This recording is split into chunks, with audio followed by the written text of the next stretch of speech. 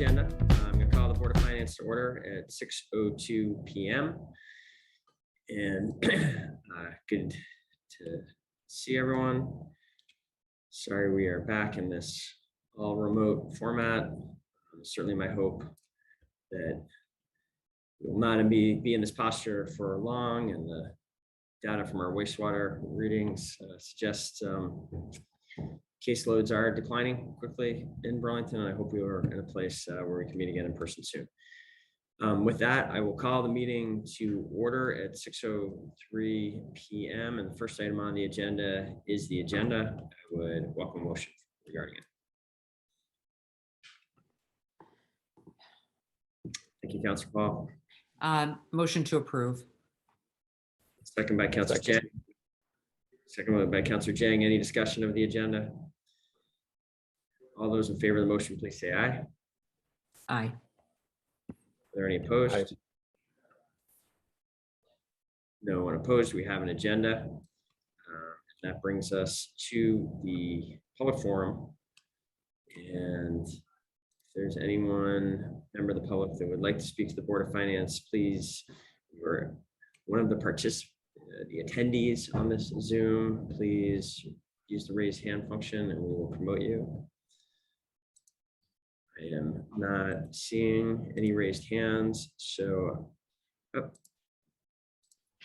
do see one raised hand. Now let's hope I may need help. Catherine, I hope you can help me with this, or Max. Winnie McCarthy. I got it, Mayor. Yeah, it looks like they're Okay. Winnie is Hi. enabled, and yeah. Hi.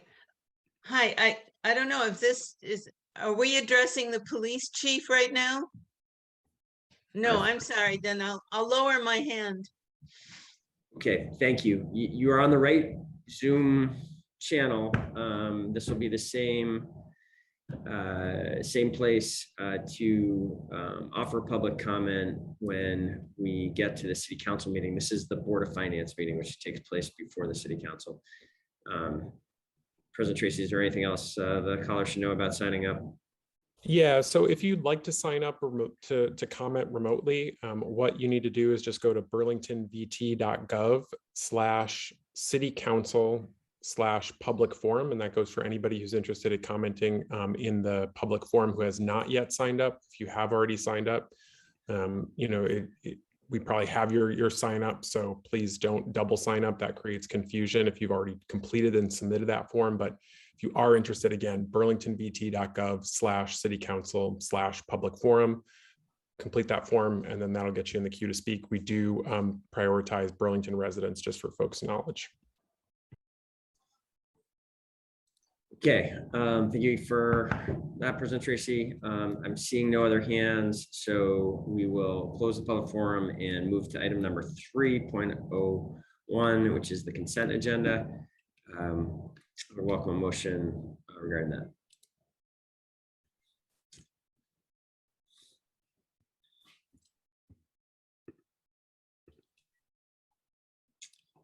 Councilor Jang. Yep, would like to make a motion as indicated on board doc to accept consent agenda. Great, thank you, Councilor Jang. Is there a second for the consent agenda? Councilor Paul seconds the motion. Any discussion? All those in favor of the motion, please say aye. Aye. All right. Are there any opposed?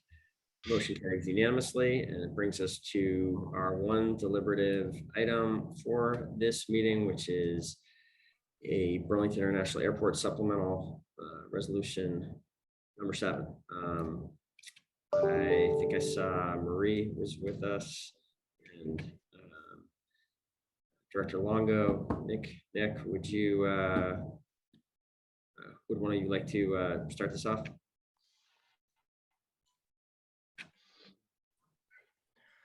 Yeah, absolutely. Mayor, if that's all right, I'll start it off, and then Catherine, Rich, Marie, if you want to join in anytime. I think the general concept here is there's a pretty large opportunity to refinance an existing bond. That's our 2012A, which is about $11.5 million in refinancing, which is callable this July.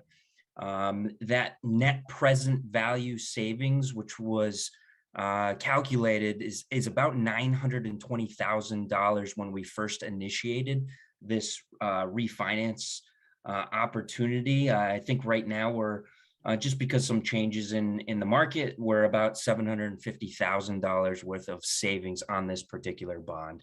I think if there's I'll keep it on that because I think there's a lot of information with this, but if Catherine, Rich, or Marie wants to add anything in there, or Mayor, if you want to take it from here. Great. That covers it. Thank you. Excellent.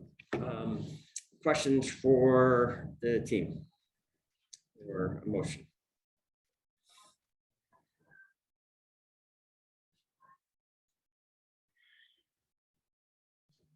Mayor, the one thing I'll add, if it's all right, this is not a simple transaction. There's been a lot of work that went into this transaction from Catherine's team. Rich and Marie have been outstanding on this entire process, as well as I see a couple of people, Mr. Maloney on the side over there. Lots of other people have contributed to this, as with any refinancing project. Yeah, thanks for pointing that out, Nick. These it is important for everyone to understand. These are not, a lot of work goes into this, and there's significant benefits to flow from it. Councilor Paul. Thanks, Mayor. I would make a motion to recommend the city council approve the attached resolution. Thank you, Councilor Paul. Is there a second? Second by Councilor Hightower. Discussion.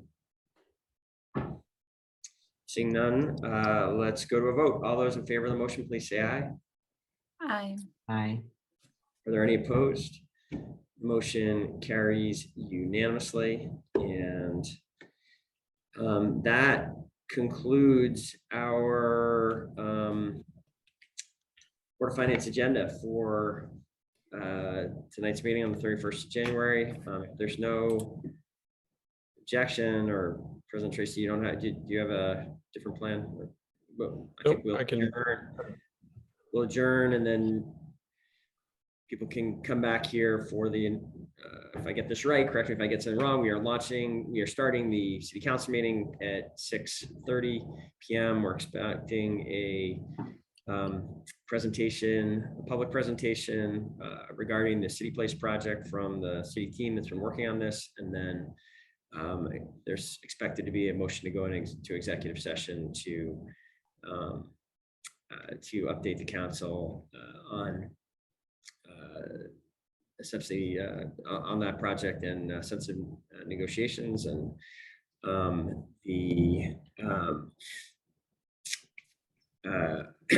I trying to say?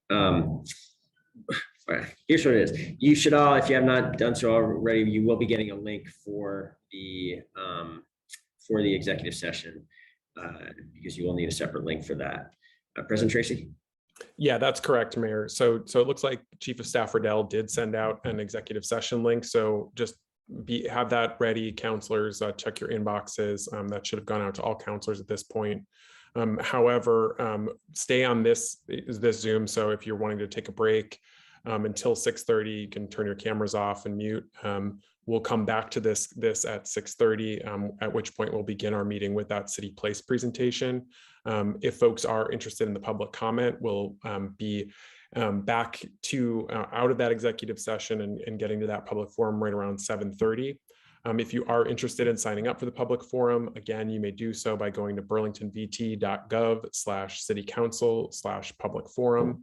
And that's the way you sign up for the forum, and we'll be able to find you that way. We don't use the raise hand function to identify speakers in that public forum. So if you are interested in that, you can certainly sign up that way. But again, we'll come back at 6:30 and convene the city council meeting for that update. And we'll see you then.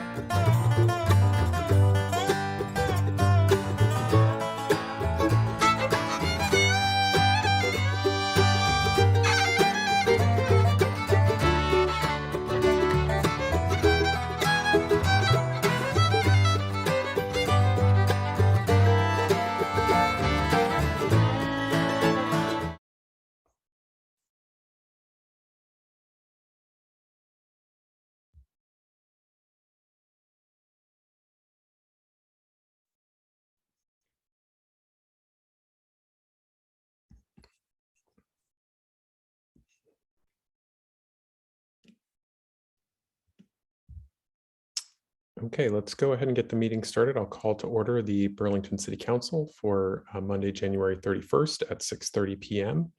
First item on the agenda is the agenda. Councilor Stromberg, may I please have a motion on the agenda? Yes, I move to amend, adopt the agenda as follows. Add to the consent agenda item 5.10, communication, Brian Bulger regarding public comments regarding short-term rentals with the action to waive the reading, accept the communication, and place it on file. Add to the consent agenda item 5.11, communication, Amy and Keith Ferguson regarding short-term rentals with the action to waive the reading, accept the communication, and place it on file. Add to the consent agenda item 5.12, communication, Kelly Devine, BBA Director regarding appointment of John Murad as Police Chief with the action to waive the reading, accept the communication, and place it on file. Great, thank you for that motion, Councilor Stromberg. Is there a second? Second. Seconded by Counselor McGee. Any discussion of the agenda? Okay, not seeing any. So, Counselor Jang, go ahead. Yeah, I was wondering if we can withdraw the airport resolution now instead of making a statement later. Counselor Jang, if you would like to make that amendment and say why you'd like to do so, I would say that would be germane now. So if you'd like to do so, I'll recognize you and you have the floor. Okay, thank you. I would like to make the motion, make an amendment to withdraw the airport resolution because it needs more work, and the airport will be communicating what they already have in place, so it's not needed. Okay, thank you very much. So that is, you're speaking of item 6.02, correct? Correct, President So Tracy. Counselor Jang has made a motion to amend the agenda to withdraw item 6.02. Is there a second? Second. Seconded by Counselor Barlow. Did you have anything else you'd like to add, Counselor Jang? No. Okay. Thank you for that clarification. We'll go to a vote on the amendment itself to remove item 6.02 from the agenda. All those in favor, please say aye. Aye. Aye. Any opposed? That carries unanimously. And now we are back to the motion on the agenda as amended. Any further discussion? Not seeing any, we'll go to a vote. All those in favor of adopting our agenda as amended, please say aye. Aye. Aye. Any opposed? That carries unanimously, and we now have an agenda, which brings us to item 2, which is a communication from CETO Director Pine, as well as David G. White, who is a consultant for the project from the city side.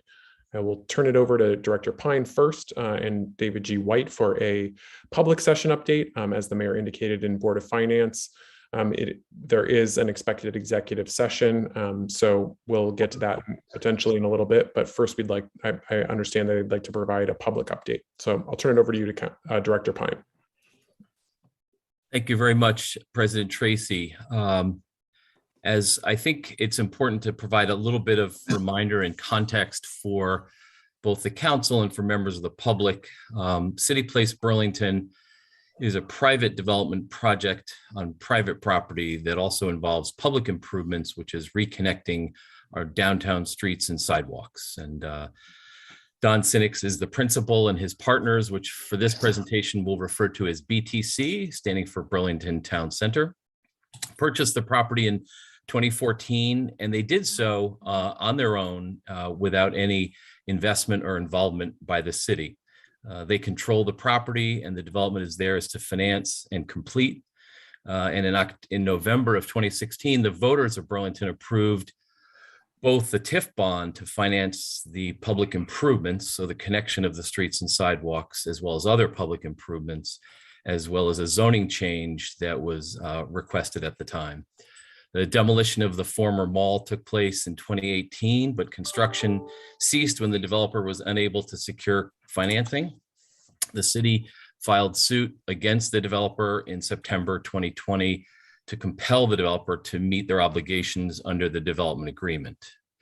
The lawsuit was resolved by mediation, concluding in February of 2021, and the council adopted the amended and restated development agreement that became effective in May of 2021. The city's development review board issued a permit, a conditional use approval, in March of 21, followed almost immediately by a group called 100 Bank LLC, which is the principal is Redstone, and they filed suit on later that month of March of 2021 for breach of easement and property damages, and filed an appeal of the zoning permit. In July of 2021, so last summer, the city brokered another mediation, and the three parties settled later that month. I would just note that the city is sort of ahead of the game in a sense with this project, because the public now owns the rights of way, regardless of any other outcomes of this project. And these rights of way were acquired by the city at no cost to the taxpayers and without pledging any of the TIF funds, which I'll discuss in a minute. In August of last year, the city executed a license agreement to allow CityPlace Burlington to construct bay windows and areaways, which is just another word for the enclosures to access basements in the public right of way, and underground stormwater tanks, all of which are within the city's right of way. A stormwater memorandum of understanding was executed in October that provides significant stormwater benefits to Lake Champlain by retention and treatment of stormwater. And followed by Burlington Town Center met all the conditions of their zoning permit in late October of last year, and the zoning permit was issued by the end of October of 21. So the developers at this point are legally bound to build the streets and the sidewalks, either as part of its project with TIF financing or separately at their own cost if the project does not proceed. BTC and the city met their respective design requirements for the public improvements, so designing those public improvements that were promised by this project by the end of 2021. So that milestone has been accomplished. The plan for financing the public improvements has always involved using the voter-approved tax increment financing. Last year, the state legislature passed a special, in previous legislative session, legislature passed a special provision that authorizes the use of TIF for this specific project. They actually called out the project in this legislation. In addition, the TIF deadline for all TIF districts, unless otherwise indicated, was extended to June of 2023. So June 30 of 2023 in the last legislative session, providing more time for accomplishing critical downtown development projects like this. But currently the city is negotiating a revised construction schedule that we will be bringing to the council for consideration in the coming weeks. CityPlace Burlington is currently seeking financing and hopes to begin construction as soon as possible. Due to confidentiality, we cannot elaborate, but we are aware of substantial progress with respect to potential development partnerships, financing, and construction. And in the upcoming executive session, we'll provide more information on the confidential aspects of the negotiations and recent developments with respect to this project. And that's it for our presentation. Okay. All right, I appreciate that, Director Pine. Are you open to taking questions at this time from counselors? Absolutely. Sure. Any counselors with questions on the update that was just provided?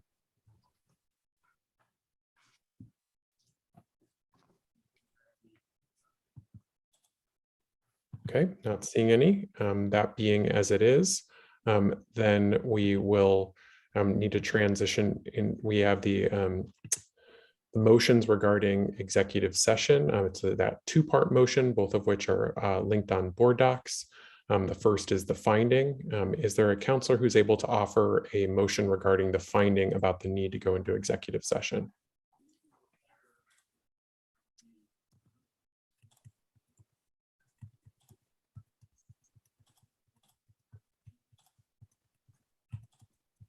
Is there a counselor who can offer that?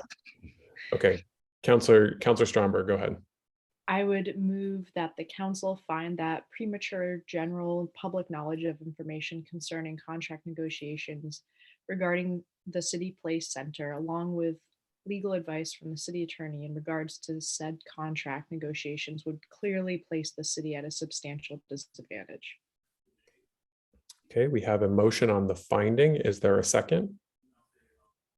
Second, Councilor Hightower. Any discussion? Councilor Hanson. Thanks. Yeah, I'm sorry if I missed this, but Director Pine, would you be willing to just for the public kind of in lay terms talk about the need for executive session? Because I feel like it's not always clear to people why we need to do that.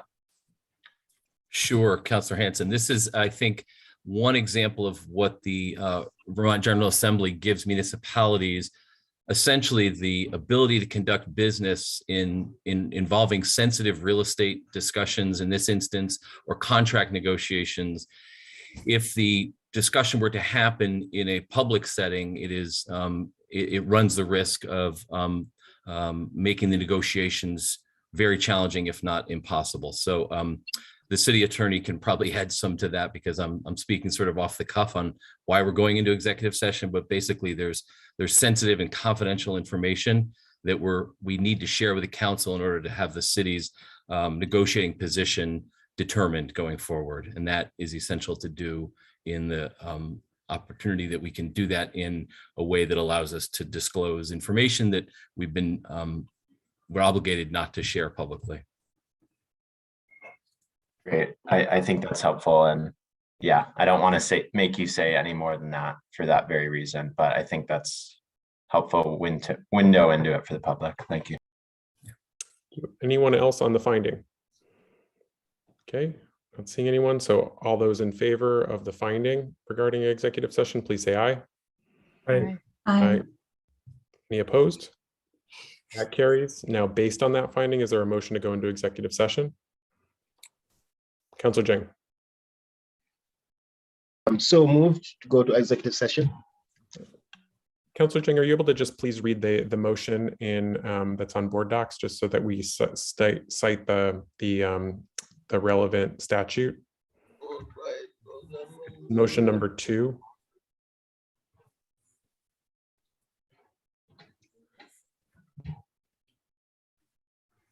Okay.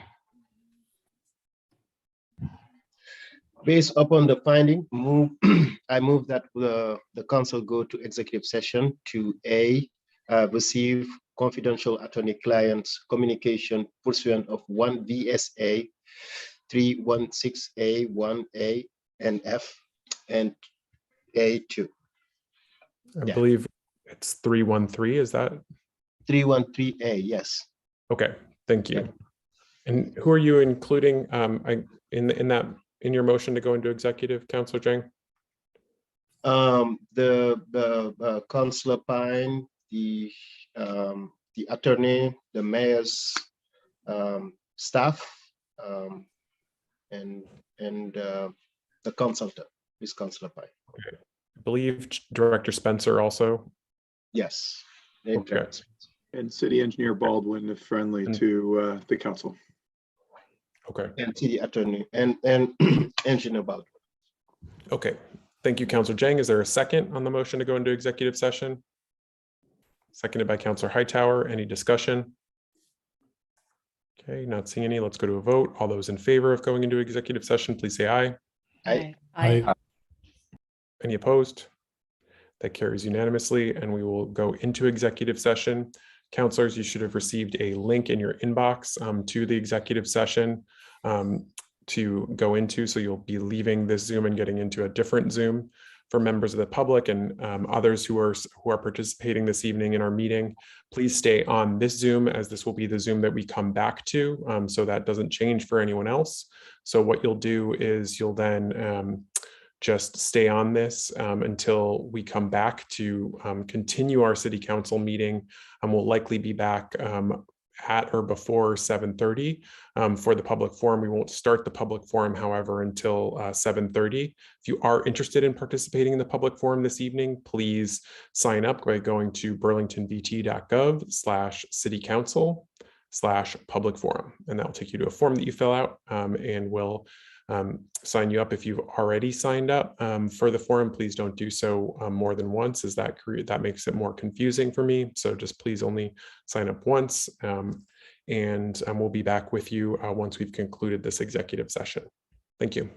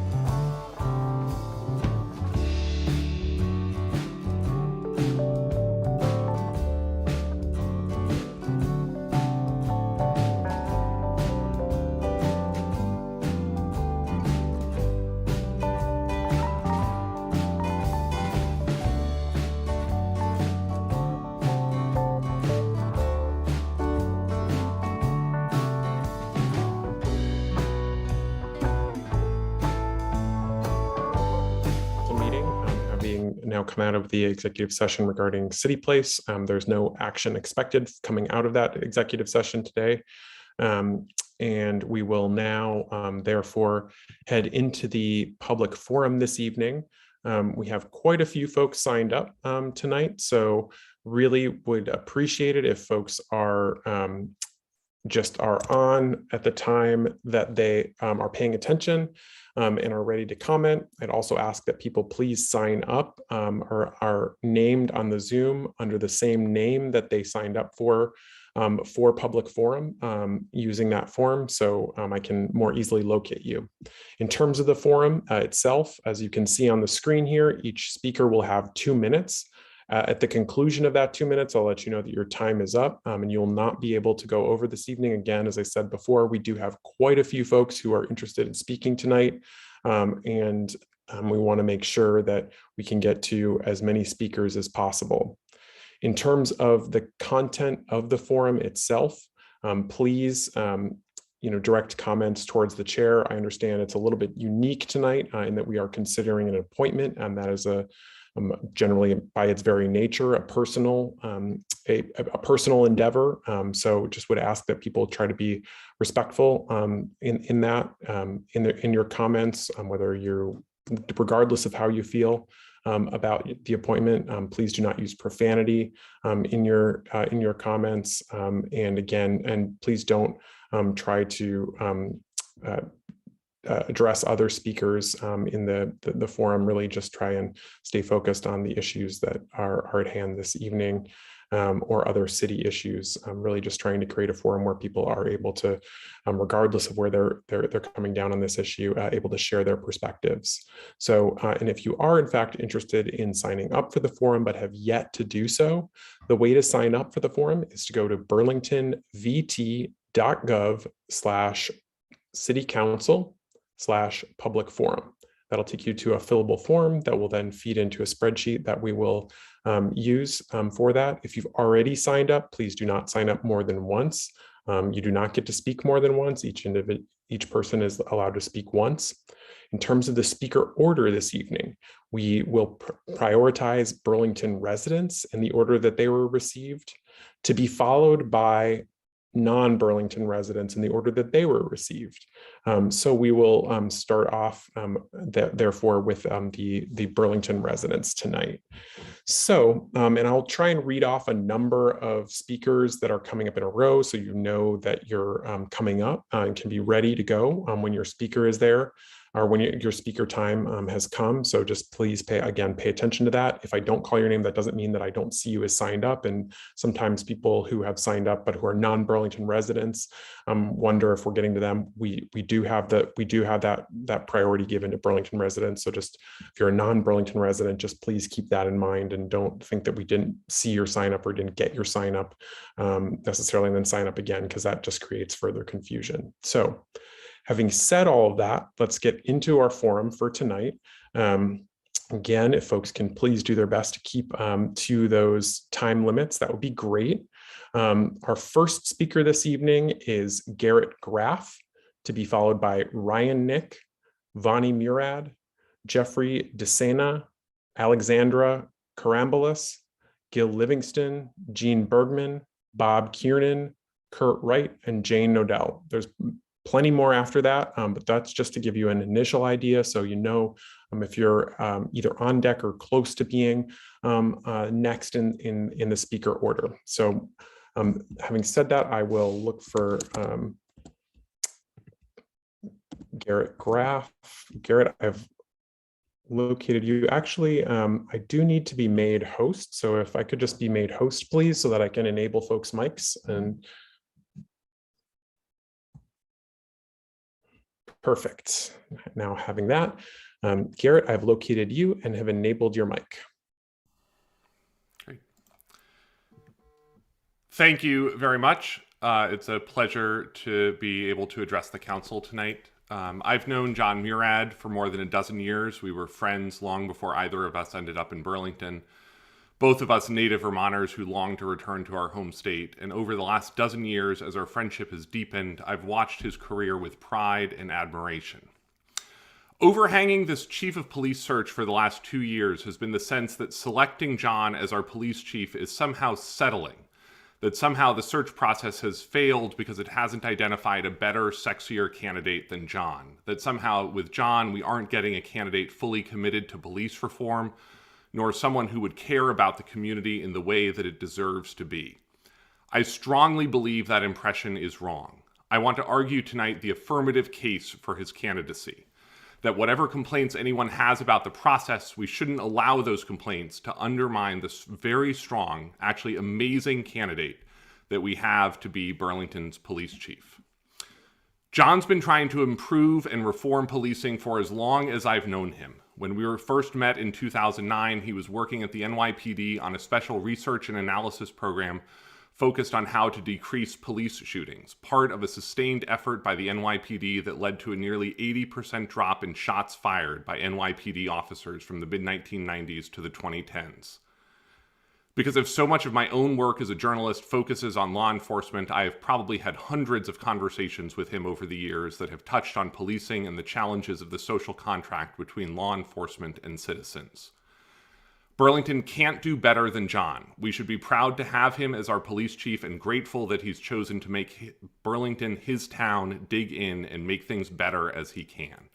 John is a native Vermonter, born right here in Burlington, and he's one of the brightest, most thoughtful, and most reflective police officers of his generation anywhere in the country.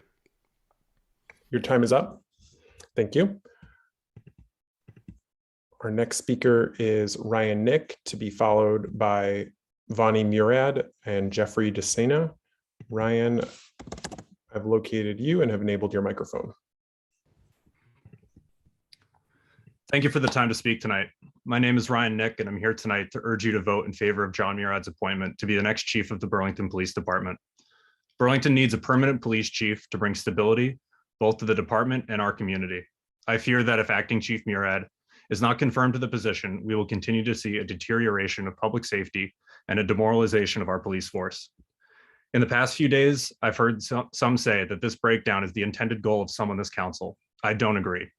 I feel and hope that no members of this council believe in the outright abolition of the police. For many in our community, it is becoming hard to understand how this council intends to rectify a situation that many feel the council itself created. I encourage you all to strive for more communications with Burlingtonians from all backgrounds, not just those that validate your current position. I feel that in order to make the important, forward-looking, and progressive changes to policing and public safety, we need a stable, properly resourced, and professionally managed police department. A department in disarray is not a foothold for lasting and impactful change. We cannot go back in time. We cannot start the process over. The cost to do so will result in more damage, and it's time to stop that damage. A no vote tonight will not be a step forward, but rather a step back. Please vote yes tonight on Chief Murad's appointment. Thank you. Thank you. Our next speaker is Vani Murad, to be followed by Jeffrey DeSena. Vani, I've located you and have enabled your microphone. Thank you.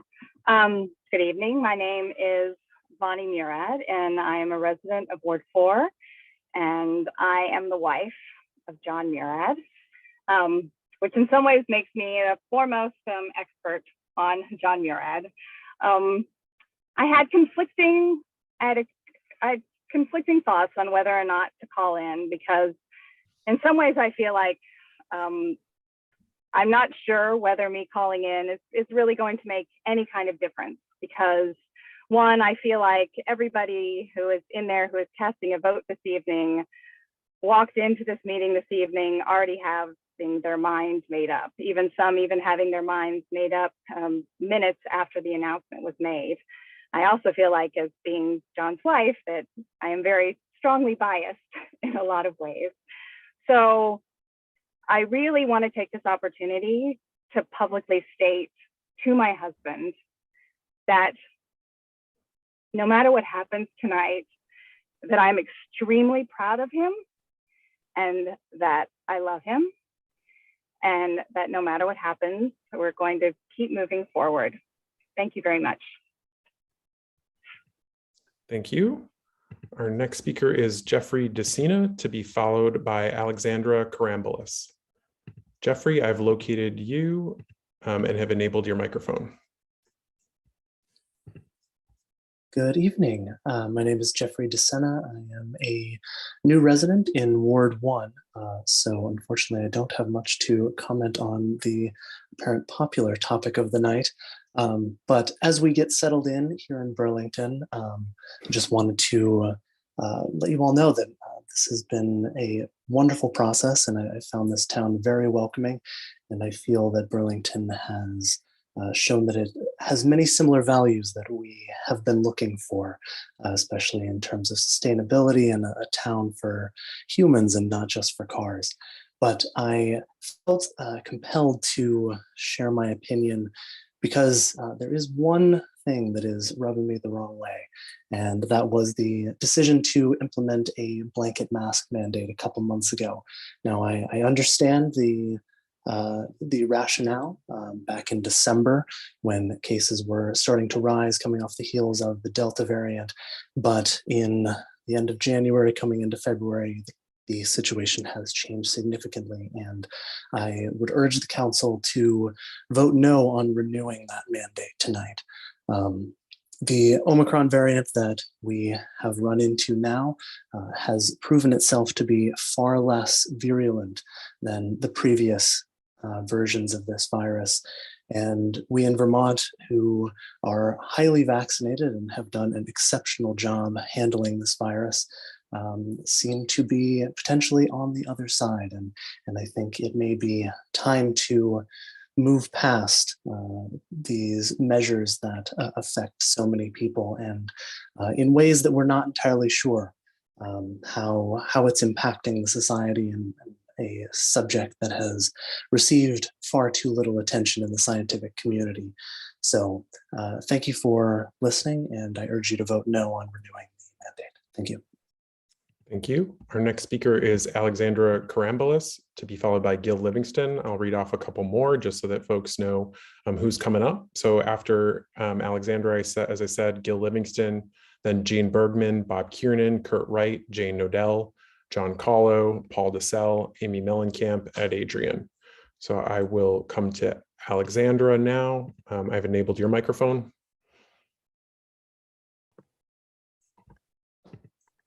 Hey there, my name is Alex. I'm calling to express my opposition to appointing interim Chief Murad as permanent chief. At a time when Burlington is building a consensus around the need for accountability within our policing systems, we need a leader who shares this goal, who recognizes the data-supported racial bias that exists within the department, and actively seeks accountability for these actions, none of which has happened under his tenure. He has refused to acknowledge racial disparities within the department's policing. In his cover letter to the city for this job description, he states of the data showing racial disparities that appear in arrests and uses of force, and I quote, "The degree to which these equate with bias is unclear." Now, the data shows that in 2020, 28% of situations that required use of force within BPD were directed against Black residents, despite these residents making up 6% of Burlington's population. In roughly 37% of incidents where an officer drew a gun in 2020, that gun was pointed at a Black individual. I'm unsure what he feels is unclear about this data, but what is clear is that he is unwilling to admit this is a problem, and we cannot have any forward progress until we have leadership that is willing to reckon with these realities. I also want to mention the recent CNA report, which showed that interim Chief Murad actually chose not to consistently staff the city's downtown on weekend overnights last summer, even though that area had the highest call volume within the city. Between May and June, right as the city was reopening from COVID closures, he assigned officers to patrol every area except downtown during the hours following bar closing times. This makes me seriously question his choices, their political motivations, and his integrity in leading the department. It is evident that he has withheld coverage as a means to generate support for increasing funding to BPD. Additionally, the department under his leadership has launched a fear-mongering campaign, spreading misleading information about crime rates in our city that directly contradict the department's own data. These are not the choices of someone who's going to lead our community away from divisiveness, and it is certainly not the actions. Thank you. All right. We'll move to Gil Livingston, to be followed by Gene Bergman. Gil, I've enabled your microphone.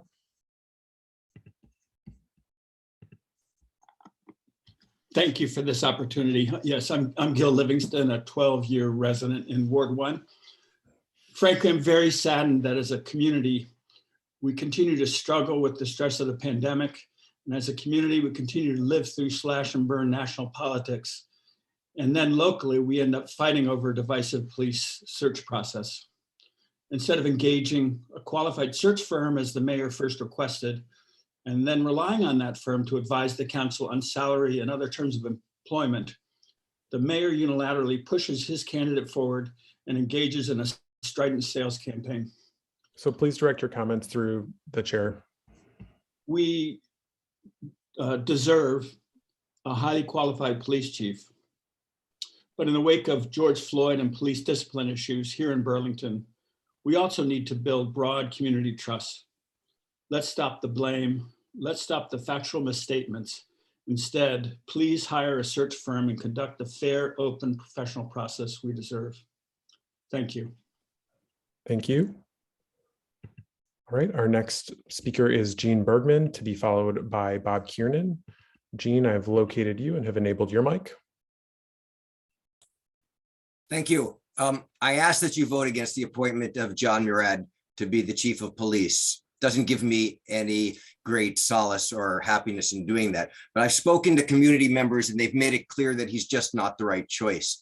They say he stoked community fears, betrayed the public trust by distorting crime figures to fit a divisive narrative, and he's arranged for insufficient officer coverage in the downtown at weekend bars closing time, and then tried to blame the results on the city council. They say he's not shown a willingness to address racial disparities and bias in the department, or that he can connect with all segments of our community, even those with negative views of policing. He's shown hostility to real community oversight. And I even had a chance to speak with him about the process of hiring officers, and he was extremely defensive despite my simply trying to get information. He's had 2 years to show us that he's the leader we need, and I don't believe that he has. I need to comment about the mayor's process. He's picked a fight, an unnecessary one, with this appointment. The press statements have been full of ultimatums, intransigence, and sharp partisan rhetoric. He's acted without consultation with the people he knows are needed to move forward. He's rejected compromises on the hiring process. I'm particularly troubled by how Councillor Hightower's account of the recent process, because it highlights the mayor's manipulation of this process for what seems to be clearly political purposes. I've been talking to people and they want us to turn down the rancor. They want us to try to work together to solve our problems and differences, to turn away from divisiveness, exemplified by the way this appointment has been pushed. Perhaps we can step back from the edge. Please reject the appointment tonight and push to reopen the search in a way that brings us together. Thank you. Thank you. Our next speaker is Robert or Bob Kiernan, to be followed by Kurt Wright. I'll read off a few more after that, just so that folks know who's coming up. So I have Bob Kiernan, then Kurt Wright, Jane Nodell, John Callow, Paul DeSell, Amy Mellencamp, Ed Adrian, Eves Bradley, Colin Hilliard, and Mary Cox. Again, that's just a small group of folks who are just immediately next. There's certainly other signups after that. Robert Kiernan, I've located you and have enabled your microphone. Thank you, President Tracy. Subject, Acting Chief John Murad. Not only after recent community involvement, professional consultancies, reports, searches, and for myself speaking with my Burlington neighbors, but in addition to all these, we have in plain view in front of us a candidate that we ought to be clearly welcoming as our BPD chief. I appreciate the different points of view on this challenging issue. And just again, reading Acting Chief Murad's professional credentials and experience, serving over 11 years outside and over 4 years inside Burlington, along with his advocacy for a social services role in public safety, we clearly should now take the opportunity to bring this highly qualified individual to the post of chief. Thank you. Thank you. Our next speaker is Kurt Wright, to be followed by Jane Nodell. Kurt Wright. Kurt, I've enabled your mic, I think. Yep. Kurt, looks like you're on mute. You can just unmute yourself. All set? Yep, go ahead. All right. Thank you, President Tracy, Mr. Mayor and City Council. I hope tonight that you'll support John Murad's appointment on as the permanent chief of police. He has done an absolutely outstanding job as the acting chief for the last 20 months of his 20-month interview. This is super critical to the department. I've spoken to a number. Pause the timer, please. Kurt, you're cut off. Kurt, looks like you're on mute again.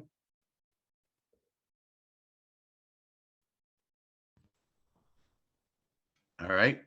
There we go. Go ahead. How am I doing on time? You got 1 minute and 38 seconds. I paused the timer. Okay. I've spoken to a number of police officers, and they have let me know that this will be the last straw for some of them. We cannot afford to continue down this path. We need to find every way possible to enhance recruitment and retention, and supporting Chief Murad is one important action that will also add much needed stability to a department in near crisis. Anyone that watched the forum that last night that Chief Murad was on came away feeling like, how can any counselor not support Chief Murad? His answers were superb. He has a depth of knowledge of the department that's unmatched, and he has the support from his officers in a way that I have not seen from any other chief in all the time that I've followed the police department in the city, and that goes back decades. It is critical. We are moving into, we had 97 or 98 officers just a few years ago, and we're now moving down into the 50s, and it's continuing to hemorrhage. Hiring the chief as the permanent chief will begin to resolve that problem to some degree. A yes vote tonight. Pause the timer. Kurt, it looks like you muted yourself again. There we go. A yes vote tonight is to move the city forward, to begin the process of rebuilding our weakened police force and of bringing hope to officers and that are staying here and some that may be coming. A no vote is a vote to double down on the disastrous policies that have put us at this critical state that we're in right now. So please tonight, let's move the department forward, give our police department and our citizens hope that this crisis that we're facing can be averted. So please vote yes for John Murad tonight. It is super critical. Time is up. Okay, I'm gonna shift that back. So I've got Jane Nodell next, to be followed by John Callow. Jane, I've located you and have enabled your mic. Thank you very much. I do believe that tonight is a turning point for us as a city. Either we will get a strong vote of support for Acting Chief Murad and we'll be able to move forward with rebuilding our police department, move forward with implementing the most impactful reforms in the CNA report, or we will see more officers leaving Burlington for better futures elsewhere, leaving us in crisis mode in terms of public safety response and making no progress on reforms. I want to thank Councillor Jang for organizing the town hall last night, which gave the chief an opportunity to answer questions from the community. He demonstrated a solid command of best practice policing and an appreciation of the hard work before us that it will take to reach our aspirational goals of really ensuring safety for all members of our community. To those councillors who have made a public pledge to vote no tonight, in June of 2020, you were so sure, you were so very confident that Burlington didn't need more than 74 uniformed officers, including the officers at the airport. We now know that you were wrong. You were very wrong. And tonight is your chance to get it right and help repair the damage that has been done. Thank you. Thank you. Our next speaker is John Callow, to be followed by Paul DeSalle. John, I've located you and have enabled your microphone. Hi, thank you very much. John Callow, Ward 5, and I'm speaking tonight in support of Acting Chief Murad's appointment as the new police chief of Burlington. And I I urge the City Council to vote favorably on this matter. Over the past 2 or 3 years, I've interacted with Mr. Murad on several occasions. My observation, he's an intelligent, thoughtful, and compassionate member of our community. And the fact that he's also a seasoned law enforcement professional with demonstrated leadership skills and one who wants to serve our community. I believe Burlington is a better place and a stronger community with John Murad in it. Murad's candidacy has been a protracted process and yes, a frustrating one. Nevertheless, the city conducted a search process which yielded 2 qualified candidates, including Murad. Perhaps more importantly, over the past 20 months, Murad's leadership and management skills have, in less than ideal conditions, been on full display as Burlington attempts to reimagine what 21st century community policing looks like. In face of all this, I'm disappointed that the Progressive Coalition has already announced an outright rejection of this appointment. While this opposition may resonate with the political base, it just strikes me as self-righteous. For the good of our overall community, I urge the entire council to vigorously debate John Murad's qualifications, experience, and vision in an attempt to reach a positive decision. In the end, I firmly believe Chief Murad has earned this appointment and will lead a police department we can all be proud of. Thank you for your time.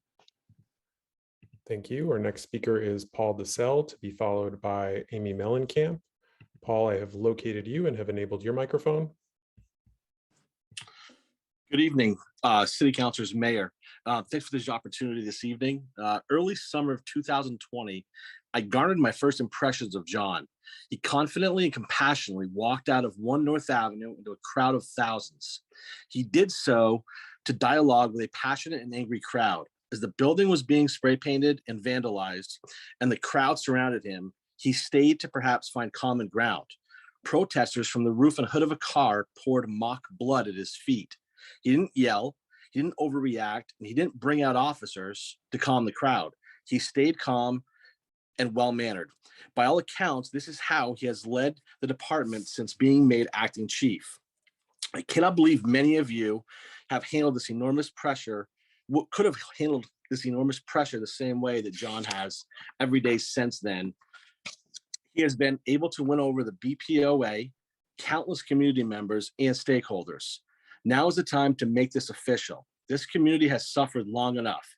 To you detractors, please get out of the way. Let this community heal and this department heal. To those around the table who want to perhaps wait for a vote till after an election, or were unhappy with the process that John clearly had no control over, please get out of the way. John has demonstrated time and time again that he is the best fit to rebuild the ranks and lead the greatest group of officers that this city is blessed to have. Please put aside your narratives and recognize the opportunity in front of you.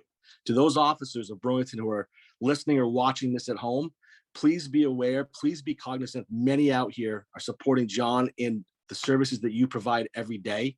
You've had a tough 2 weeks losing brothers all over the country, and our prayers are with you guys. Keep up the good work. Stay safe. Thank you. Thank you. Our next speaker is Amy Mellencamp, to be followed by Ed Adrian. Amy, I have located you and have enabled your microphone. Good evening. My name is Amy Mellencamp, and I would like to encourage city councilors to vote positively for John Murad for being our new police chief. I'm worried about the credibility of the police force and the role of a chief of police if Officer Murad is not approved. Given the complicated past years in Burlington, including multiple prior interim chiefs and many officers now leaving the police force, who would apply for the position of chief when it has become so politicized? Good candidates have plenty of other places to apply to instead, given the many police chief vacancies around the country, many which are paying higher than what Burlington is now offering. Why spend $75,000 on a new police chief search when the pool will undoubtedly be minimal, given the intensity of Burlington politics and the pay scale that Burlington is offering? I'm also concerned that we now have fewer than 60 officers in the city compared to the many more officers we are now authorized to have. Who will apply for these frontline positions if there is not a permanent chief who will be invested in supporting and nurturing a caring, community-focused, and well-disciplined police force in Burlington. Officer Murad has already helped the Burlington Police Force take strides in areas we all need to care about, especially hiring community, mental health, social work, resource positions attached to the police force, responding to appropriate calls and community needs. Furthermore, Officer Murad's experience in New York City, where he led large-scale projects to examine and address police reform and smart policing practices, will help to move our police force in the right direction. In my opinion, and in the opinion of many of my neighbors and community members I've talked to, Burlington can't do better than Officer Murad as our permanent police chief. He could be a police leader anywhere in easier communities, but he wants to be a chief here and invest himself in Burlington. I encourage you to vote yes. Thank you. Our next speaker is Ed Adrian, to be followed by Eves Bradley. Ed, I've located you and have enabled your microphone. Good evening, President Tracy. What was it that Yogi Berra said? This feels like deja vu all over again. I am rising tonight to speak in favor of Acting Police Chief Murad to be the permanent police chief of the city of Burlington. And I don't expect that I'm going to be convincing anybody or changing anybody's mind, but I do want to draw a line in the sand because history will judge those that vote in favor of Chief Murad and those that vote against Chief Murad. This council often wants to create national policy in the city of Burlington, and that's an admirable goal. And when you're setting policy, that's something that you can strive to do. You can strive to make national headlines. You can strive to implement change, but you're dealing with somebody's life here. In my day job, I deal with police chiefs all around the state of Vermont. Sometimes I've had to fire them and sometimes I've had to hire them. I can tell you that Chief Murad represents the best of the best. When I taught American politics and government, I had then Representative David Zuckerman in my class, and he said, people often try and effectuate change at the local level because it's something they feel that they can have power over. And I understand that you want to have power over this process, but don't wield that power in a way that is going to be vindictive, that is going to be selfish, and that is not going to be putting the best interests of the people of the city of Burlington at heart. So I would urge you to confirm the appointment of Chief Murad for the city of Burlington and for its people. Thank you. Thank you. Our next speaker is Eves Bradley, to be followed by Colin Hilliard. Eves, I've located you and have enabled your microphone. Good evening, President Tracy and the rest of the council. Thank you very much for giving me the opportunity to speak. I'm here to voice my strong support for your consideration of John Murad to become the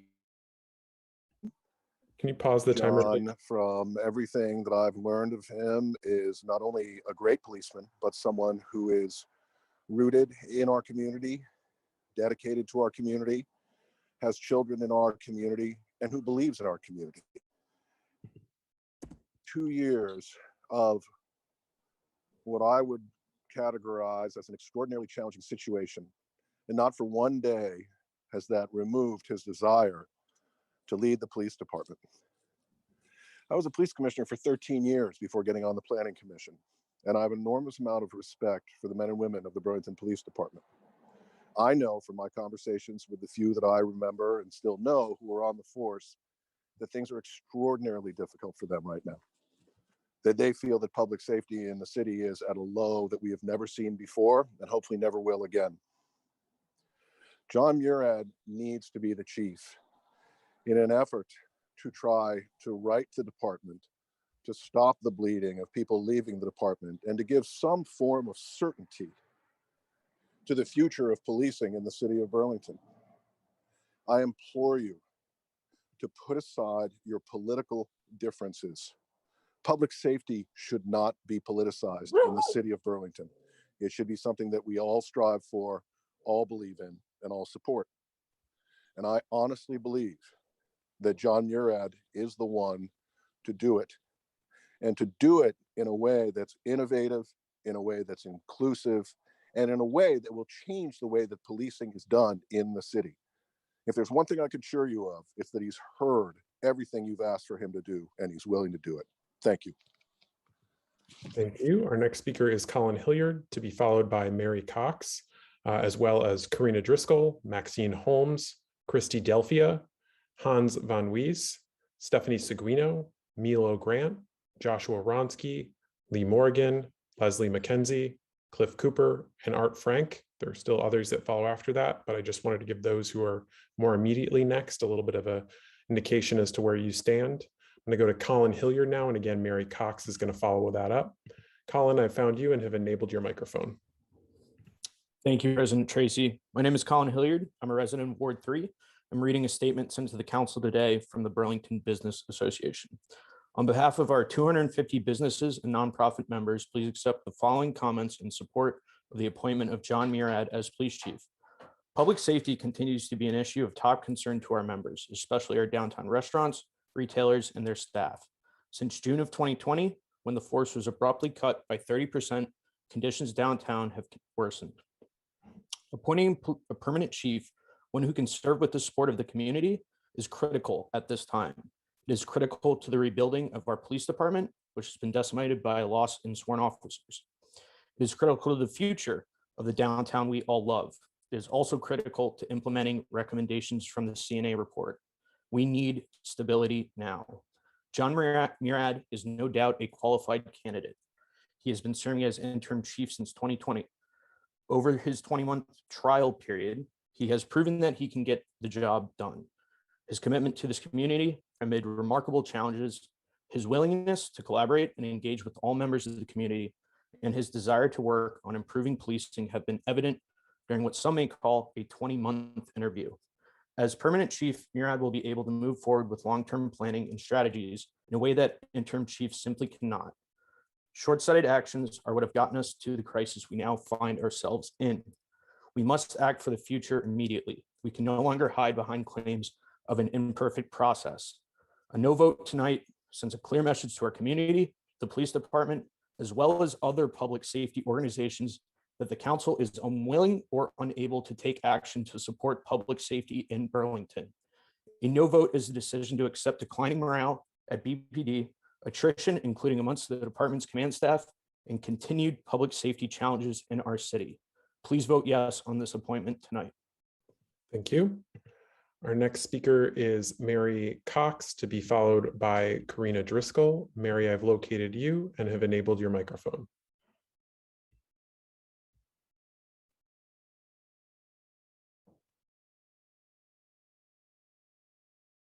Mary. There. Okay, sorry, I was muted. I'm speaking tonight to urge you to support the permanent appointment of Chief Murad. I've lived in Burlington for over 20 years, and politically I tend towards the progressive. I have the permission of my family to give the following details. My family has struggled with mental health issues for over 10 years, sometimes requiring the intervention of BPD officers.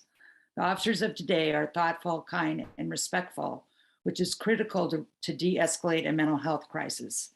This is very different, a huge improvement from officer response of 10 years ago.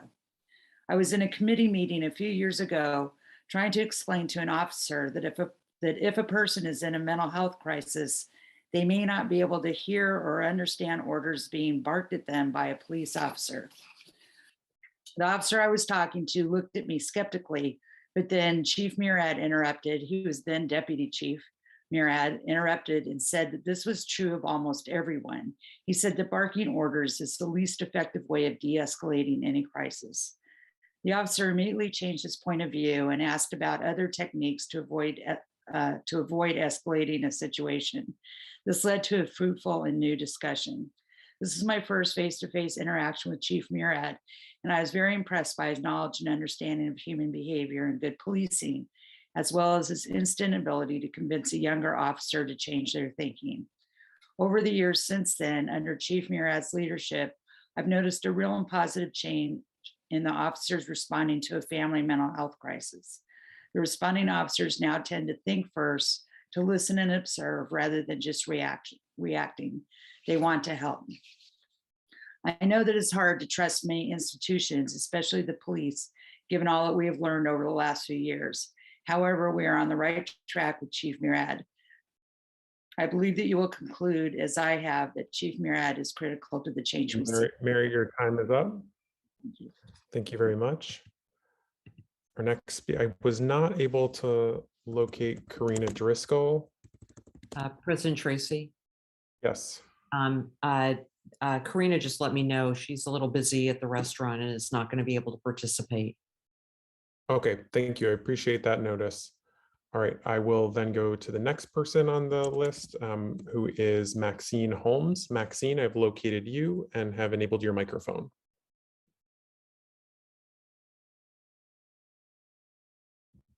Maxine Holmes. Okay, hi, can you hear me? Yes, I can. Go ahead, Maxine. Okay. As a homeowner and voter in the city of Burlington for the past 50 years, I'm very impressed with John Murad's credentials, as described recently by Garrett Graff and others, and people who have spoken earlier. As I understand the process, the city of Burlington councilors were elected by the residents of Burlington to represent their constituents. Instead, the majority of them seem to only represent themselves and the extreme policies of the party to which they belong. As a result, the city of Burlington and its residents have been made to suffer from their narrow-minded, self-centered decisions. Burlington is no longer a safe place to live. And this latest senseless debacle is just one more example of their egotistical way of representing us, the people they are supposed to be representing. If John Murad does not get the ratification as chief of the Burlington Police Department, I don't know what we're going to do. It's no longer safe to walk down to Church Street or down to the lake, even in the daylight, let alone at night. Perhaps to get and bring attention to our problem and how it is to live here, we need to walk up and down Church Street banging our pots and pans to get noticed and to be taken seriously, please. Please vote for him. I would appreciate it myself. Thank you so much. Thank you. Our next speaker, I was not able to locate Christy Delphia, so I'm going to go to Hans van Wees. And Hans, I have located you. After Hans, we'll have Stephanie Seguino. Hans, I've enabled your microphone. Thank you, President Tracy. Sorry. My name is Hans van Wees. I'm a resident in Ward 6, and I'm also a member of the board of the Queen City Police Foundation, an organization that perhaps not many people here may know about, but the Queen City Police Foundation was established to help build upon the operational funding that taxpayers provide annually for innovative initiatives, programs, and equipment, all of which enhance public safety and further support the men and women of the Burlington Police Department. The Queen City Police Foundation also provides assistance to officers, employees, and or their families facing challenging circumstances while in service to the city. These past 2 years have been tough on everyone, on you, on me, our families, our children, the elderly, and people who are disadvantaged for many reasons, not the least because of social, economic, racial, or other inequities. These past 2 years have also been tough on those working to keep us all safe. The officers and civilians at the Burlington Police Department. In our generation, if there was ever a time public safety was under attack, these past 2 years have been it. The members of the Burlington Police Department, both uniformed CLOs as well as civilians, need this city's support, especially from its leadership. Yes, indeed, it needs this city council support now more than ever. These people who dedicate their lives to our safety deserve to be supported. One clear way of showing this support is to provide this team with a strong leader to guide them. We have such a leader, John Murad. Not only that, we are very fortunate that we received a comprehensive test drive for the past 2 years. We found the best person for the job. Let's please put politics and advocacy agendas to the side and show this department the support it deserves. Provide the stability it needs so much and confirm the appointment of John Murad as Burlington's Chief of Police. Thank you. It's time to move on, please. Thank you. Our next speaker is Stephanie Seguino, to be followed by Milo Grant. Stephanie, I've located you and have enabled your microphone. Thank you, President Tracy and city councilors. As a police commissioner for the last 18 months, I've listened to the voices of Burlingtonians who have overwhelmingly expressed a desire to see change in our public safety system. Burlingtonians have indicated that they want a reform-minded police chief that will usher in changes in several areas. They seek a chief who advocates for alternatives to policing, including adopting a cahoots-type model to address mental health challenges. They desire a police chief who will work towards a policing and public safety system that works for all, not just some Burlingtonians. That means a police chief who is willing to acknowledge and address racial disparities in policing and who is willing to explore the role of racial bias in our disparities. They also support greater community oversight of policing, with the community weighing in via the Police Commission or some other independent body on disciplinary issues. Given this historic moment in which the desire for significant reform is so deeply held, not only here, but across the country, I regret that I cannot support the mayor's nomination of acting Chief Murad. I respect many of his qualities, but in my experience, he does not possess the skills needed at this moment. I would add that my views are in part informed by executive sessions which are not open to the public. The skills needed at this time bear repeating. One of the most important is the ability to listen, to conduct business in a collegial, respectful manner, and to build positive, collaborative relationships in the community, even with those people the chief may disagree with. Paramount is a willingness for a police chief to explore issues of race and racial disparities, and the community is calling for a thought leader who is both innovative and embraces police reform. And finally, we require a chief who is committed to working cordially and collaboratively with a citizen oversight body. In my view, and that of a supermajority of commissioners, the current nominee does not possess the requisite skills needed at this time. Hiring the wrong person for a critical leadership position will set us back years, while waiting to get it right is only a delay of months. Thank you very much. Thank you. Our next speaker is Milo Grant, to be followed by Joshua Ronsky. Milo, I've located you and have enabled your mic. Thank you. I do not support this appointment and believe it will continue to divide our city. I urge the City Council to vote no. As a community member living in Ward 3 and a police commissioner, I have given Acting Chief Murad a chance. He's been doing the job for the last 2 years and has had the opportunity to show that he can take actions that support reform, best practices, accountability, transparency, and that live up to his own words, but he has failed to do so. Chief Murad talks about the importance of serving our neighbors, but he has not found the balance required of the position, the balance between supporting the officers in the department and all members of the community. During serious and difficult discussions concerning use of force, community oversight, and increasing racial disparities, he has not always been professional, nor has he upheld the decorum required for police commission meetings held in executive session. I have at times been stunned by his lack of empathy. His attempts to undermine the CNA report are also concerning. We need a new way forward. The constant fear-mongering and vilifying of members of the City Council for political purposes is not only unproductive, it insults and dismisses the voters who put them in office and in large numbers express concerns about our public safety system. Thank you, and I yield my time. Thank you. Our next speaker is Joshua Ronsky, to be followed by Lee Morrigan. Joshua, located you and have enabled your mic. Oh, I think I was muted. Thank you, Council President Tracy. My name is Josh Ronsky, and I am an 11-year Burlington resident and Old North End homeowner.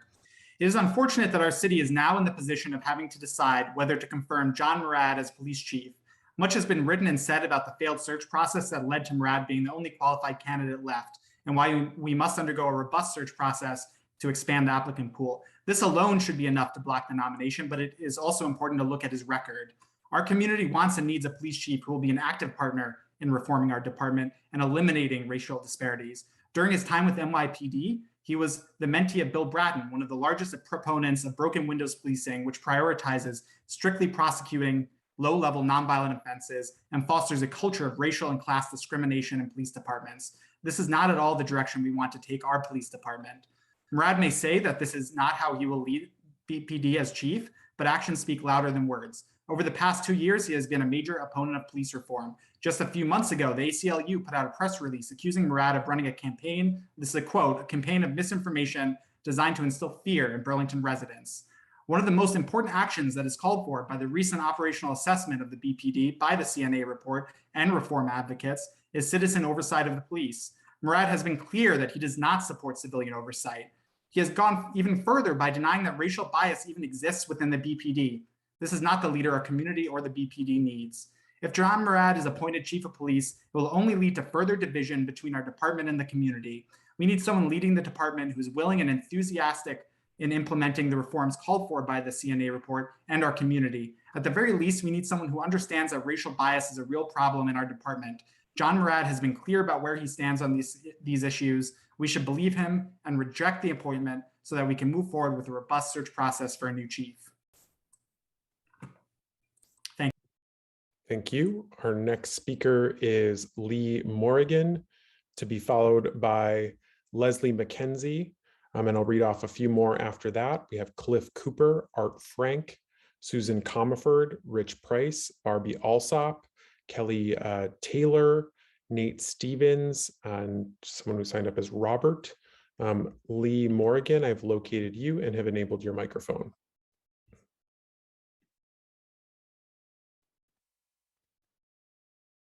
Lee Morgan.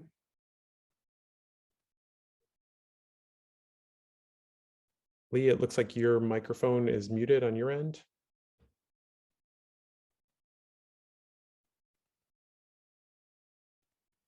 Lee Morrigan.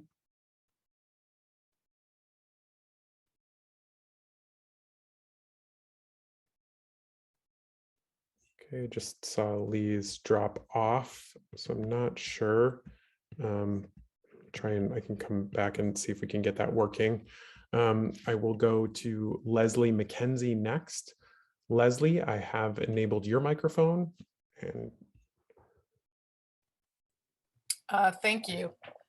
I'm speaking in support of the appointment of John Murad as the permanent police chief for our city. I really believe that Chief Murad is extremely qualified for the position. I believe we should be celebrating the success of finding an excellent candidate and confirming him tonight. He's clearly bright, articulate, thoughtful on policing and reform efforts. And he's successfully navigated essentially what's been a 2-year interview process and done it admirably.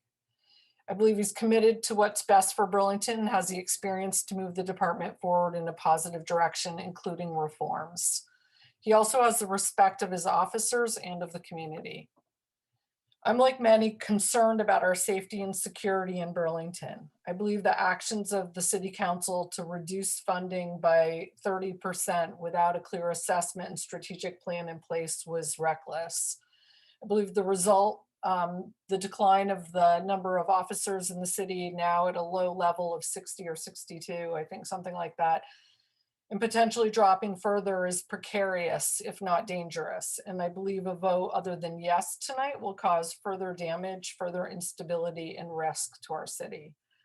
I don't believe there's a point to be made here by focusing on what we're calling the process being flawed or not handled correctly. I believe that in today's competitive labor climate, our policing climate, to reopen the search with essentially the same parameters and expect a different result is extremely unrealistic. I think you have a great candidate right in front of you. I think we should be celebrating that. And I ask you to vote yes for him tonight. Thank you for your attention. Thank you. Our next speaker, I am able to, looks like am able to find Lee Morrigan, who I wasn't able to get unmuted before. So Lee, I've found you and have enabled your mic if you're able to speak now. Hi, can you hear me now? Yes, I can. Thank you. Okay, thank you. Technology is not my strong suit. Good evening, counselors. I am here to urge you to vote no on the nomination of Chief-Select John Murad. Tonight's vote is not about Chief-Select Murad. The vote is about the nomination. The nomination really has nothing to do with Chief-Select Murad. This nomination is about Mayor Weinberger. Mayor Weinberger has manipulated and sidestepped appropriate procedure that would build trust with the community. He has completely abandoned an opportunity to bring the community and law enforcement together. And now, ahead of a contentious election, he is using the city council and Chief-Select Murad to inflame tensions, weaponize his own citizens, all in an effort to unseat progressive councilors in March. This is dangerous, shameful, and a direct abuse of the people he is supposed to care for, steward, and serve. This is a continuation of fear-mongering about crime in Burlington, which has been a collaboration of Chief-Select Murad and Mayor Weinberger.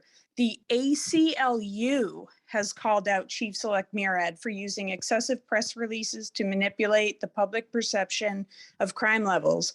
Please do not take part in this blatant political maneuver. Let's do a proper search, be transparent in the process, and give Chief-Select Murad the respect of being the best candidate and not a political pawn. Ask yourself why a nomination is happening now and the votes are not there. Ask yourself if you want to forego process and have the ends justify the means. Use your power to bolster democracy, transparency, and community representation within the City Council by voting no on the nomination of Chief-Select Murad. Thank you. Thank you. Our next speaker is Cliff Cooper, to be followed by Art Frank. Cliff, I've enabled your microphone. Yes, good evening. Can you hear me? Yes, go ahead. Well, I've been living in the city of Burlington for 50 years now, so I've got a long history here, and we've actually been publishing the community paper for 21 years now. So we see a lot of things that happen in this city, most of them bad, some of them good, some of them outstanding and wonderful. And one of those people are John Murad, that we've known now for 3 years since he's been up here in Burlington.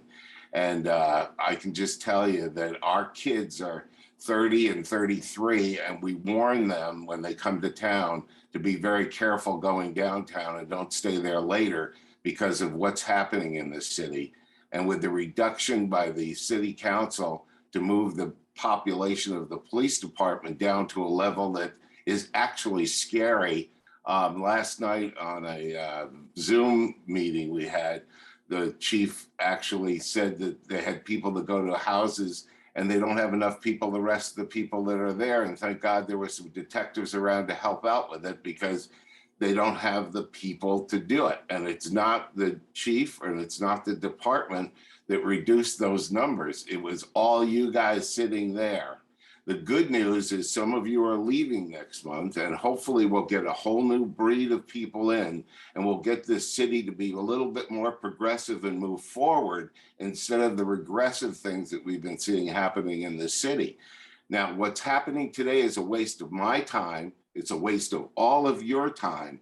And this should have been put to bed technically 20 months ago. I mean, this is something that should have been taken care of. If you go back in history and look at our school superintendent, that they went out and spent, oh my God, $130,000 to get him a visa to come into town. And they took that and we got a person that was not qualified to be where he is. Cliff, Do we want to go out when we have somebody? Your time is up. Thank you. Your time is up. Thank you. All right, our next speaker is Art Frank, to be followed by Susan Comerford. Art, I believe I've located you.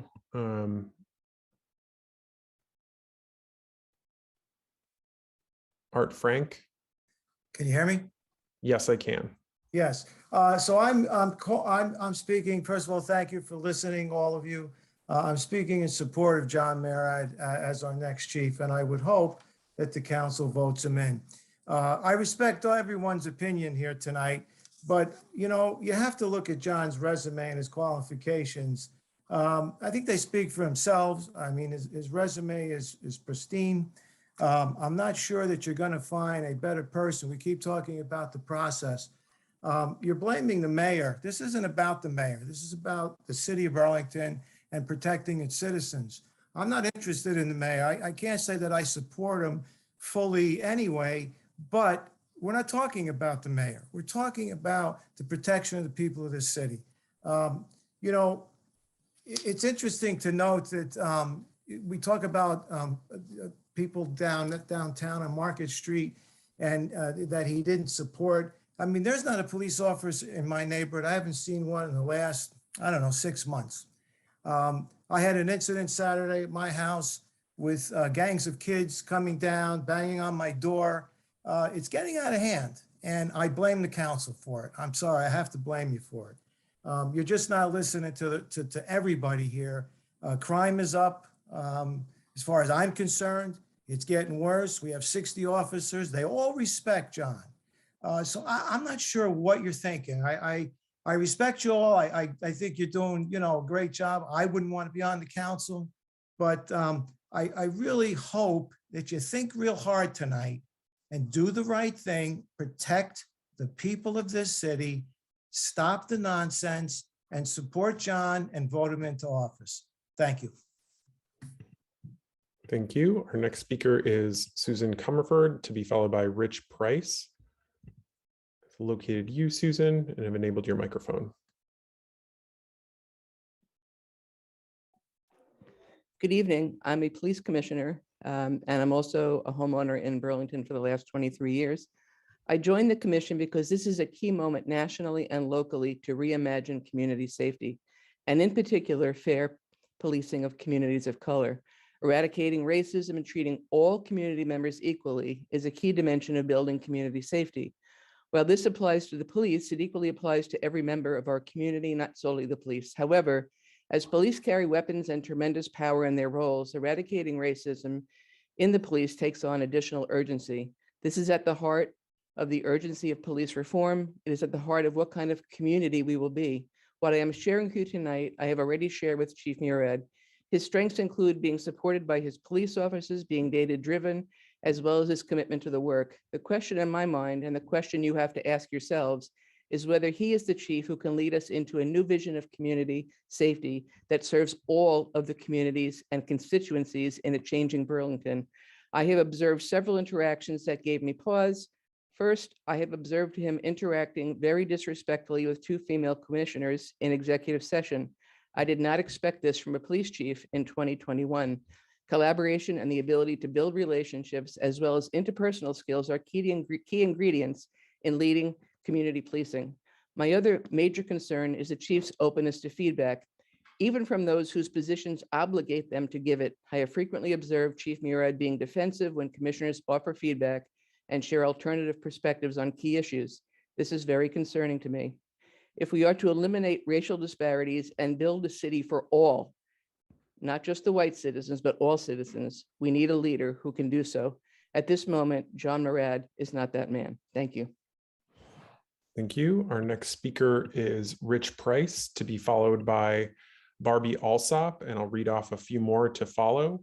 So after Barbie, there's going to be Kelly Taylor, Nate Stevens, Robert, Sally Hayes, Rob Gutman, Mac, Dave Patry, Jean Markey Duncan. There's still more to follow after that, but that just gives you a slice of who's to follow. Rich Price, I have located you and have enabled your microphone. Thanks. Can you hear me? Yes, go ahead. Thanks for the chance to speak tonight. My wife and I are residents of Ward 1. We live here with our 5 sons and immediately next door to my elderly mother.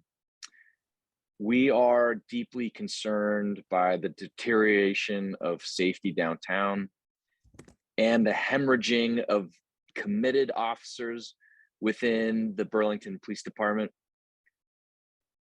I believe Acting Chief Murad is not only qualified, but he's the right person to help stabilize our police department and find ways to bridge differences within the community. This is a difficult time for our city, and I believe that it will be even more difficult if this process drags on even further. I support Chief Murad, and I hope the City Council can tonight as well. Thank you. Thank you. Our next speaker is Barbie Alsop, to be followed by Kelly Taylor. Barbie, I've located you and have enabled your microphone. I have unmuted myself and thank you very much. I am calling to describe a conversation I had with Acting Chief Murad after an NPA meeting last fall. We were discussing a number of issues that arise in the policing of our fair city. And one of the things that I brought up was my concern about police overreacting to perceived affront. In particular, the two cases that we know of where we saw those videotapes of Black men on the ground after being struck by police officers. And Chief Murad said to me that police officers have special protection for their actions because they need it in order to protect people's safety. Now, I am aware that there has been introduced in our legislature this year an act to abolish qualified immunity for police officers. I don't know if it's going to happen, but if it does, the position that Chief Murad was taking to me falls apart. But he was very insistent that being a police officer was something very special and needed to be protected.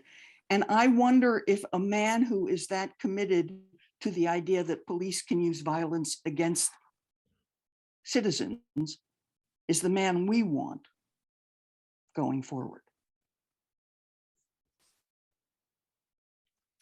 Thank you.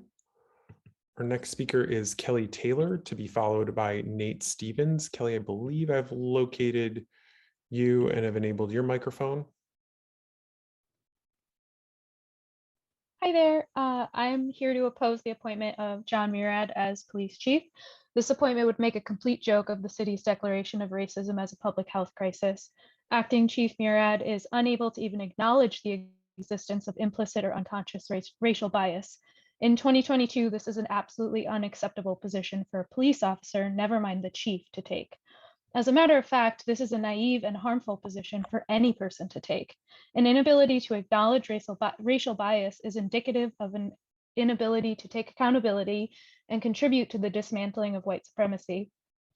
It's no surprise then that Acting Chief Murad is unwilling to work effectively with the Burlington Police Commission, undermining police accountability. This is the exact opposite attitude that Burlingtonians, especially BIPOC Burlingtonians, deserve. I hear many folks speaking in support of the chief based on years of experience.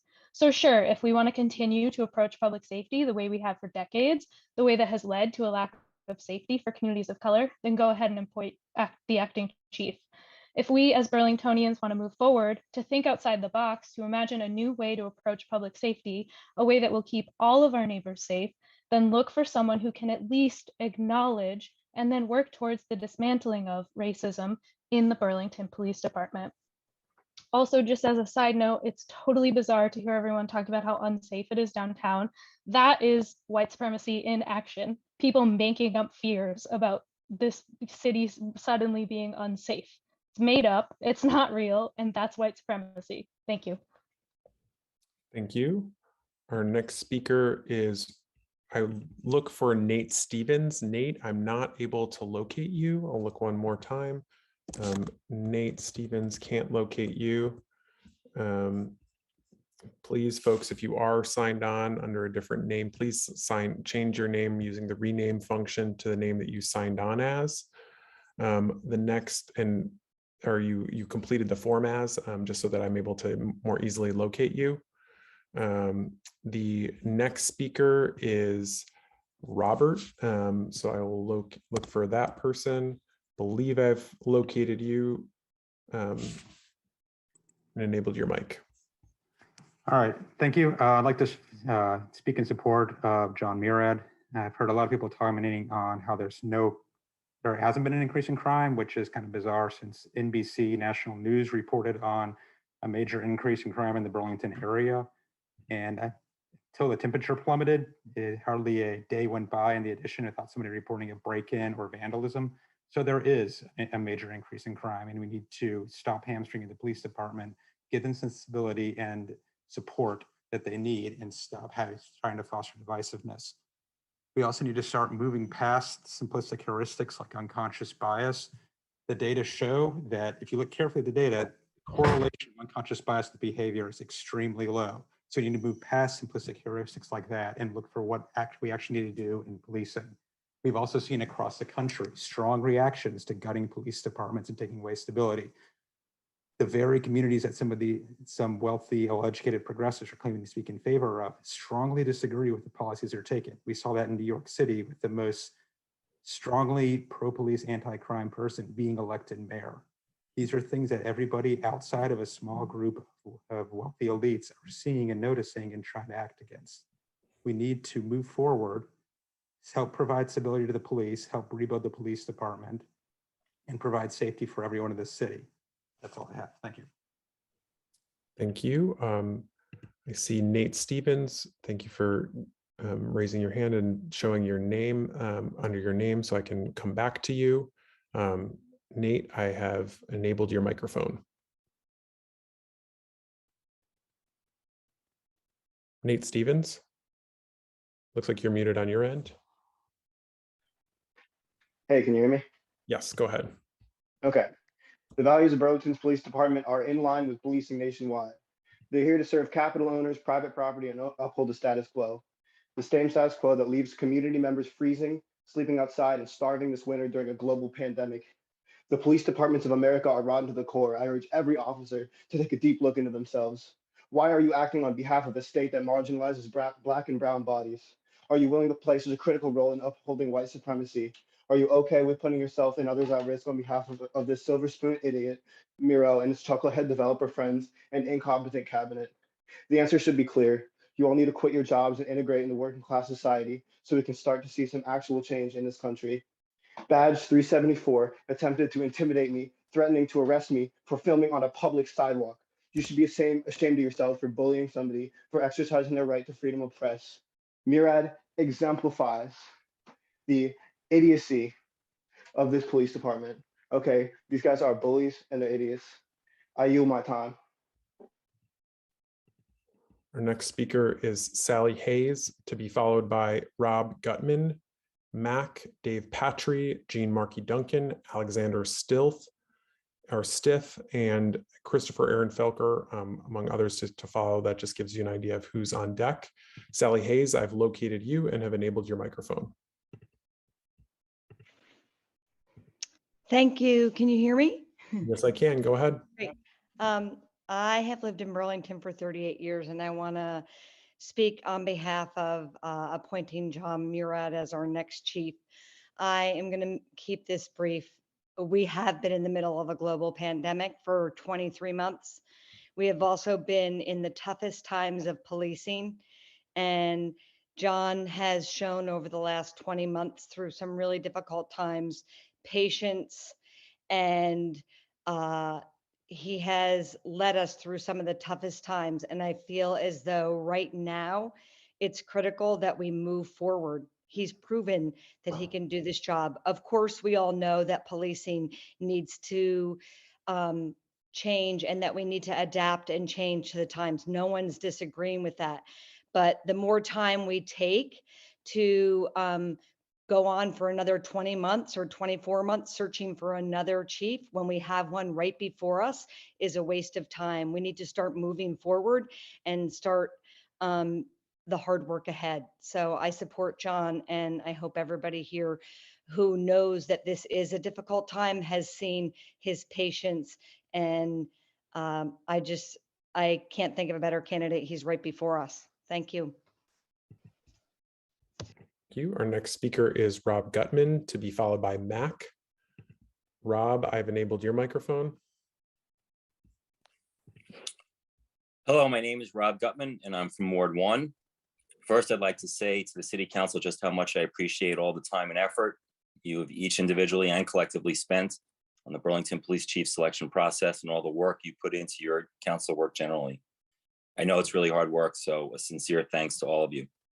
As part of my campaign, I've been talking with many of my Ward 1 neighbors, and the overwhelming majority of these conversations center around a sense of urgency in hiring our next permanent police chief.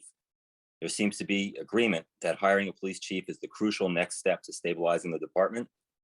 And only once stabilized can we start building out a complete public safety system that will serve all of our citizens equally, compassionately, and professionally. While I understand there are some concerns and disagreements about the process that has led us to where we are today, I feel it's time to look forward. By looking forward and not back, we can work on hiring the next generation of well-trained, forward-thinking officers. We can work on building out new resources and programs to properly address crisis response, mental health support, and racial equity. We can look forward to the day when public safety in Burlington doesn't just get back to normal, but becomes better than it's ever been before.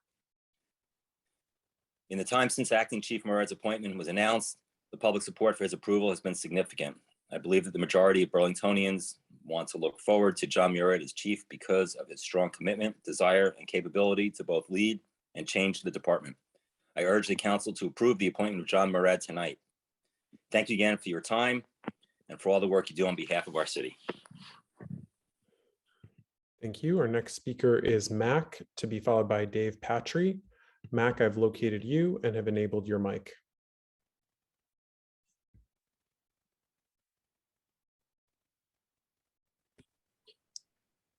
Hello. Hello, I can hear you. Okay. I think it's kind of funny how every single person who was on the police commissioner board has said not to instate John Murad. I've just read the report from 2007, which has 4 complaints about John Murad's uses of force and violations of stop and frisk in the NYPD police misconduct database, all of which were against Black and Hispanic residents. Now, I'm not going to say that these 4 incidents are going to define his entire character, but I don't think he's the hero of racial justice reform that everyone parades him to be.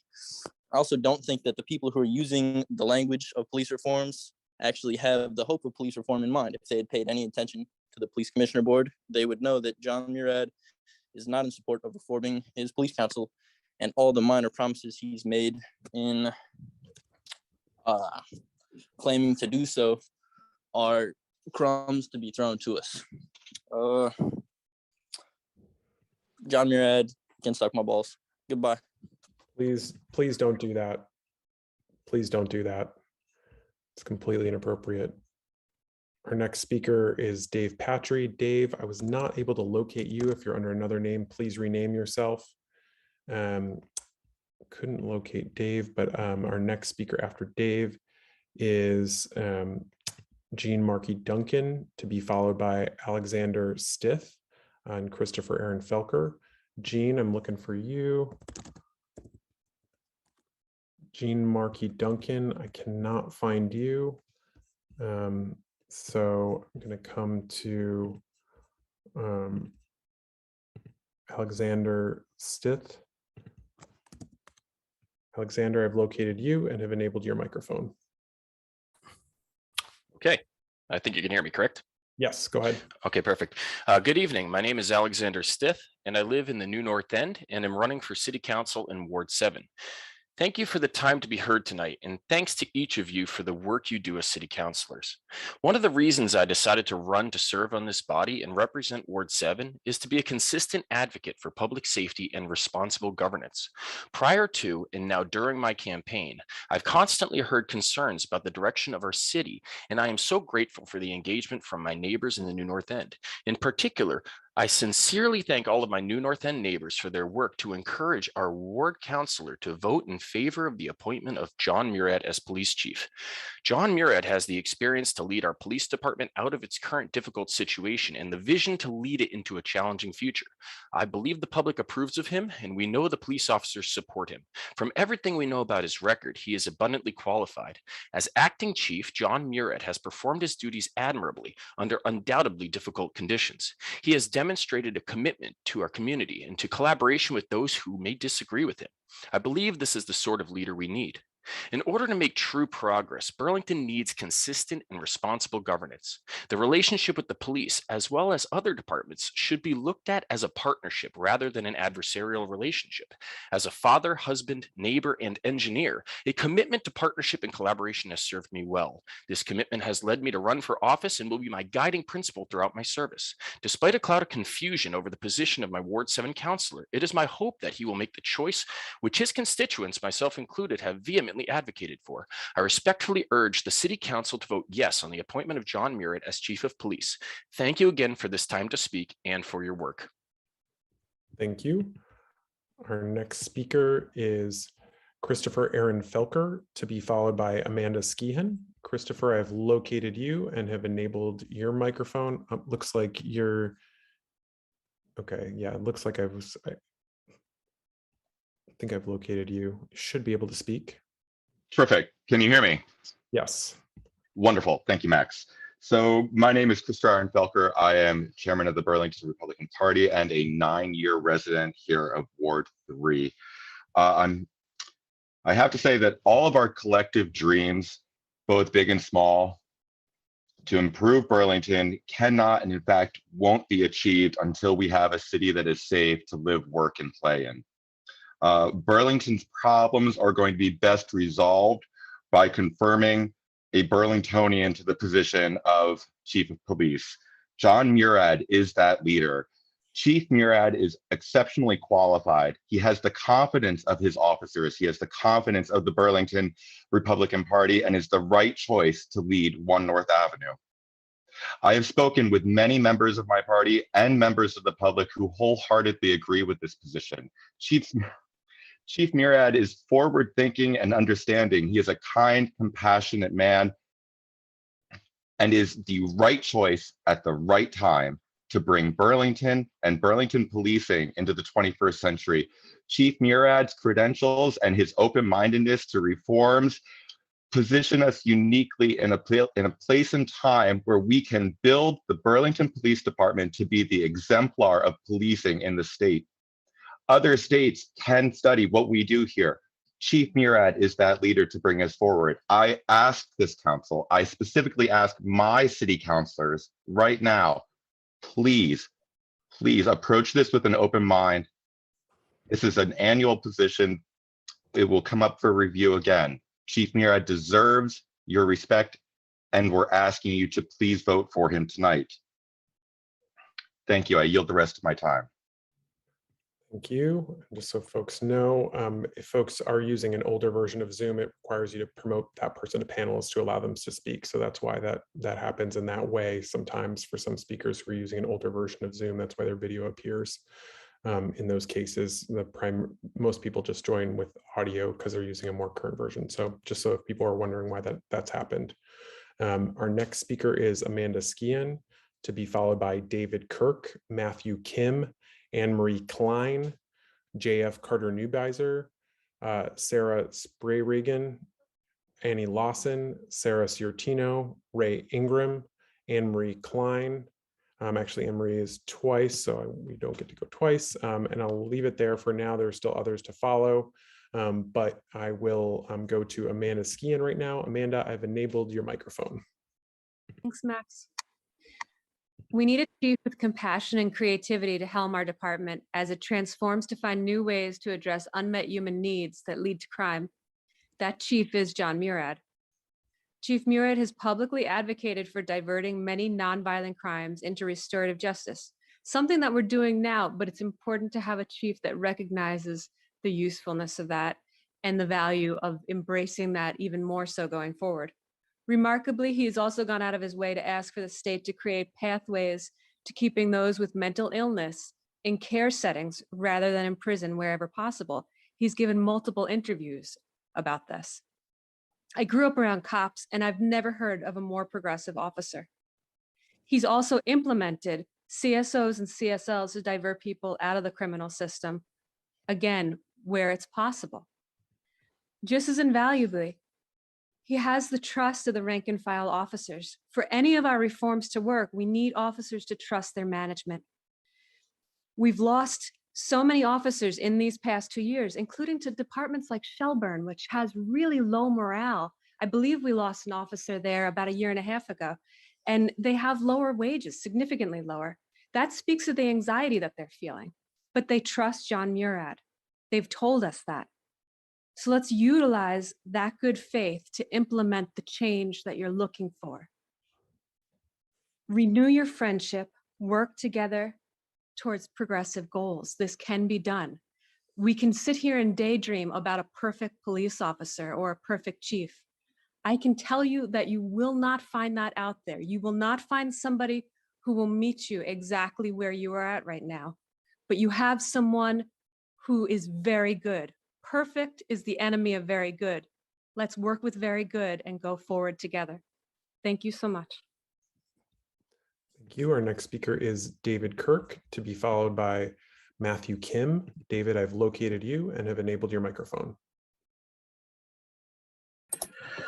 Right, I just want to speak briefly as a resident of Ward 7, the New North End, somebody who has been elected multiple times, served on the school board, worked with the leaders of the city.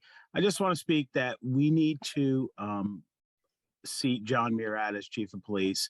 We need to get our police department in order. We need to get our house in order. Blanket cutting the city of Burlington's police force by 1/3 was irresponsible.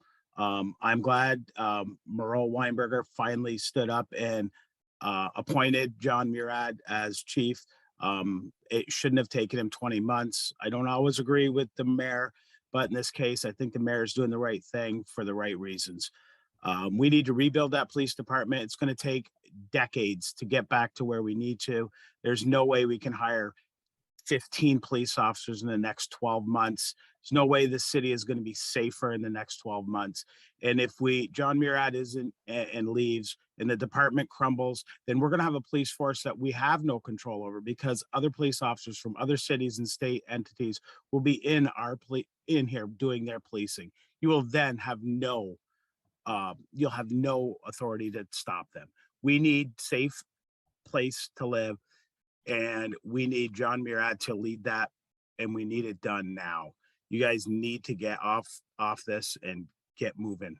I implore my city councilors to do the right thing. Votes are coming up. You guys don't want to be elected. You don't want to be here. You're leaving. Well, leave on the right foot. Thanks.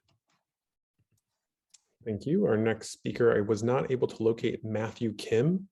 So I'm going to go to, and again, Matthew, if you are signed up on a different name or a name that it does not correspond with what you signed up as, please just use the rename function so that I can locate you.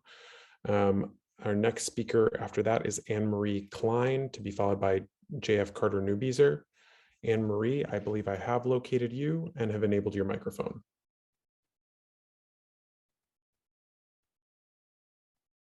Anne Marie, it looks like you are muted on your end. There you go. Hear me now?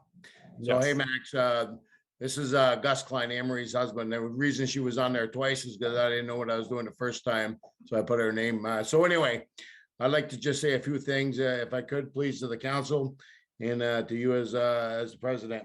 As a taxpayer, I'd like to know who the council is trying to protect. Is it the criminals, or is it the law-abiding citizens who have made this city what it is today and would like to keep it safe for the future? Please select Chief Murad to take Burlington into the future and to ensure that we as residents are proud to live and to raise our families here in Burlington, not Gotham City, what it feels like at this time. It is clear that the majority of the speakers have told the council and you to put John Murad into this position. Do the right thing as a council. Vote yes tonight. Thank you very much for your time. I'll yield my time. Thank you. Our next speaker is JF Carter Newbeezer, to be followed by Sarah Regan. JF, I've located you. Go ahead. Hi, everyone. Thanks so much for taking the time to listen to the public and for your service to our city. I'm calling in to oppose the appointment of Chief Murad. During his time leading the department, he has publicly said that he does not believe racial bias is an issue for our police force. He has actively opposed civilian oversight of the police, and he has used his office, as city department head, in a political manner to generate public opposition to reform. A few months ago, the Vermont ACLU sent out a press release saying that Murad had been running, quote, a campaign of misinformation designed to instill fear. We need to reject this appointment and restart a robust search process to identify candidates who are willing to work with the community in support of police transformation and do so in good faith. And very quickly, I agree. It's super important that our chief has the buy-in of the officers. But if that chief is not interested in actual reform and doesn't have buy-in from the community, and doesn't share the community's vision for what public safety should look like, that buy-in doesn't really mean too much. I'll yield the rest of my time. Thank you. Our next speaker is Sarah Spree-Regan or Reagan. And if I get your name wrong, please absolutely correct me. I appreciate that. The next speaker after that will be Annie Lawson, and I'll read off a few more just so folks know that they're coming up. So I have Annie Lawson, or Sarah Spree-Regan to be followed by Annie Lawson, Sarah Ciortino, Ray Ingram, Katie Lesser, Lydia Kern, Paul Fleckenstein, Janice Kuchar, Fareed, Infinite Colcleisure, Robert Bristow Johnson, Blaine Martin. There's still others to follow, but just wanted to give you a sense of who's to come. Sarah, I believe I've located you and have enabled your microphone.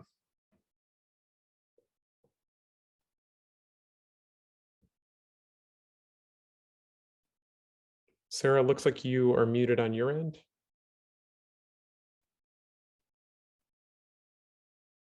Sarah Spree-Regan.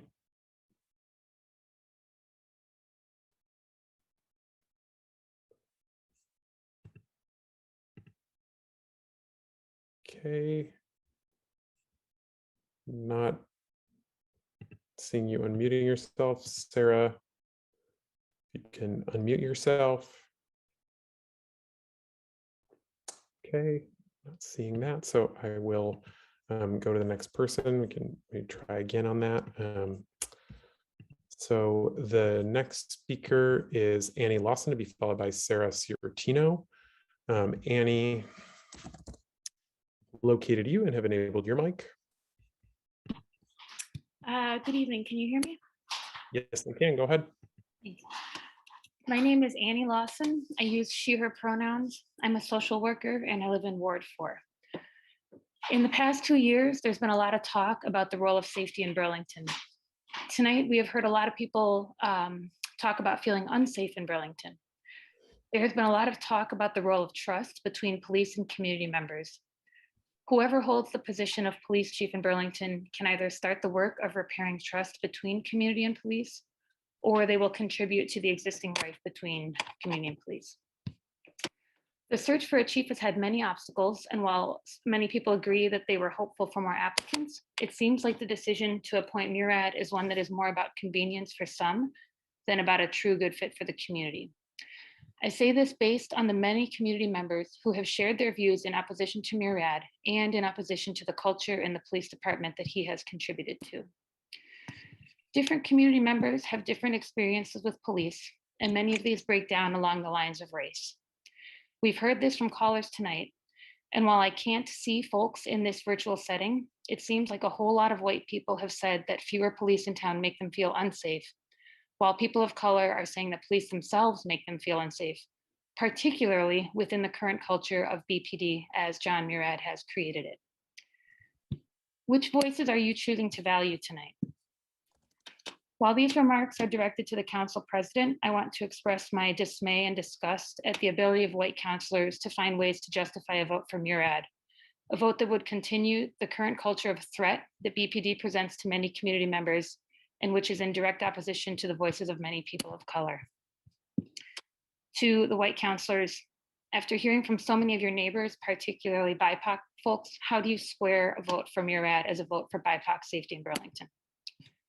How do you justify that to yourself? How do you make peace with that?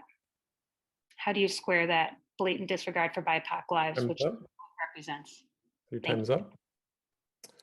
Our next speaker is Sarah Ciortino. I believe I've located you to be followed by Ray Ingram.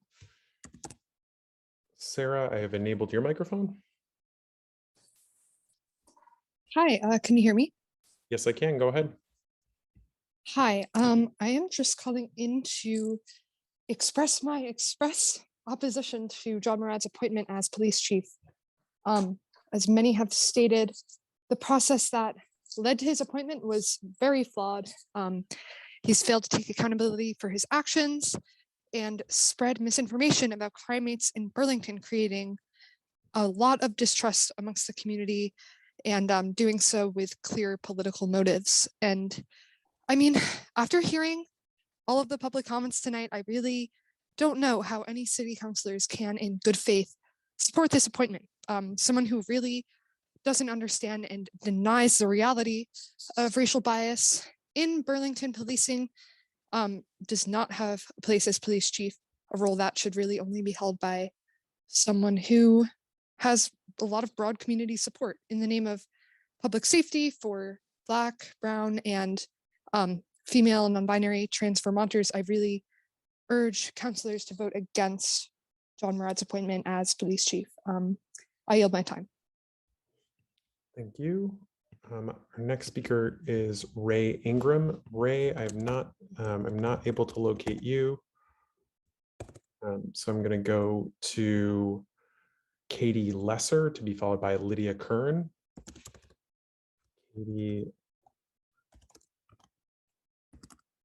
Katie, I'm not able to locate you. So I'm going to go to Lydia Kern to be followed by Paul Fleckenstein. Lydia, I have located you and have enabled your mic. Hi, everyone. Thank you for the opportunity to speak tonight. And thank you so much, city councilors, for all your work and your persistence this year. I'm calling to express my opposition to nominating John Murad as the police chief. I'm really concerned, and it does not make me feel hopeful about our city's ability to dream about reforming the police and the future of safety in our community. It's concerning to me that he was never officially interviewed by someone on the search committee. It's also really concerning to me what members of the police commission have expressed about his defensiveness and his ability to have interpersonal dialogue about these things. It's one thing to say you believe in reform on paper. It's another thing to discuss these things and make decisions in the presence you bring to these reforms and the passion behind reform. And I understand that this is a messy process, but taking more time when you're undoing centuries of systemic racism is going to take time. And I just urge people to vote for a candidate that is a better fit. So thank you. I yield the rest of my time. Thank you. Our next speaker is Paul Fleckenstein to be followed by Janice Kuchar. Paul Fleckenstein, I've located you and have enabled your mic. Hi, I'm Paul Fleckenstein. I'm a resident of Burlington. And I want everyone to remember that in July of 2015, the mayor, the city council, and business leaders promoted the last permanent police chief to the city council. Chief Del Pozo was advertised as an innovator, a reformer, someone schooled in community policing, and overqualified, perfect fit for Burlington. Over 100 racial justice activists and other proponents of democracy and justice came to this meeting to speak against this appointment. We pointed out Del Pozo's training and ties to New York City intensive community policing, known for racial profiling and violence against working class people. Opponents also pointed out connections of NYC policing, broken windows policing to real estate interests, commercial priorities, and gentrification. The Del Pozo tenure was a total disaster, and that chief was dead set against democratic oversight and we saw arrogant abuses of power.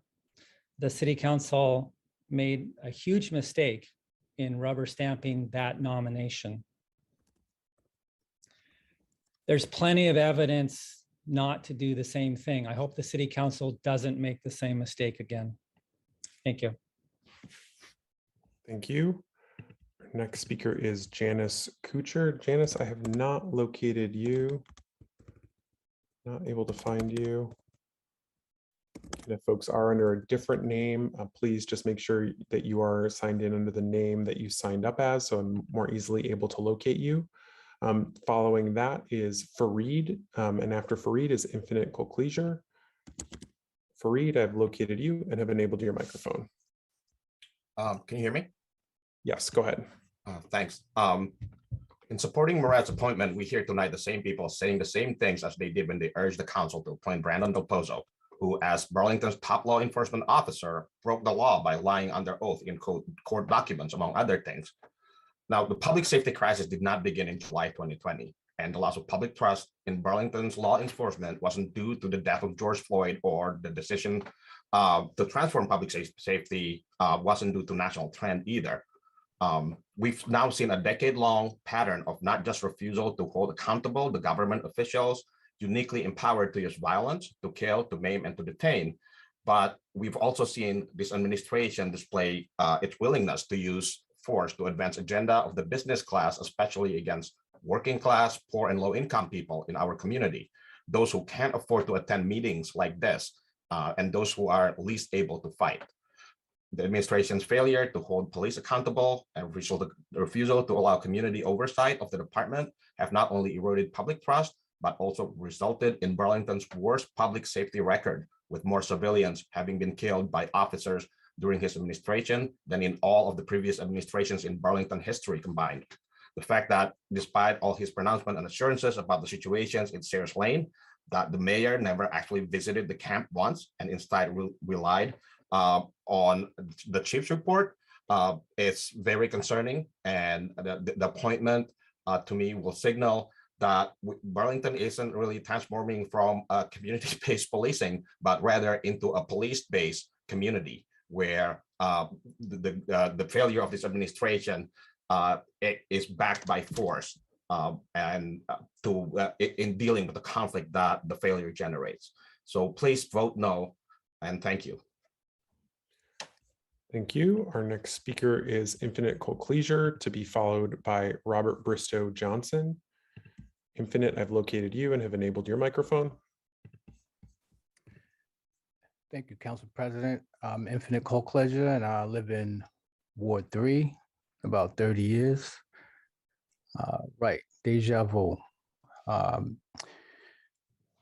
Confirming another police, or trying to not confirm another chief of police. And though the council did go with that one, the council had nothing to do with the resignation of Brandon Del Pozo, which is partly how we got here. I think what's happening in the city has everything to do with the unwillingness of, to deal with the root problems that plague our city. For example, this council has nothing to do with the record of this acting chief and this administration's lack of progress in stemming the deaths and the crisis related to opioid misuse disorder.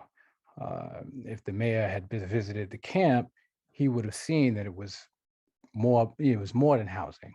There were people struggling down there with opioid abuse. And this council had absolutely nothing to do with Burlington police officers administering ketamine to a minor after they escalated a situation, this young person struggling with mental health issues. I could not believe my eyes watching footage of 4 Burlington police officers creating a medical emergency and taking down a young teenager over some vapes. The mother of this kid regretted calling the police and eventually filed a complaint to Murad. He ignored her, and Miro backed Murad. There's nothing innovative about that kind of policing or leadership, and not the direction we want to be heading in as a city.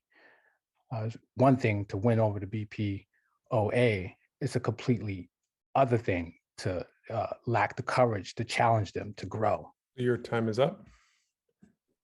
Thank you. Our next speaker is Robert Bristow Johnson, to be followed by Blaine Martin. Robert, I've enabled your microphone. So good evening. I'm here to not talk about the big issue at hand today, but a big decision that you're going to be making next week, because you're required to make it by February 15th. And that is the reapportionment of our House, Vermont House districts for our Vermont House of Representatives. You're going to be seeing another map coming from the legislature that's going to be called the LAB alternative map, which is an incremental change from the current map we have. And it's much, much better than the all single member map, which is guaranteed to remove 3 of our 10 representatives from the Vermont House. This one has no musical chairs, but it can still be better. This is your opportunity now for us to do some revamping and reforming of the legislative map in Burlington. We could have 5 2-member districts. It would be completely consistent, and there also would be no musical chairs, so that there wouldn't be a political bloodletting in a primary or something like that. We can, instead of dividing neighborhoods like Murray Street, we could be instead running a line down Winooski Avenue, or a line down Willard Street, or a line down Main Street. This alternative map is good, but it isn't as good as it could be. In item number 5.06, you have a 5-district map that also preserves neighborhoods like the Bobbin Mill and King and Maple Street neighborhood. And I encourage you to take a good look at that.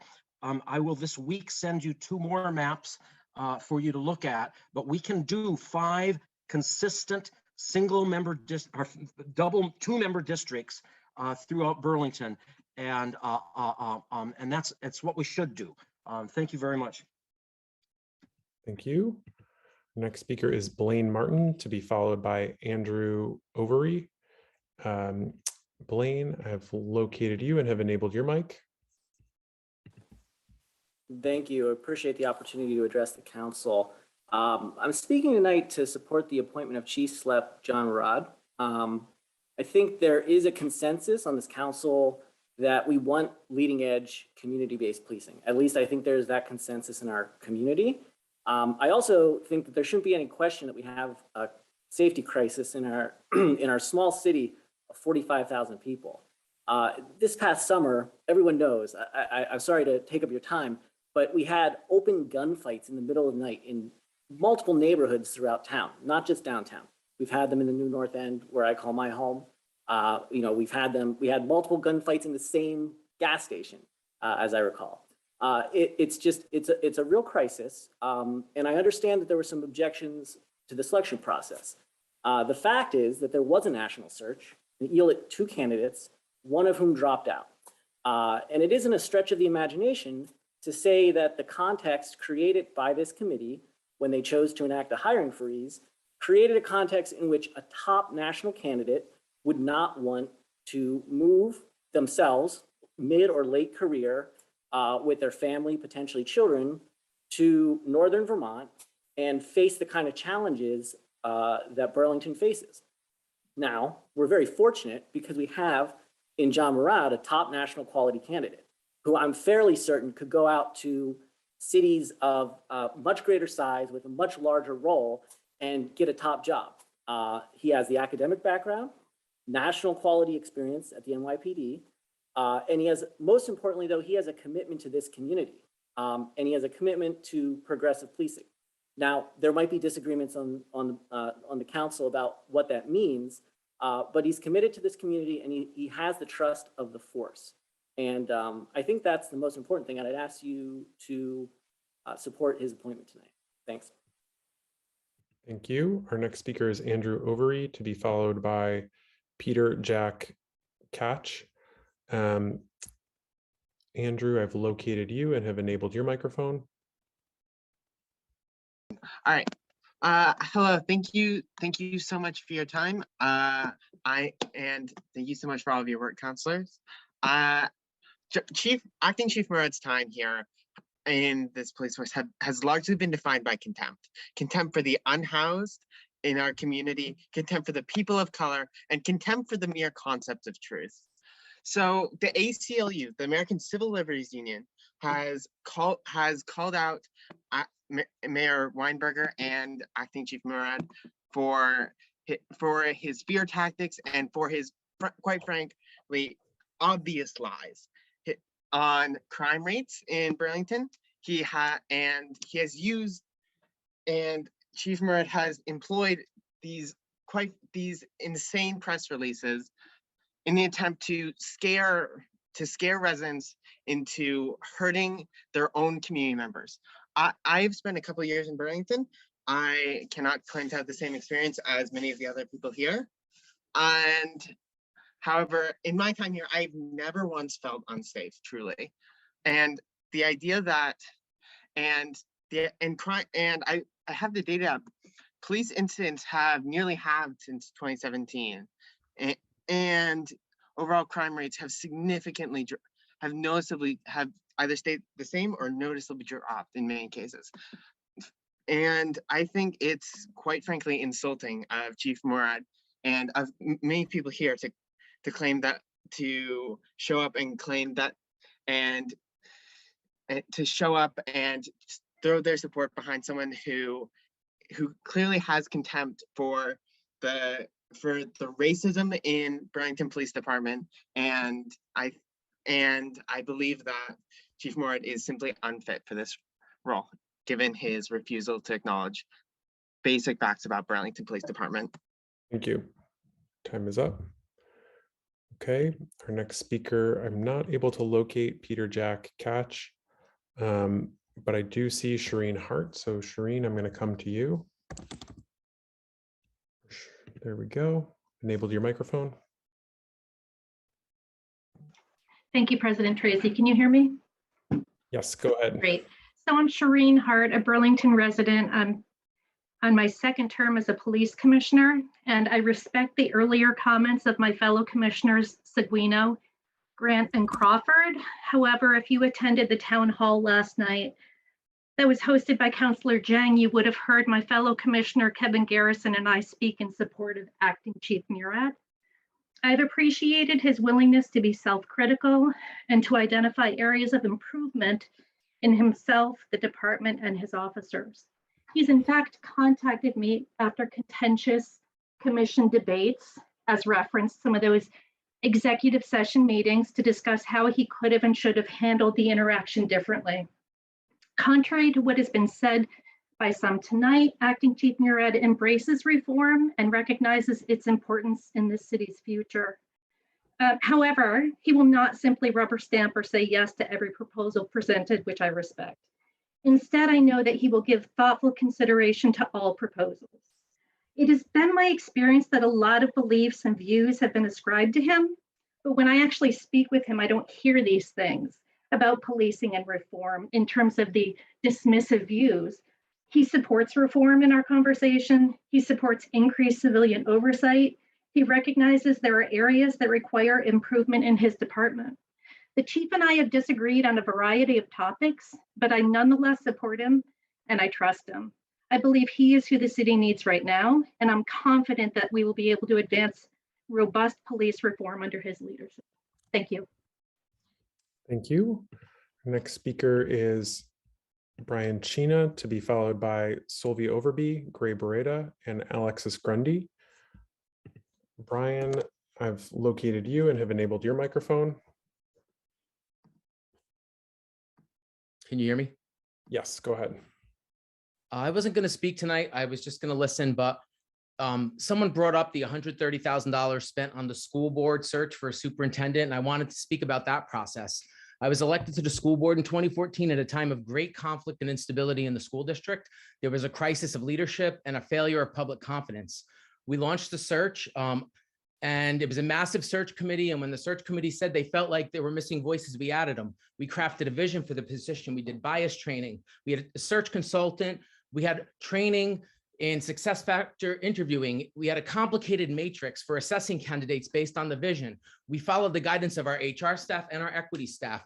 We had 3 public interviews with students, staff, and the community, a private interview for both of the final candidates with the full school board. We were prepared to reopen the search, but a candidate stood out with broad support across all groups. There was only 1 no vote. And the reason that school board member voted no was they said we were paying him too much. They supported him. So for $130,000 or whatever it was, that's what you got, a process that engaged the community deeply. There was almost unanimous support for the candidate. No one resigned from the search committee, and we listened to the Black women who worked for our school district in human resources and equity when they had concerns. What do we get for the $75,000 we spent on the recent public engagement process around policing? Not all that. So I guess I had to say that for the record. This is not about the candidate. This is not about our police. It's about the process for me. I just felt like I had to weigh in that we can do better. That in this time of great conflict and insecurity, where there has been a crisis of leadership and there is a failure of public confidence, we need to come together as a community in the spirit of partnership and compromise, and we need to build a vision for the police department that we all can get behind, and then we need to lead a search and find someone to do that. And John Murad is welcome to apply. This is not about you, it's about the process. If you come in at the end of that process, I would support you. Thank you for hearing me out. Thank you. All right, the next speaker, I was not able to locate Solveig. Oh, Solveig, I did find you. Okay. So Solveig Overby to be followed by Gray Beretta. Solveig, I've enabled your mic. I'm calling. Can you hear me? Yes, go ahead. I'm speaking to ask that the City Council not appoint Acting Chief John Murad as the permanent police chief. The professional national search should be completed. And I wanted to I wasn't going to speak either, but a segment on Soledad O'Brien's Matter of Fact, listening to her yesterday morning, gave me a real clear view of what Burlington will be giving up if John Murad is appointed the permanent police chief. That video segment was about the Syracuse, New York Police Department citizen interview panel. This citizens panel meets with prospective police officer candidates. It asks different questions than those related to their past work experience and technical skills. The citizens ask questions like how candidates explain their police role to themselves and to the community. This sharing of the hiring interview process is novel and perhaps would be uncomfortable to many old-style police chiefs. Acting Police Chief Murad's past actions persuade me that he would not be the leader for Burlington to have something like Syracuse's Citizen Interview Board. Old school policing styles will persist in Burlington if Murad is made the permanent chief. He's just not the person to initiate innovation. Syracuse, New York has clearly decided it wants a different sort of police department providing public safety services, and it wants the citizens to weigh in on who gets hired. As a result, they will get the kind of police officers we might want. If we don't choose an innovative chief, we'll just continue to get police officers that will be content to do things the old ways. With the right police chief, police officers who do want to be innovative will be drawn to Burlington, and we will welcome them. Thank you. Thank you. Our next speaker is Gray Beretta to be followed by Alexis Grundy. Gray, I've located you and have enabled your microphone. Hi, can you hear me? Yes, go ahead. Thank you. I appreciate the time that you're taking to listen to us, and as the spokesperson and member of the community of the unhoused residents of Sears Lane, I'd like to communicate some things that just regarding this potential support or of appointment of John Murad. On December 10th, under the cover of darkness, there was a full-scale siege on our persons, our shelters, and personal property in the middle of the night with rental cars displaying out-of-state licenses, armed with assault rifles, and supported with helicopters, armed vehicles. The city descended on a population of unhoused people, a community of several of community members of representing much of the diversity of the demographics of Burlington. Under the threat of lethal violence, every measure was taken to ensure that no one left with more than the clothes on their back. At least 4 members of the encampment are still dealing with life-threatening injuries with multiple visits incurred during the violent expulsion. This seizure and disposal of our shelter, transportation, food, and clothing under the cover of darkness is a knowing and willful endangerment of human life with the intent to intimidate a civilian population and influence government policy within the territorial jurisdiction of the United States. What occurred on December 10th conforms with the FBI definition of domestic terrorism, Title 18 U.S. Code 2331, on a civilian population of citizens of the United States. Thank you. Thank you. So it is now 9:30, counselors. That is the time that we had approved for the public forum. There is one Burlington resident left and 9 non-Burlington residents left in the queue. Is there a counselor wishing to make a motion to extend to complete the remaining names? So move, President Tracy. Moved by Counselor Jang. Is there a second? Second. Seconded by Counselor McGee. Is there any discussion? Sorry, Counselor Shannon, are you looking to be recognized?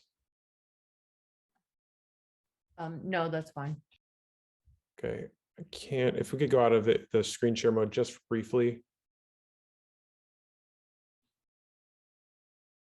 Okay, anyone looking to be recognized? No. Okay, we'll go to a vote to just complete the one remaining Burlington resident and the non-residents who have signed up to this point. All those in favor, please say aye. Aye. Aye. Any opposed? That passes, and we will complete the names that have already signed up.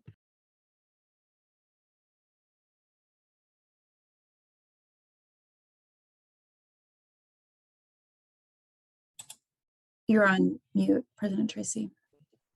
Thank you. Alexis Grundy is our next speaker, and I've enabled your microphone. If we could just get the timer up, just wait 1 second. Thank you so much. Hi, I'm Alexis Grundy. I have been a resident of Burlington, Vermont for 5 years now. I was a Sears Lane resident previously before they came in and bulldozed everything.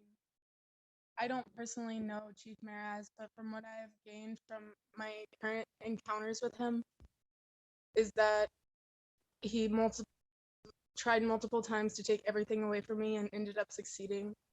I am 18. I ended up at Sears Lane, not because by choice, but because I didn't have anywhere else to go.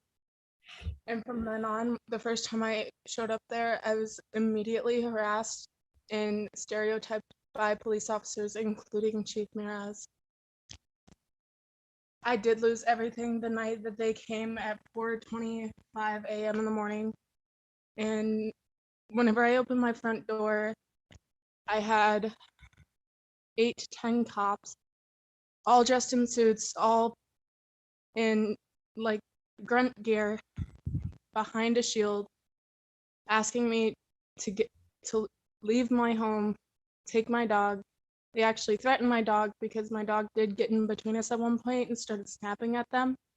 But at that point, they were standing at my front door with guns in their hands, trying to force me out of my home, with my boyfriend sleeping on the couch behind me, so of course my dog is gonna get protected.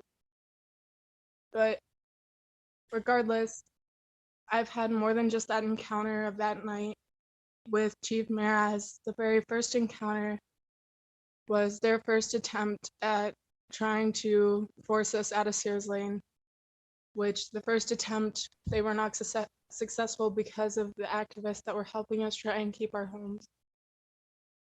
The first attempt, we were threatened by the cops, saying that if we did not leave, that they would use grunt force. I'm against this.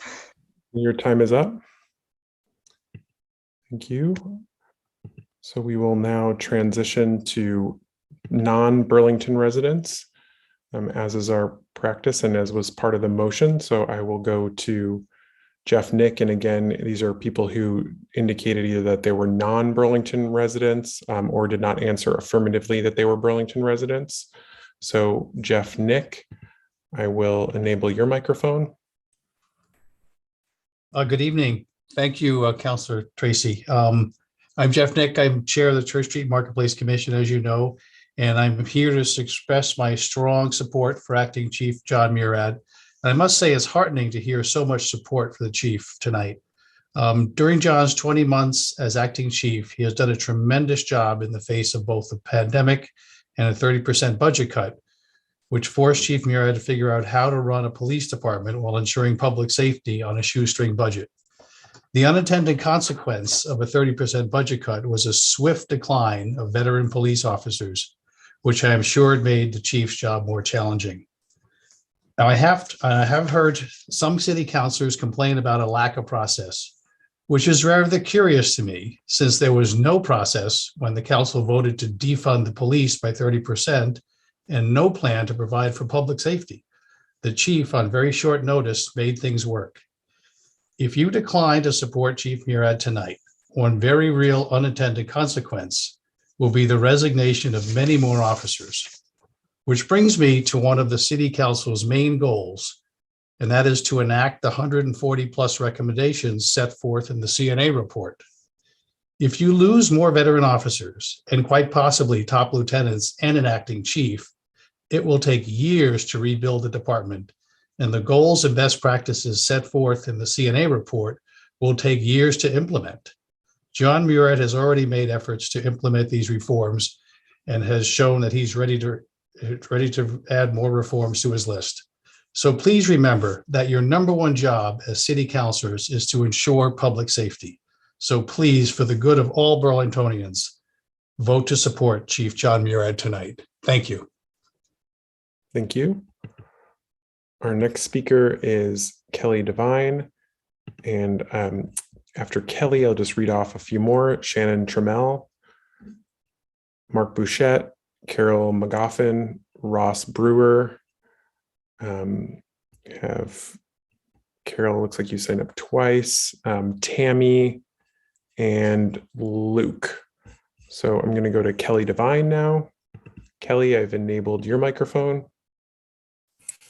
Thank you, Council President Tracy. As many of you heard, our team member Colin Hilliard spoke on behalf of the BBA about an hour ago because I don't have the good fortune to be able to live in Burlington.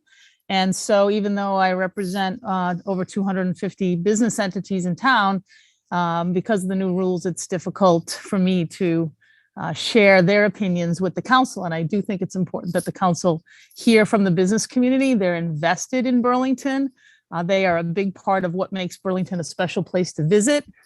Many of our residents enjoy what the businesses provide downtown, and almost all of our downtown businesses are run by local folks, and almost all, if not all, of the BBA membership is local businesses.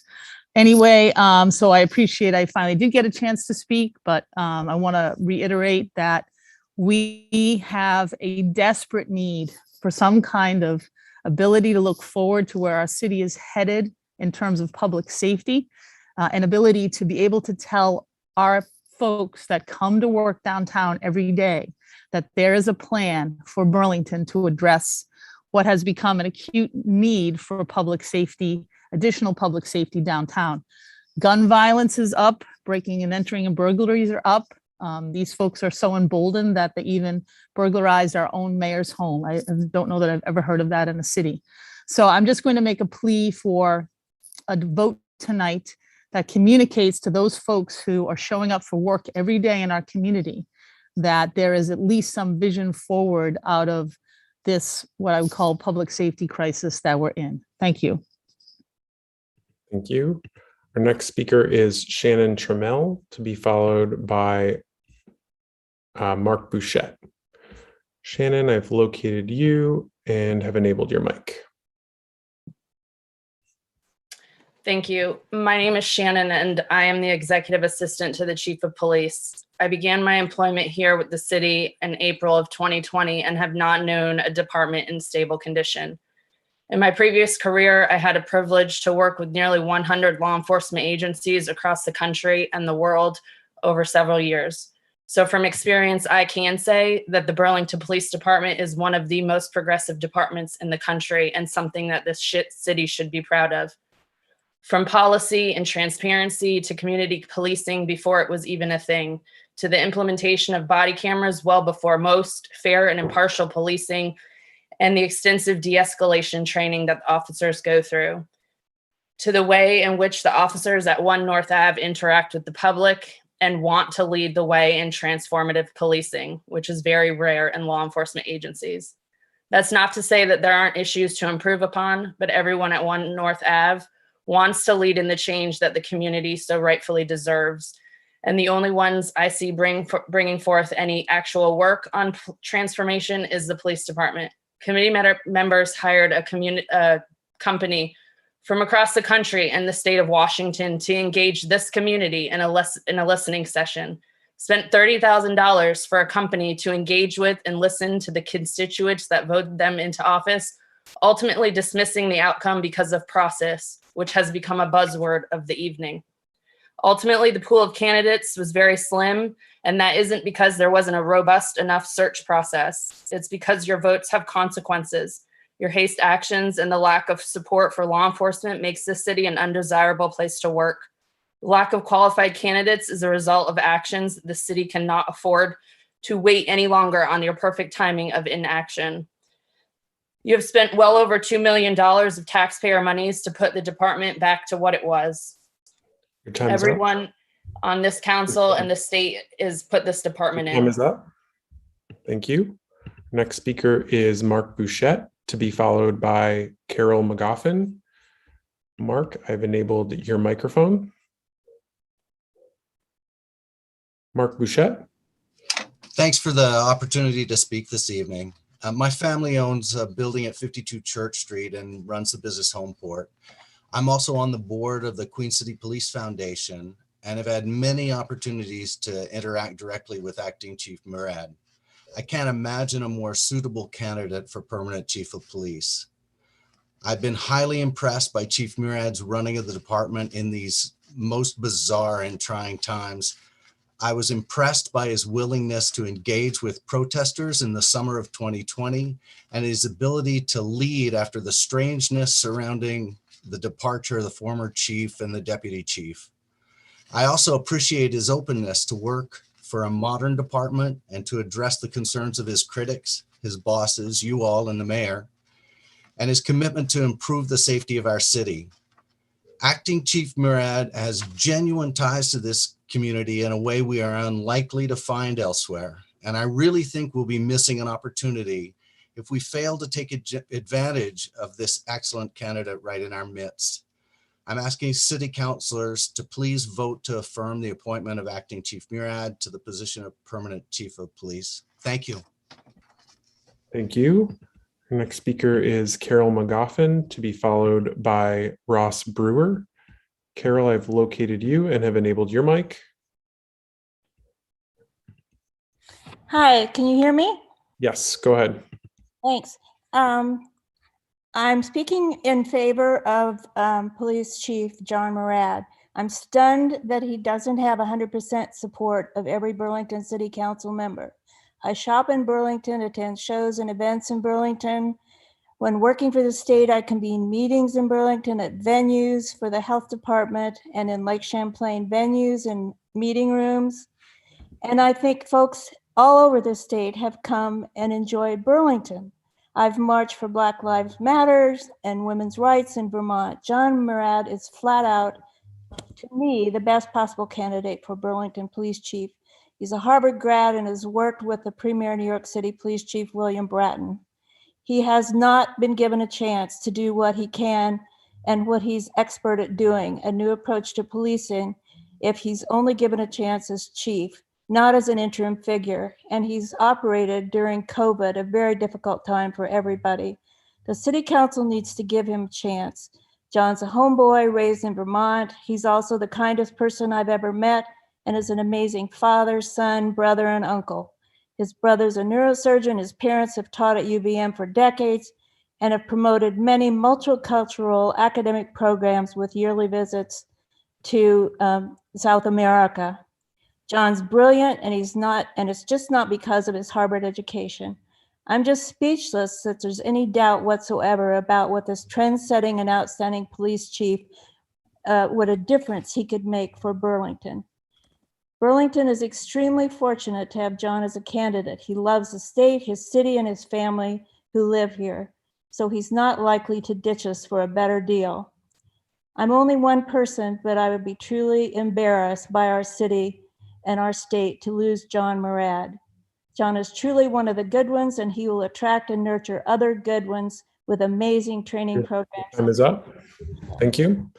Next speaker is Ross Brewer, but Ross, I'm not able to locate you. I do see, however, the person who signed up is Tammy. Tammy, I've enabled your microphone.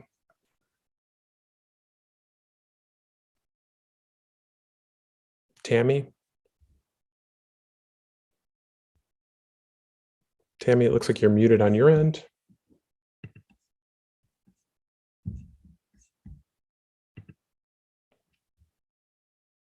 Still not seeing that. I see another one that says Tammy's computer. Let me try that one. Tammy, I've enabled that, the one that's labeled Tammy's computer. That is in fact your account. You can unmute. I've enabled that one.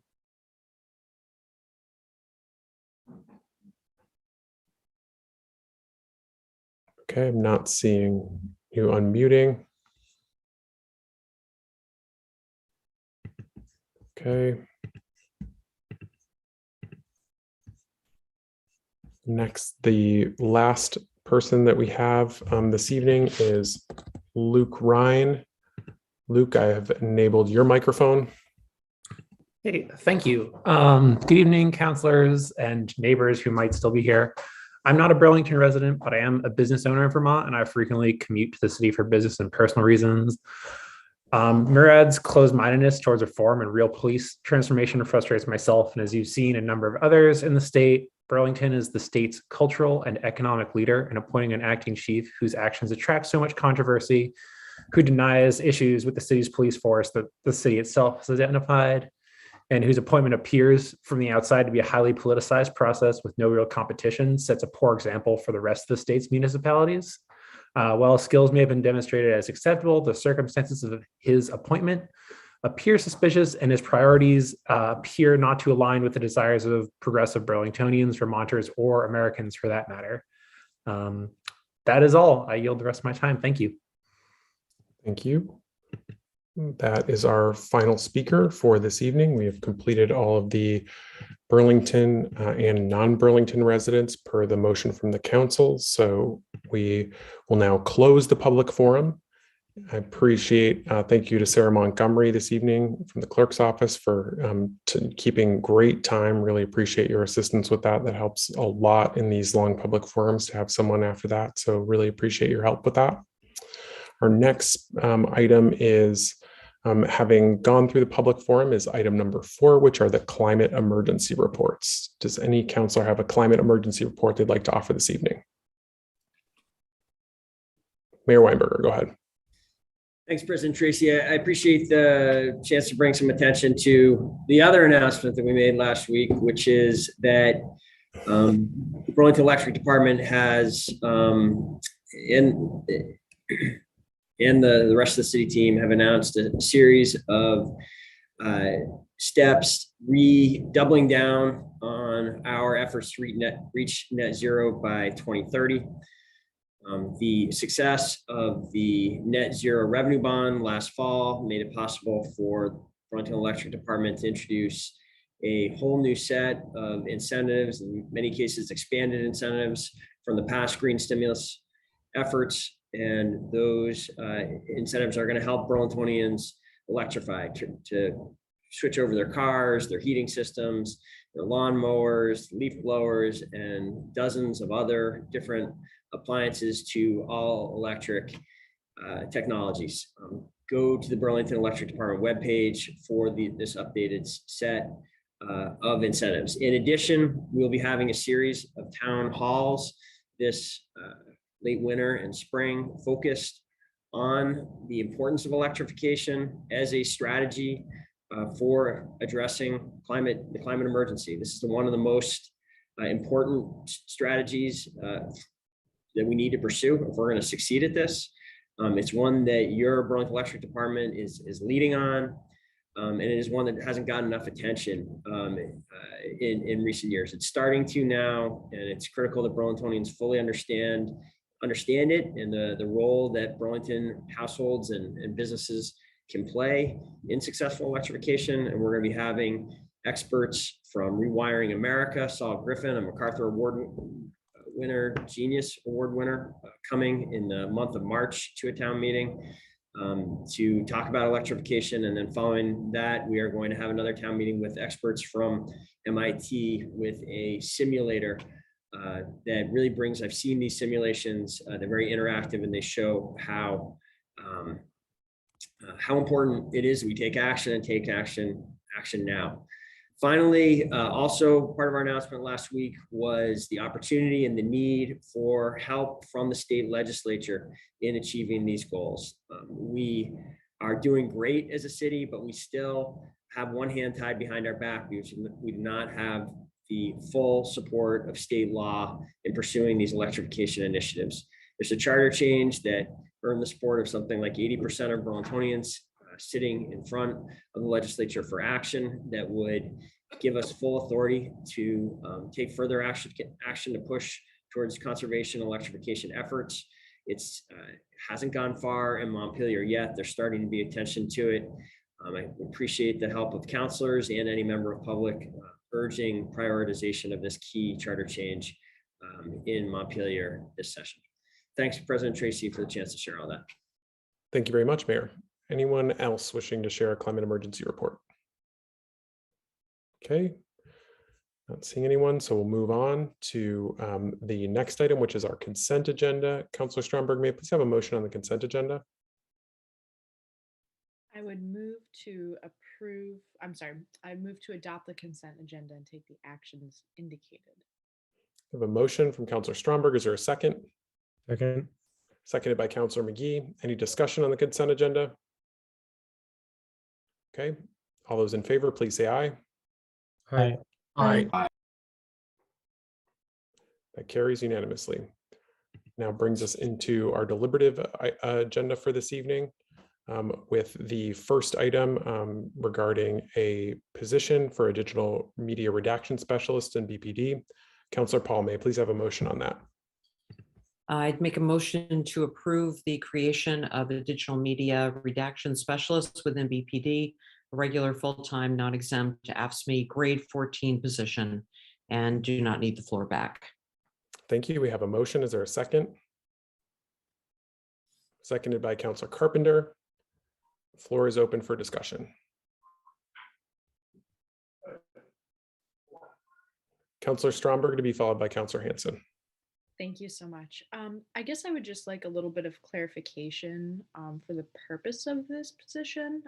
It doesn't have to be too detailed, but just kind of broad overview and the necessity for right now would be great. Sure. Acting Chief Murad, are you able to just provide a brief overview? Absolutely. This is a position that is designed to allow the police department to comply with something that the Burlington Police Commission put in place several months ago, more than a year ago now, actually, I believe. No, I'm sorry. It was August of 24. So it was August of 2021. So several months ago, a body camera footage release policy. And that policy has been in the works for quite some time, although it was adopted in August, as I said. Because we knew it was in the works and because we knew that we could not meet the requirements of it, we built this position into the budget for this fiscal year. So this is a funded position. It is ready to go. We merely need your okay to okay this the job description and then promulgate it. Why is it for? It is for us to be able to meet the privacy requirements that are dictated by law when we release body camera footage. And we the policy that was designed by the Police Commission is about releasing body camera footage for specific kinds of incidents, mostly around use of force with injury or with certain kinds of implements.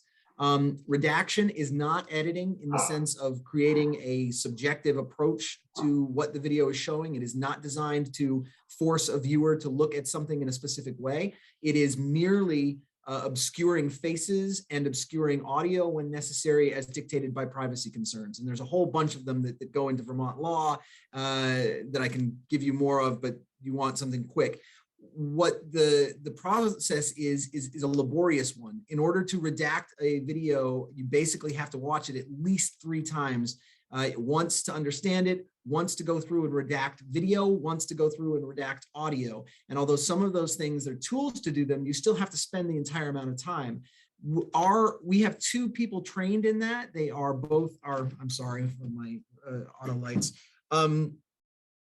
They are both are in our ID unit. That is the unit that does CSI type stuff. Our identification unit does fingerprints, responds to burglaries or other kinds of crimes to collect evidence. They can't do this work all the time. In fact, it's a real burden on them. So we need this position to be able to fill a much larger volume than we've ever seen of redaction if we're going to proactively release these videos, which we very much want to do in order to be even more transparent than we currently are.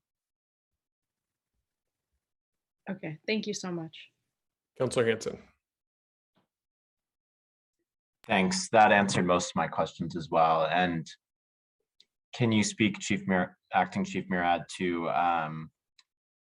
under this new policy and if this role is approved, what those videos are that are going to be released and how quickly they're going to be released? Just a little bit more on the policy and how it's going to be enacted if this new role is approved. And I think you're on mute. Absolutely. The policy is linked in the document, so I'm just pulling it up. Within 30 days of an incident, unless a criminal inquiry would prevent the release, we would have the following types of incidents. Any incident that involves police use of force resulting in serious bodily injury or death to any person, an incident of discretionary police use of force that involves the use of aerosol agents, as in OC spray or pepper spray, conducted electrical weapons or CEWs, more commonly known as tasers, police batons. Frankly, I don't think we've had a police baton usage in quite some time. Less lethal impact munitions, which are foam batons that are fired out of a launcher, firearms, or other kinds of lethal force. And then finally, any incident for which the chief of police, mayor, and/or the majority of the police commission determines that the release of body-worn footage will address significant public attention or concern, or will help enforce the law, preserve the peace, and/or maintain public order. So that's the heart of it. There's much more to it. It's there's more to the document. There are caveats for what we can and can't release with regard to privacy concerns. Things involving juveniles, things that are inside private homes, things that are in hospitals, all of these things are going to have strict limitations on what can and can't be released.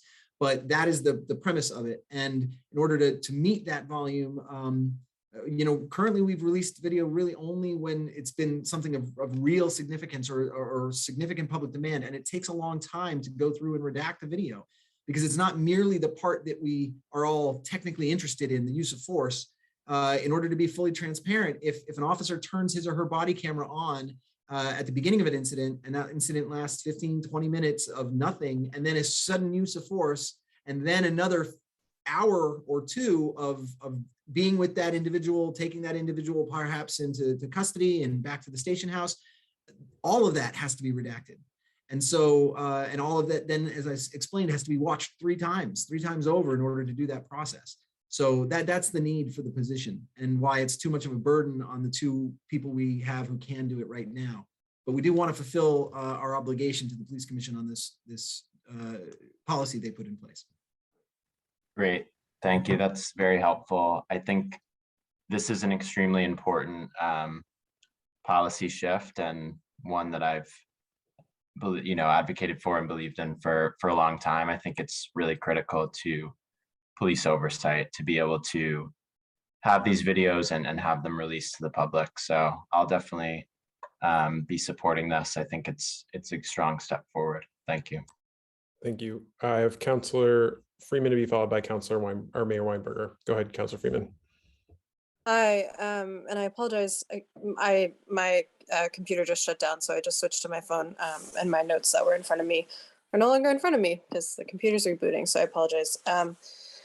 But more or less, I think there's a growing amount of evidence and research that shows that filming and to a degree body-worn camera policies have a lower efficacy in reducing police violence. other sort of strategies, particularly one that I've been very supportive of, which is oversight, looking at things also like union contracts, some of the things that typically garner more backlash as opposed to something like body worn cameras, which I think have now sort of been at least partially accepted in terms of sort of popular opinion, but I think there's a lot of concern that they are not necessarily that pushing that as sort of the primary, or as one of the main ways that we can really combat the issues that we're seeing is just not that effective. And I think given that it's a sizable, it's creating a new position, which is a sizable amount of money. I think for that reason, I'll be voting no. And also because having watched interactions just as someone on the street between Burlington police officers and just people on the street trying to film, and the animosity and derision that is created by those interactions, to me, just doesn't really speak to by the Burlington Police Department that I have witnessed, like in real time, sort of a great dislike at being filmed. Doesn't, to me, it's more something that looks really good on paper, and it has all the bells and whistles, but it's not actually shifting that much. And for me, that's enough for me to vote against it. And I understand that there are other counselors that strongly support this, that have support it for various reasons. But I'm just not there in it. So I'll be voting no. And I apologize that my notes sort of crashed. So this was a little bit more spontaneous. My comments were a little bit more spontaneous, but yeah, that's pretty much the summary. Thank you. Thank you. I have Mayor Weinberger. Thank you, President Tracy. I am surprised by Councilor Freeman's opposition. That's the first I've heard of a kind of critique like that, and cuts against much of the progressive policing movement that I'm aware of. I'm proud that Burlington was one of the first departments in New England to put body cameras on all of its officers early on in my administration. And from my perspective, body cameras have done a great deal to increase transparency in the law enforcement and policing profession. And the studies I've seen have indicated that generally the body cameras have a positive effect on police-public interactions in multiple respects. Everyone tends to there's positive impacts on everyone involved with those interactions as a rule, is my understanding of the research. And that's why I pushed in the fall of 2020 as one of the reforms announced that fall, that we move past the informal, in some ways ad hoc policy we had for the release of the footage. We'd had cameras on officers for a number of years, but we had never fully formalized some of the release policies. I think some of the incidents that caused so much concern about officer use of force incidents were exacerbated by the fact that we didn't have a clear policy and protocols about quickly releasing footage. And so I asked for the department and the commission's help in crafting such a policy in the fall of 2020. And that's what's coming. This is essentially fully implementing that policy. The police commission helped craft the policy. Actually implementing it requires new resources. We budgeted for them in this budget, and this is the position actually being created.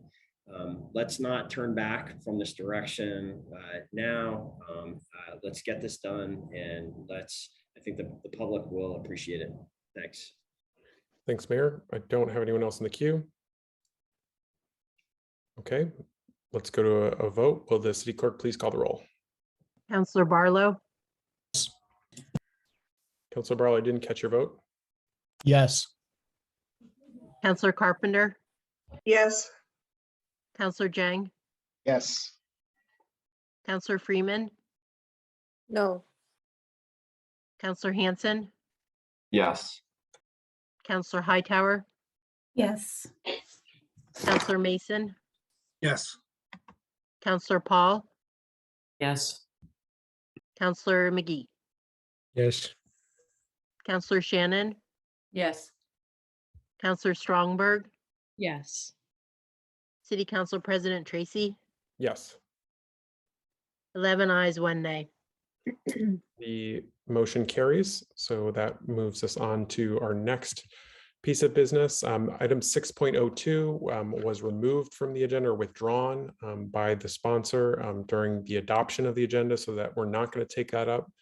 The item 6.03, however, is still on our agenda. This was a carryover from our last meeting. This is the extension of the public face covering mandate. Councilor Mason, may I please have a motion on that? Thank you, President Tracy. I would move that we waive the reading and adopt the resolution as drafted. Thank you. I have a motion from Councilor Mason. Is there a second? Seconded by Councilor Stromberg. Did you want the floor back, Councilor Mason?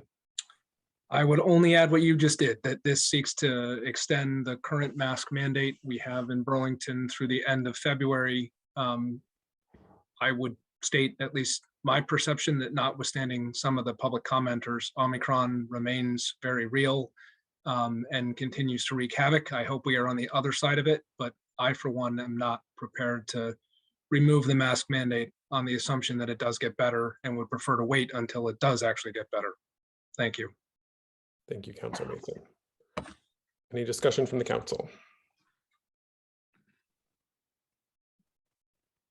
Councilor Hanson? I was Okay. hoping to hear from the administration, and I think the mayor's trying to speak, so I'll just. Okay, sure. Yep, absolutely. Mayor Weinberger? Thanks. Yeah, so I would just share, I think we do have increasing amount of evidence that we are through the worst of the Omicron wave. You see that in a lot of metrics. One that I'm particularly thankful we have, and that the data is clear, is our wastewater readings. At the end of last week, we published the readings as we do every week, and it showed that for the second week in a row, there was a decline in the amount of viral load in the wastewater in all three wastewater treatment plants. That tends to be a leading indicator of where we're headed. So I'm hopeful that that's going to continue, and that we're going to see a further drop in the amount of hospitalizations, both here in Chittenden County and statewide, as we've started to see a drop.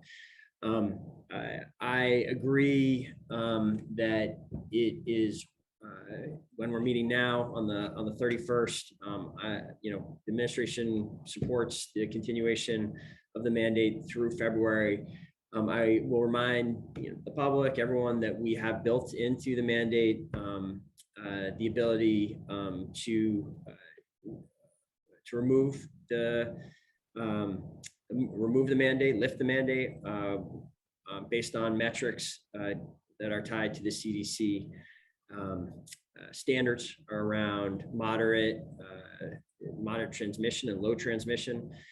If the trends continue and we get, I think it's not beyond the kind of realm of possible, if the current downward trajectories continue, that we could get back into that range, maybe even by the end of the month. So I think it is, it's not entirely premature for people to be starting to think about when will we lift this. I think it is appropriate. I also think it's appropriate for people to start to debate and question whether the mask mandate as currently written still applies, given how the virus has changed, what we've learned about Omicron in recent weeks. So I think we may well be it is possible that we will hit those numeric targets that could cause a lifting before we review the March process. More likely, it seems to me, it may make sense to have a more robust discussion at the late in February about whether there's any alterations to this policy that makes sense, given how the pandemic have changed. But tonight, I support the continuation, as staff has proposed. Thank you, Mayor. Any comments from counselors? Counselor McGee. I just had a quick question. I think there's a technical error in the resolve clause at the end. Extending it for 30 days from February 1st. February is only 28 days long, so wondering if we need to amend that or.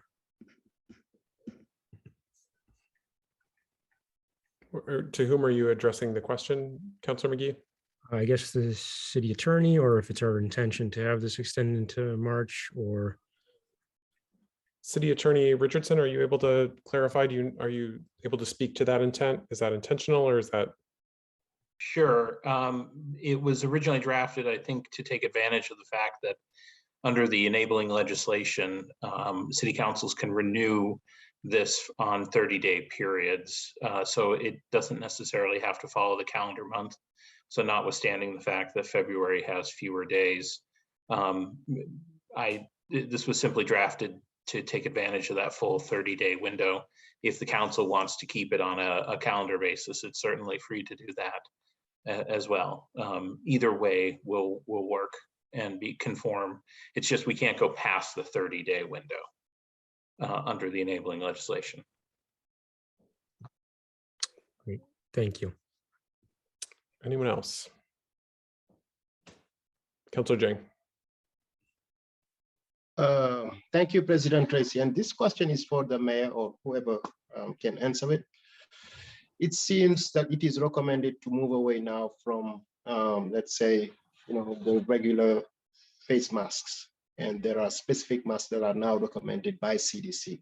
And was just wondering if we have any plan in making those available to businesses and the community and public buildings as well, and using ARPA money maybe. Thank you, Councilor Jang. Mayor Weinberger. Thanks, Councilor Jang. I think I agree with Councilor Jang's statement that Omicron has put a lot of focus on higher quality masks. A lot of reason to think that it's just something Burlington has stressed from the beginning. When we were fabricating our own masks, we went to great lengths to make them surgical quality fabric masks, not just lower standard masks. There's even those surgical quality masks, though Omicron was so contagious that they have been less effective, and the city has been working for city workers and to assist the schools in securing the higher quality N95, KN95 masks for school and city purposes. As we look ahead to possible future waves, we all hope there won't be future waves, but we need to plan as if there will be. And I think one of the things we should focus on in terms of potential future waves is a focus on high quality masks. Also, it is possible as we consider revisions to the mask mandate in the future that we might think about quality as well, though I'm not aware of any government mandate that requires N95 masks, although they're often recommended, and we, like many other governments, have recommended that. So yes, quality matters and will be part of our planning and discussions going forward. Thank you. All right, don't have anyone else in the queue. Ready for a vote? Okay, all those in favor, please say aye. Aye. Aye. Aye. Any opposed? That carries unanimously. The public mask mandate is extended for another 30 days. Brings us to item number 6.04, communication from Mayor Weinberger regarding the appointment of a police chief. We'll turn it over to Mayor Weinberger. Thank you, President Tracy. I am excited to submit to you tonight Chief John Murad to be Burlington's next chief of police. Serving as Burlington's police chief is always a big job. Burlingtonians rightly expect a great deal from their chiefs. We want someone who will keep this special place one of the safest cities in the country. And we want a chief who will ensure the department consistently earns the trust of all of our residents and lives up to the ideals of 21st century policing. At this moment, at the beginning of 2022, the job is even bigger than in normal times. The next chief will need to turn around troubling local crime trends. The next chief must meet the current moment and work to eliminate racial bias and racial disparities from policing and law enforcement. And the next chief must stabilize and then rebuild a department that has lost approximately 40% of its officers over the last 2 years. I know that Chief Murad is up to this enormous challenge because he has already demonstrated he can do it. He has served the department with distinction since returning home to his home state of Vermont, to the city he was born in, and accepting a deputy chief assignment in 2018. And for the last year and a half, he has led the Burlington Police Department as acting chief through one of the most challenging periods in its 150-year history. Chief Murad was called to public service by the 9/11 attacks. After starting as a police officer in the NYPD, he rose extremely quickly through the ranks of detective, sergeant, and eventually assistant commissioner. He then served for years in and out of government as the chief advisor to Bill Bratton, one of the most consequential figures in American policing of the last half century. Chief Murad has demonstrated his commitment to this community throughout the last 18 months of his leadership. He's a chief who rolls up his sleeves and works incredibly hard, often assigning himself early morning or late night duties. He has lived in this community with his wife, Vonnie, and their 2 children since starting his career with the BPD. He shows up to be present at important community events, whether that's a Thursday night MPA meeting in the Old North End, a vaccination pop-up, or one of Patrick Brown's MLK Jr. celebrations. And at a time when so many are stepping away from the challenges of policing and the contentiousness of the current public arena, Chief Murad is stepping up. Chief Murad and I have developed a close working relationship over the past 18 months, generally meeting at least weekly.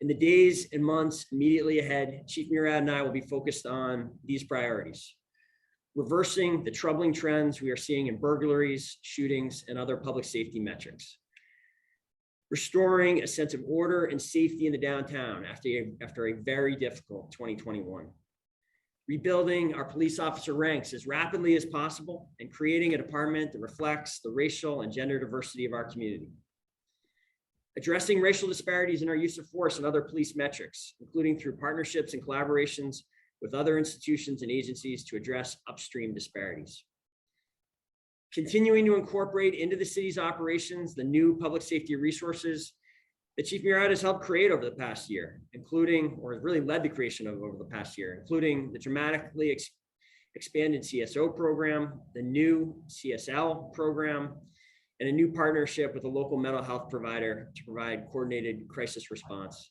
that we're hopeful of starting in the months just ahead, and that we're very close to launching because of his hard work. Recommitting to a respectful and collaborative relationship and open, productive lines of communication with the Police Commission and the City Council, even when we deeply disagree on issues. Despite Chief Murad's clear qualifications, accomplishments, and admirable commitment, I'm aware that some councilors are considering a no vote tonight. I will expect we will hear these votes justified tonight with complaints about process and other distractions from the clear choice that is before this council. Here's the clear choice. The council can either vote to confirm a highly qualified chief so that our community can move forward and begin to rebuild and address the many public safety challenges before us, or vote no and deliver yet another needless blow to public safety here in Burlington. Councilors, before you make your vote tonight, I want to ask a question. What has happened over the last 18 months under Chief Murad's leadership that is worth depriving our officers of your confidence, depriving a dedicated city employee a title and distinction he has earned, and depriving our city a chief for even one day longer? This is no time for council delay and indecision. The people of Burlington have said enough is enough. This city is facing serious public safety challenges that demand a permanent chief. We are fortunate that Chief Murad has persevered through all the turmoil of the past year and a half and stands ready to answer this call. Thank you, Chief, for your service to Burlington. Thank you for stepping forward tonight. Thank you, Mayor. I'll now turn it over to Acting Chief Murad. Thank you so much, Council President Tracy, and thank you to all the council. I mean, here we are at 10, and probably an order is going to be in motion soon. There'll be a need for an order soon, a motion to extend. You do this routinely. You do it for really a sense of public duty. I admire that, irrespective of our, at times, issues or differences. And frankly, those are not mine to have. I can give guidance and have opinions on the ideas that are put forth, but this body's dedication to the city is, I think, indisputable. And I respect it greatly and thank you. I give great gratitude to the mayor and his confidence in appointing me, and as well to the whole city leadership team, Chief of Staff Riddell, a very cohesive unit who are always there for each other. I have gratitude too, I just have to say, for the men and women of the Burlington Police Department, particularly Deputy Chief LeBrecq, my Executive Assistant Shannon Trammell, the whole leadership team, the BPOAE board, but most of all, the women and men who do the work of public safety in our community. I was very happy to hear from partners tonight, like the BBA and members of the Police Commission, who are incredibly important partners, even when they have things that are difficult for me to hear, or that are things on which we need to work. Friends and neighbors like Garrett Graff and Cliff Cooper and others. And most of all, for my family. My wife obviously called in. That was a little unusual, I think. MacArthur, my son, Katie, my parents, Joanne and Tim, and Bonnie, always Bonnie. I've had an incredible experience of getting to hear a lot of encomium and praise and encouragement from people. And I know a lot of it has found its way into your e-boxes. And I know that's not usual, but this is not a usual kind of experience for a department head and a promotion. I don't know that we've ever done this as a city. Somebody who's been in the role for this long and has been performing the role. And I would say inarguably, it has never happened when somebody has been performing the role under these conditions.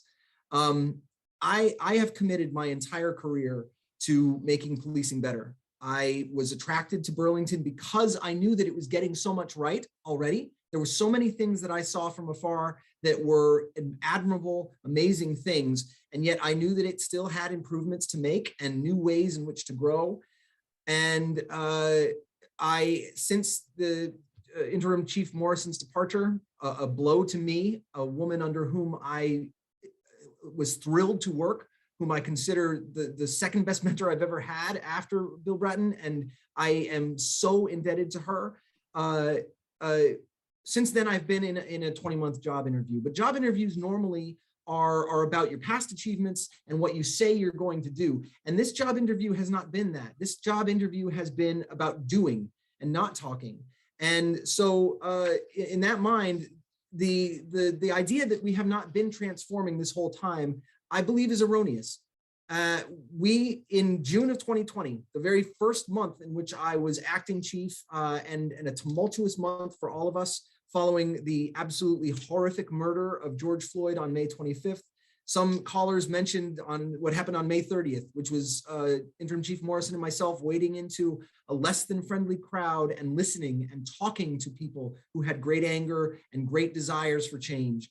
And working with that crowd in a way that forestalled violence that we saw in many other communities. In June, we published a use of force directive built on work that had already been done with the committee to review policing practices. Some of you were members of that committee. It was the single best in the state, and ultimately the state cut and pasted it in large measure and made a statewide policy that is now ours and has superseded ours, that was released in October of this year. But that's because of the work that we did in June of 2020 and then was approved by the Police Commission. In August 2020, we worked, after having already worked since before all the tumult and before the pandemic, on new rules for the Police Commission. We approved those and published them in August 2020. They codified things we were already doing and solidified new rules for how to work with a body that is an advisory body and an appellate body and needs to have appropriate insight into what police do so that it can offer guidance and it can offer recommendations and steer things in new directions. In September 2020, I created the first draft of the assessment RFP that ultimately would lead to engaging with the CNA company. That was September 2020. In December 2020, we released the Public Safety Continuity Plan. That was something that we had been working on since the second we had our new budget for that fiscal year. So on July 1st, when we knew that the budget had changed in a way that had never changed in city history, we immediately started working on that. We presented it to you and to the police commission first in December of 2020, again in January. It was predicated on a fiscal year start. And so it awaited fiscal year 22 in order to really get going, but we had it in the works because we were cognizant that all this transformation was something that our neighbors had clamored for and something that we needed to do now because we had a situation of staffing that was a fait accompli. In January 2021, transparency. We dug into a new level of transparency that was a new level for making certain that data was a huge part of that, and also that we were able to bring aboard new rules on what we shared. We began to share every single use of force with the public. And that resulted in a situation where we were able to have every use of force, the demographics of the people involved, the kind of force used, and put it out there. We had a use of force in January that caused a certain amount of public concern and immediately resulted in us being able to share that, to share it in a form of a narrative, also to share body camera because that was outdoors. We confronted that and were able to talk to our neighbors about it. We had a use of force in May of 2021 that was also mentioned during public comment. That too, we publicized it immediately. It was a component of our use of force report. There were articles written about it. We have not backed down from talking about these things. We will never be caught in a position of not having shared this information with the public in a timely fashion again. There's also data that we have made public, huge amounts of it, much more than we've had in the past. Annual reports, police blotters, and press releases are a component of that too. Whether or not that is to everyone's liking, it is a form of transparency and a way of sharing what is actually happening in the city and ensuring that our neighbors know. But the use of force reporting is the thing of which I'm most proud in that, because it's unlike something that's done, to my knowledge, at any other police department, the granularity with which we share those. And a component of that is because of race. We have disparities in our use of force and in our arrests. Both of the cases I just mentioned to you, the one involving the juvenile who received a medical intervention, not from the Burlington Police Department, but from the Burlington Fire Department in May, the one involving a person in January, those both involved people of color.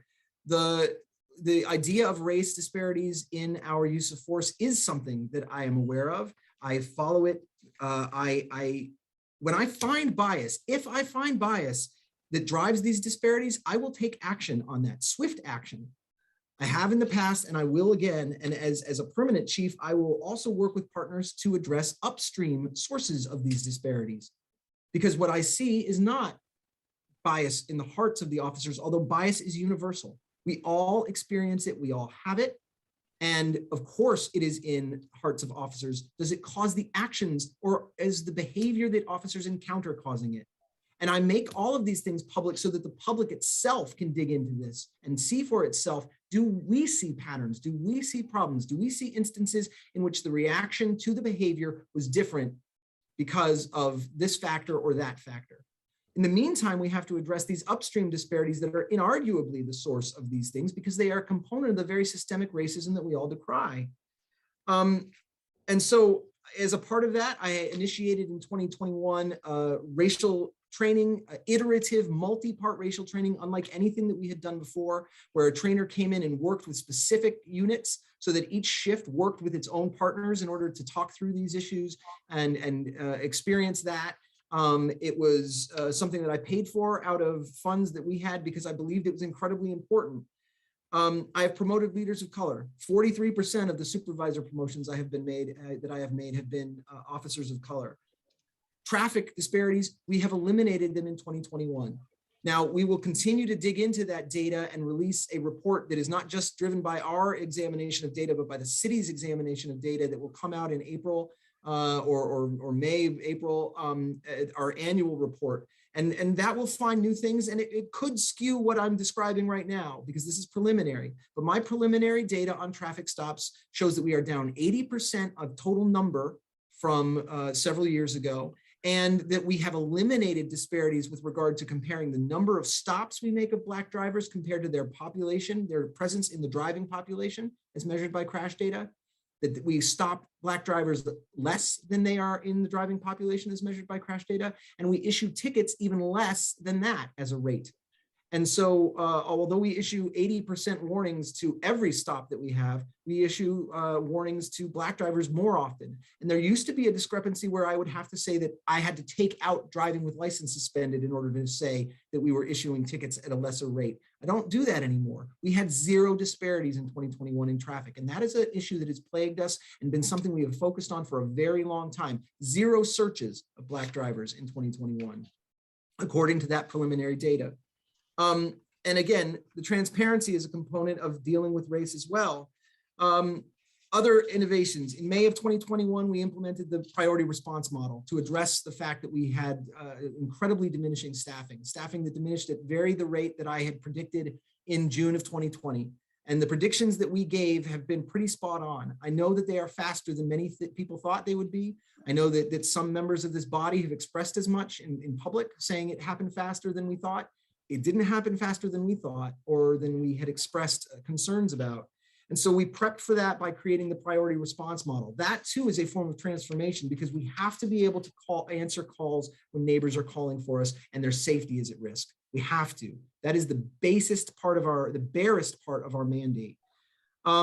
In July of 2021, with the onset of the new fiscal year, we were able to start actually doing what we had talked about with the public safety continuity plan and hiring more community service officers, those unarmed, unsworn officers who are capable of answering certain kinds of quality of life calls, and the CSLs, the community support liaisons. They have been an unmitigated success, and I am tremendously proud of the work that we've done with the CSLs.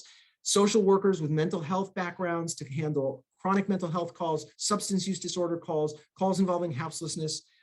They have formed the backbone of a program that we now call CAPE that sits in our building and is integrated into the police department in a really, really effective way. Every morning, those CSLs have stacks of emails waiting for them, electronic stacks of emails waiting for them from officers saying, I went to a call last night that X happened and I couldn't bring it to a completion. I did as much as I can do. Can you help? And in they come and they connect people with services. They are able to do things that officers cannot do and that we frankly have had a gap for some time. I have wanted this position for long before the murder of George Floyd and long before the tumult. This is the kind of transformation that I helped initiate at the NYPD. It is the kind of transformation that I envisioned. There was a heady period for the first couple months of Jen Morrison's tenure. Chief Morrison and I we had money that had been found for training. The pandemic had not yet set upon us, and we thought we would have a normal kind of budget. We had 96 police officers on our roster, including people who were in the police academy,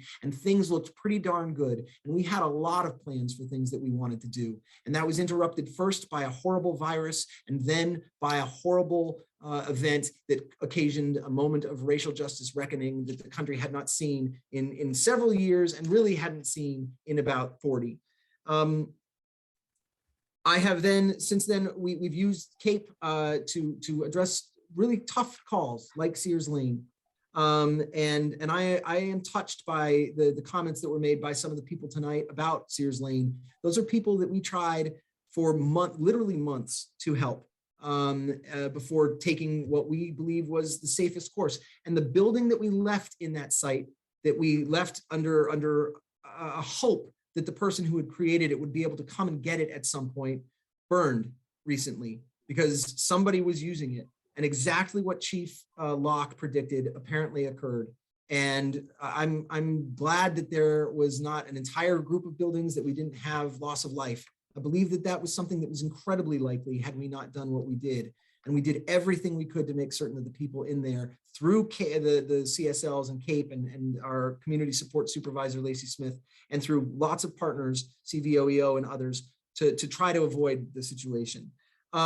I've created recruitment and retention incentives with the mayor's great support and with your vote. Thank you for that.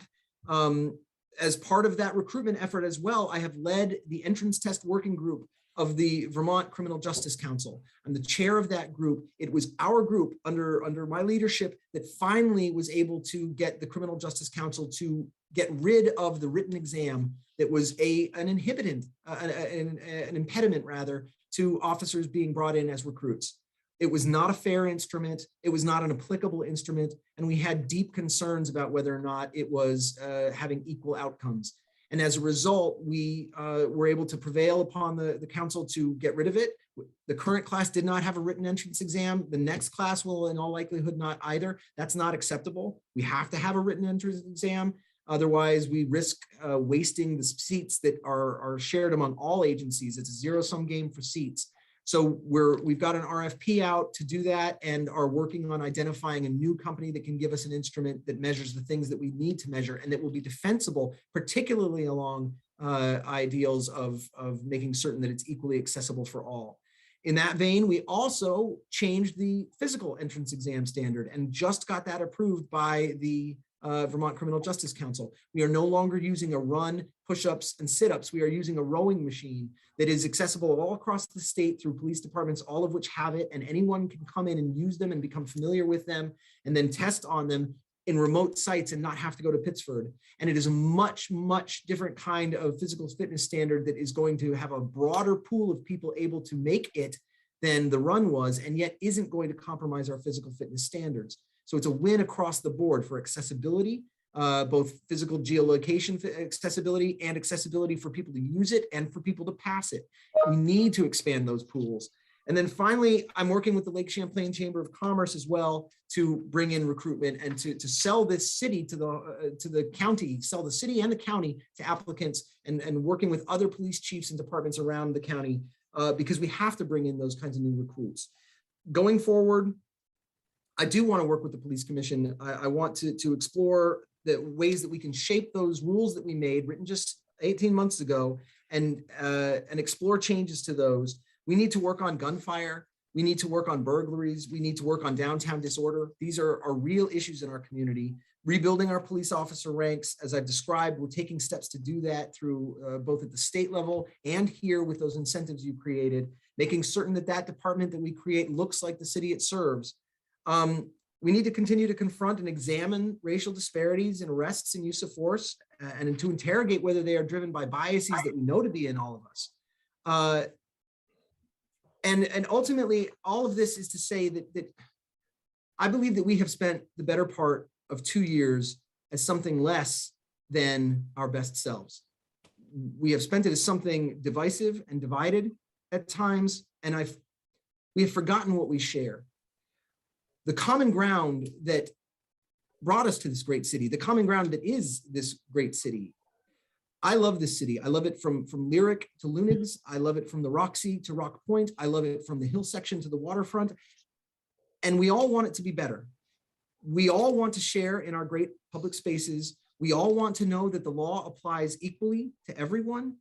We all want to be able to pursue our ambitions and worship in our way and speak our piece and love who we love and live our lives. We share those goals. We may differ on the how, but we share on the what. And the what is achieved through public safety, because ultimately we all want to be safe. And we cannot have those other things unless we are. I want to build a police department that makes that. I have been working to build a police department that makes that. It is going to be a challenge to continue to do that, not because of lack of desire, but because of lack of resources. 60 effective officers. We have a total of 65 right now, 3 on long-term military, 2 of whom I doubt are going to return to me. 1 on long-term injury. I'm hopeful to get her back soon. 1 at the police academy, but even when he gets out of the police academy, he will be on field training for an extended period of time. And in the meantime, I will lose more officers to tenure and potentially to other options and other opportunities. And we will dip below 60 effective before the summer. That is unprecedented for this agency. And to try to make changes with an agency that is that changed is very difficult. Every day is a change here. but we're doing what we can and we're building these new resources and we are dedicated to this ideal. I did something called an all-in this morning. The mayor attended, and I believe he will attest. This is what I say inside this agency every single day. These are not things that I am saying to you tonight in order to lay groundwork or to say one thing to you. I say these things inside the agency every single day in regular communications, at roll calls, in emails, in these all-ins that we do every 2 or 3 months. And this is the direction in which we want to go for our city, because ultimately policing is about keeping people safe by preventing and responding to crime and disorder with and for our neighbors. That is the mission I've dedicated myself to in my professional career. Making it as good as it can be and improving it every opportunity I can is my professional career. And I sincerely am grateful for the opportunity to do it in this city. Thank you, Acting Chief Murad. So I didn't want to interrupt your speech, but we do need a motion to suspend the rules in order to continue the meeting. So is there a motion? And before that's offered, I would just ask that whatever that motion, please include the council president update, just so I can make an announcement regarding the appointment of the reappraisal committee. Is there a motion to suspend the rules?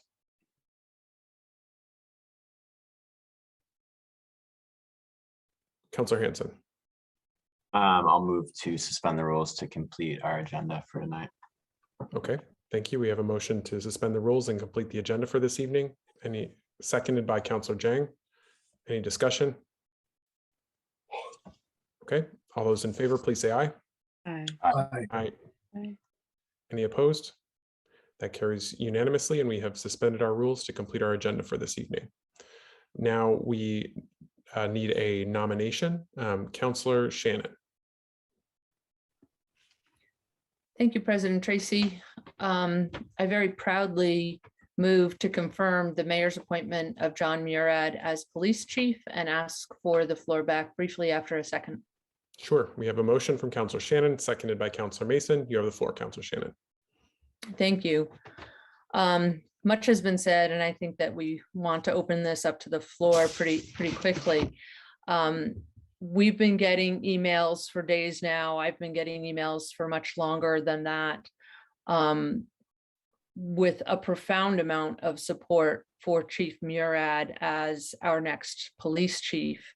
And that support comes from across the political spectrum, across the racial spectrum. Our community largely loves Chief Murad, and they have asked us to continue and to allow him to be the chief and to ratify this decision. I had a number of different, I've kind of been culling these comments that we've been getting all day from different community members, and I had selected several. One from a former head of the social work department at UVM, another from a longtime progressive in the Old North End. But I want to make this a little bit briefer, and so I'm going to focus on just one of the notes that we got today, because this one's particularly powerful, coming from a person doing the job this council has identified as critical to the systemic reform that we want. This is from a community service liaison in the Burlington Police Department. And he writes, as a person of color, I fully understand and support change to the way policing is conducted, but how this was done was 100% political pandering. As a victim services specialist for this city, and now as a CSL, I hear the community weekly, daily, concerned about their public safety. I hear about how long it takes for responses and how they often don't even bother calling because of the delay in service. I see officers in the building, often working unsafe amounts of overtime just to meet the demands for service that the city relies on. They do it for the people of the city. They do it for each other. Most of all, they do it because of Chief Murad. Your vote tonight isn't about you. It isn't about how you feel or what you want or your personal agendas. It's about what the majority of residents in Burlington want and what the people within 1 North Ave need. We need sort of stability. We need hope. We need a way forward. And collectively, we have decided for that to be Chief John Murad. This is the person that we want to lead us in 2022 and beyond. You have taken so much from us. Now it's your turn to give us something back. This is a plea coming from the core of the department to set us on a path for reform. And I think that we can poke holes at the process, but we have a situation where we are hiring somebody who we will never have another situation where we know the candidate so well. Because he has been doing this job for 20 months, he has been the front person that has had to answer to the council, has had to answer to the commission and to the public. And I think that because of that, he is not like an outside candidate where we would not necessarily know about every transgression that a person may have had. Everyone is human, and we will see the flaws of a candidate like John Murad more closely than we would if he were coming to us from outside. And we can't hold him to a different standard than we would hold anybody else to. We can't tell him, well, we want you to do this job perfectly before we hire you to be our permanent chief. That is not a fair standard.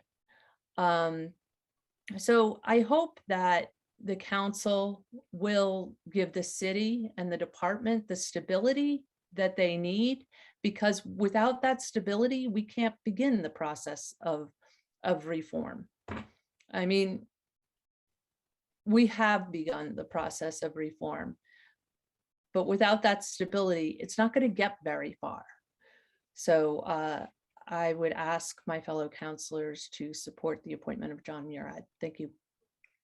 Thank you, Councilor Shannon. I do not have anyone in the queue as of yet. Councilor Hightower, to be followed by Councilor Barlow. Thanks. I'm happy to go next. I think most people who are here today know that I will not be supporting this nomination. I have thought about it for a long time. I've talked with councilors on both sides of the aisle, as well as the mayor. I have a good working relationship with Acting Chief Murad, and I would like to think we have a significant amount of mutual respect for each other. However, I am basing my decision on what I have seen over the past 12 months. I agree that Acting Chief Murad has many admirable qualities, especially his support of our officers. I won't detail some of the other ones because I think other councilors, just such as Joan Shannon, have already done that. However, I will detail that there are issues. There are undeniable issues with the way the search went, and I'm not alone in seeing the issues with John's commitment to transformative policing and John's behavior toward folks he disagrees with, especially on the police commission. These are both requirements that are highlighted in the job description that we agreed on when we started this process. If just one of those were the case, either we had botched the search or his record and actions over the past 12 months did not go against this job description, I would be voting for Chief Murad tonight. Last year, this council removed a director over similar concerns. We were asked over and over again, why has the council continued to unanimously vote for a director only now to remove him? This is me not voting for a new department head when concerns have been brought to the council that I have witnessed myself about his lack of fulfilling these two important components of the job description. The first, in my conversations with Acting Chief Murad, his conversations with the police commission, and his conversations with CNA, he has consistently denied that there is a racial bias problem in the BPD, as in his nomination speech just now. He knows that while Black people are 6% of Burlington's residents, they are 35% of our use of force incidences, including on teenagers who are not being combative in their own home just months ago. And still he only concedes that he will look for potential for racial bias. One of CNA's key recommendations. Of just 7 key recommendations, one of them, a full one, was dedicated to BPD should consider the possibility that the disparities found are driven by bias, implicit or explicit, and proactively address potential bias in office behavior or department practices. That this made it to the level of a key recommendation speaks to how persistent the mentality is within BPD leadership that there is no problem. And racial bias isn't the only area where the acting chief has been unaccepting of transformative policies. In a recent public safety meeting, he maintained his disagreement with best practice models recommended by CNA and Nicole, such as citizen oversight of policing. Others have shared with me concerns of his commitment to transformative practices such as overdose prevention and his persistent criticism of State Attorney Sarah George. The Police Commission shared their thoughts on his view of use of force during public forum. The ACLU has stated their concerns. The criticism from those who have worked closely with the acting chief comes primarily, not primarily, but comes from the Police Commission. And I think those are some of the most serious concerns. Several are appalled at his behavior when critiqued. We have gotten complaints on his behavior spanning adjectives from misogynistic to bullying.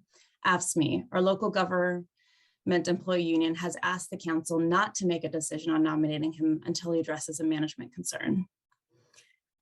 For those who don't know me, I am probably one of the most compromising counselors on the council, and I always want to try to find a way to work together.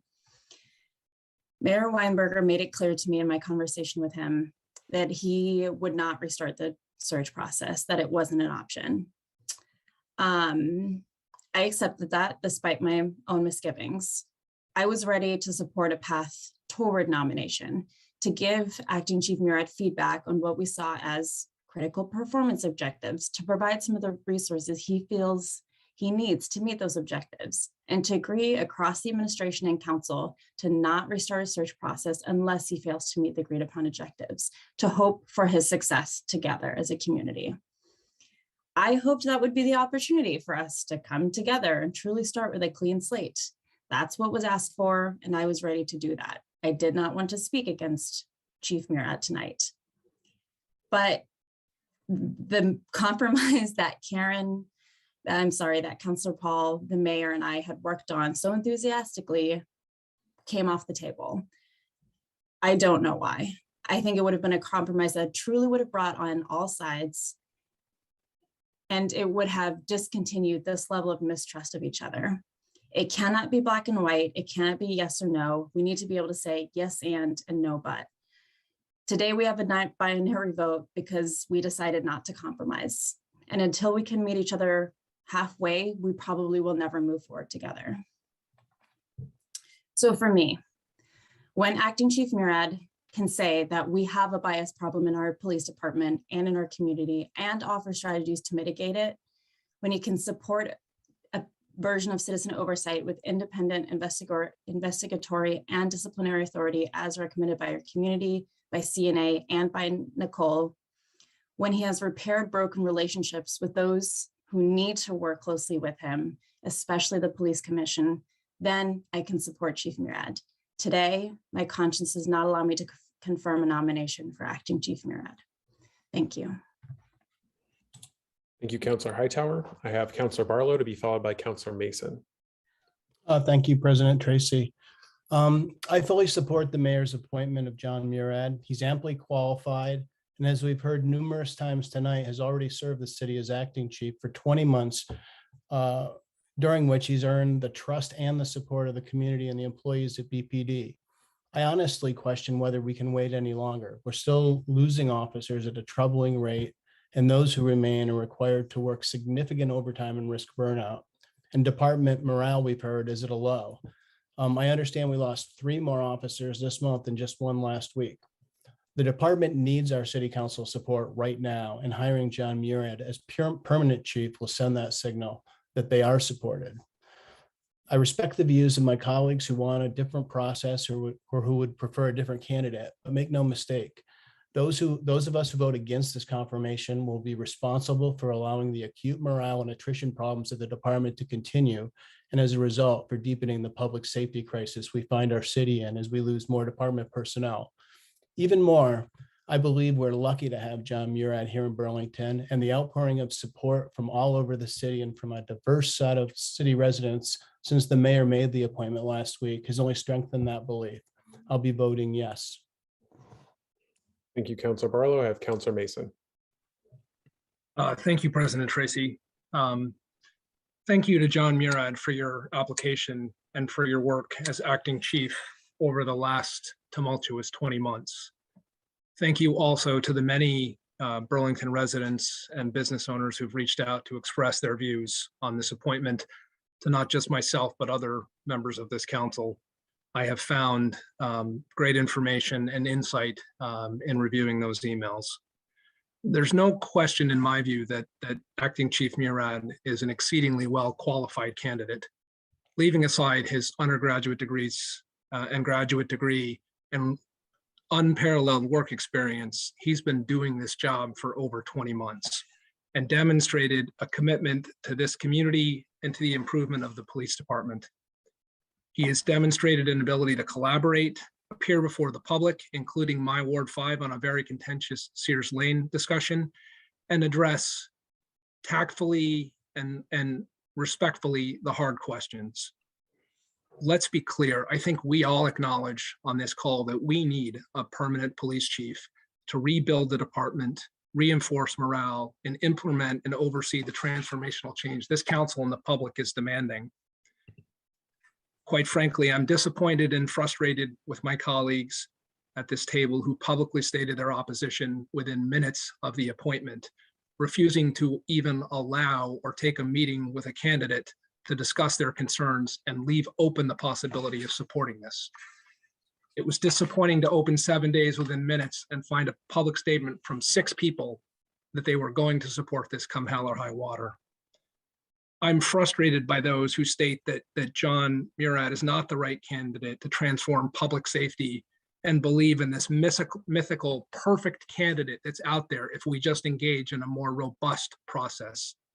We engaged in that robust process and it resulted in a small pool.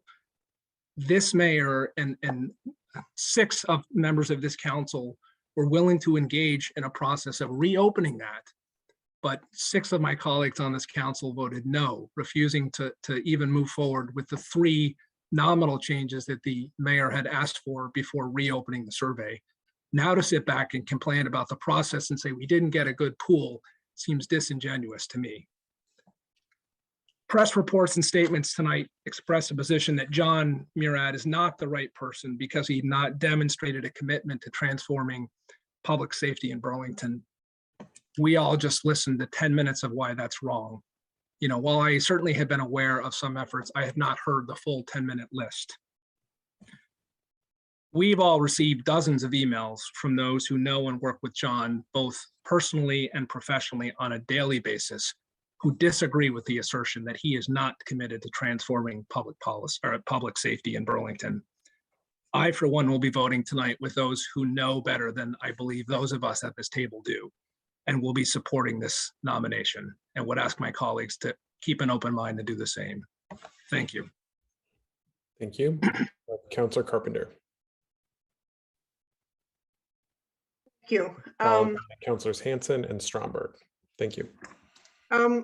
This has been a difficult process all fall, and it's been painful for me to see it.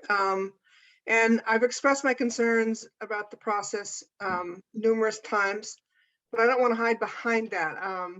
But on the other hand, I really feel we need to talk about it so we can learn from it. I've been on many professional search committees, and to be blunt, the way we ran ours was not the way it should have been run.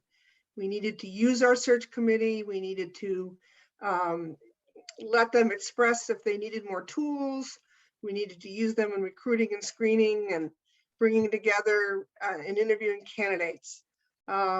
If we only have a few candidates, which was apparently the case, we should have used their expertise to interview them. We didn't let that happen, and that is very unfortunate. We should have spent more time with stakeholder groups, communities of color, other staff, partners, the citizen groups that are representative and talk directly to them about their involvement with the candidate. We should have given more opportunities for the candidate to meet with the public and express their key issues of concerns. We should have done all of that before tonight, but that's not John Murad's fault. I think that's more our fault for not really adopting a robust process. And we've probably done the finalists a disservice by not having them participate in a more affirmative process. But that doesn't need to end with a decision tonight. We can continue that. We can invite stakeholders. We can get feedback about our chief's performance, the performance of our department. That's not an end process. We all know how dedicated John is to Burlington, but this is not about John or how ethical or upright he is or what a good law enforcement is. We've heard that from many people. What we should have done and we need to continue to do is develop a community process that acknowledges we have a division. We need a process where we can bring everyone to the table and have consensus on how to work with a leader and move forward. And I'm bringing this up now because that work can continue. Just because we make a decision tonight doesn't mean that work or the process for that needs to go away. We can make up perhaps for what we should have done in the fall and continue the dialogue and conversation. But we need a chief now. We need stability. We need to help them succeed. We need to provide feedback to the chief. We must give them absolutely the supports they need, like a recruitment officer and a public information officer and other personnel support. We need to make sure that some of the transformations we want, like CAHOOTS, crisis intervention and other interventions, can happen. And that's a continual process. We're not making a decision tonight on a lifetime position. These are one-year commitments. And I took to heart very strongly what my neighbors had to say, what many skilled and educated people in this community had to say. And they've said loud and clear that they really would like us to give John the chance to serve as a permanent chief.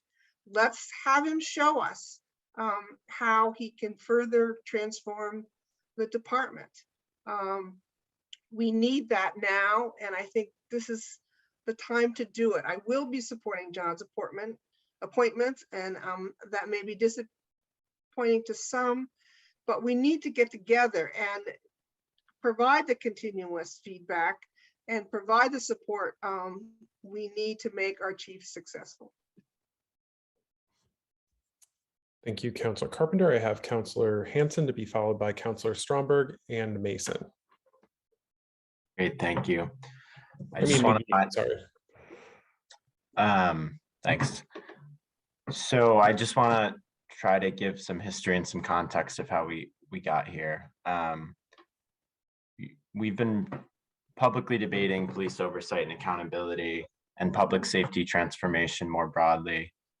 Ever since I got on the council in 2019, it's been one of the main areas of focus of this body.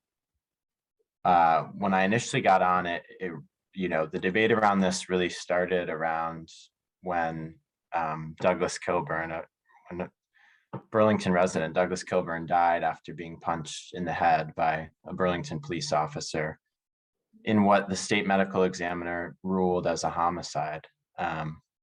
And there was further turmoil around this when the mayor and the previous chief, Del Pozo, questioned that ruling and worked to have it changed. But ultimately that determination was not changed, meaning that Douglas Kilburn would not have died if not for the punch to the head.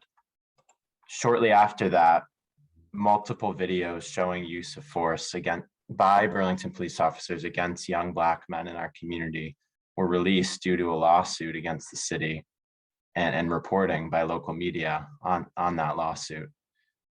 And one of the videos showed a sergeant approaching a young man and instantly shoving him without any conversation, causing him to hit his head on the wall and fall to the ground.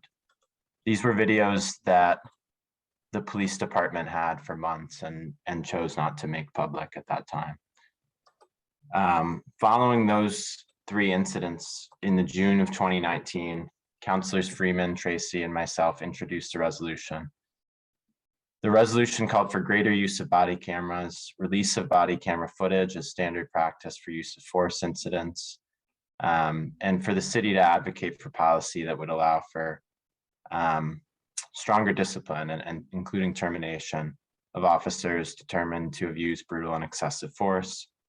And it would have capped the sworn officer count at 104, which was the current level at that time, and to over time work to shift investments away from hiring additional police officers beyond that cap and working to hire more social workers and other social service providers.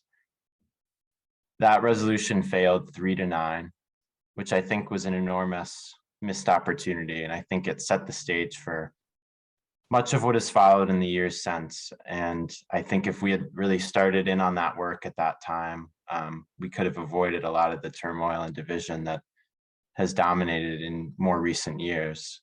Although we have accomplished some of the goals of that resolution now, but it's happened in a much more divisive and a much more dramatic way.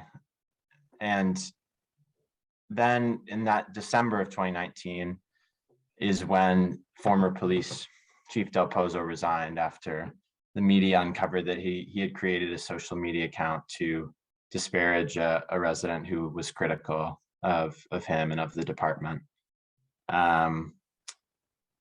And then the mayor promoted Deputy Chief Jan Wright into the role, but shortly after, she was demoted also for creating fake social media accounts to debate with not only members of the public, but even city councilors around policing through social media. And we haven't had a permanent chief since then.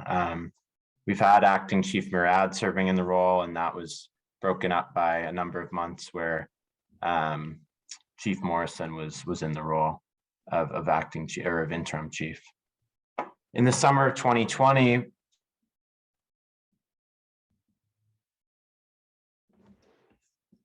looks like we've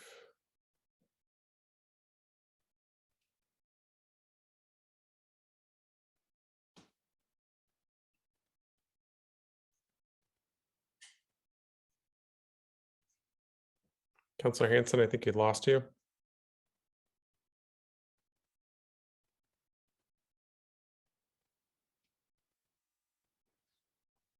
Councilor Hanson?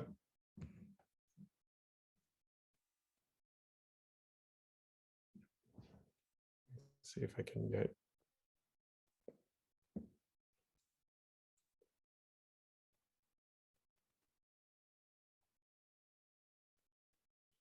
Just take a brief second here to get Councilor Hanson back on. Appreciate everyone's patience.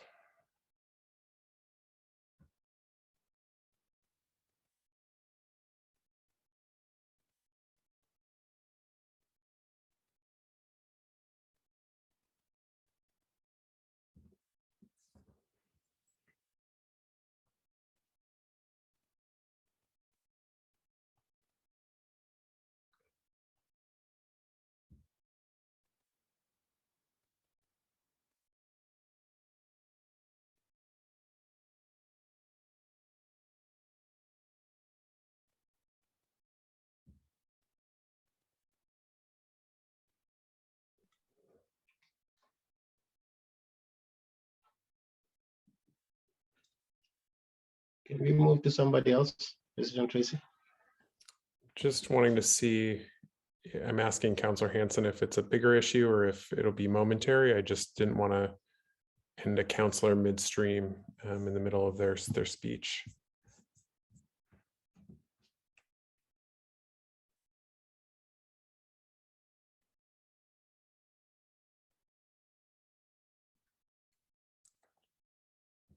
Okay.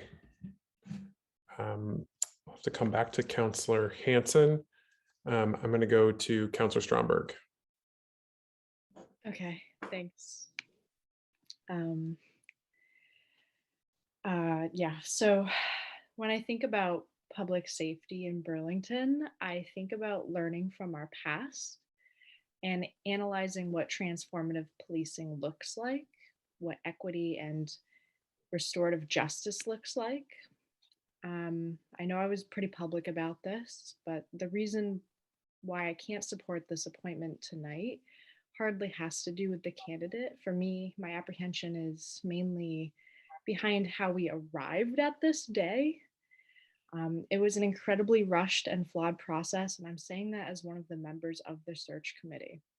The police chief search was initially put on hold due to the pandemic, and then it was suddenly resumed in the middle of the same raging pandemic.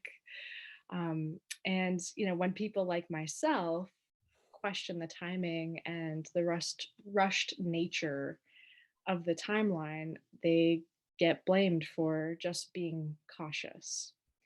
That is not sustainable or productive. It didn't feel good. However, tonight is truly about moving forward, and I do hope to do that.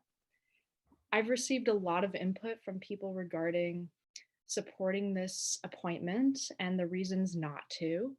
And I appreciate it because it does help to know where people are at. But I will say almost every correspondence in favor of an appointment tonight misses the key topic that started this entire conversation and has informed my votes thus far: transformative policing and restorative justice. The willingness for engaging in meaningful police reform is what I have wanted to see. Credentials are great, but character comes before credentials no matter how many a person has.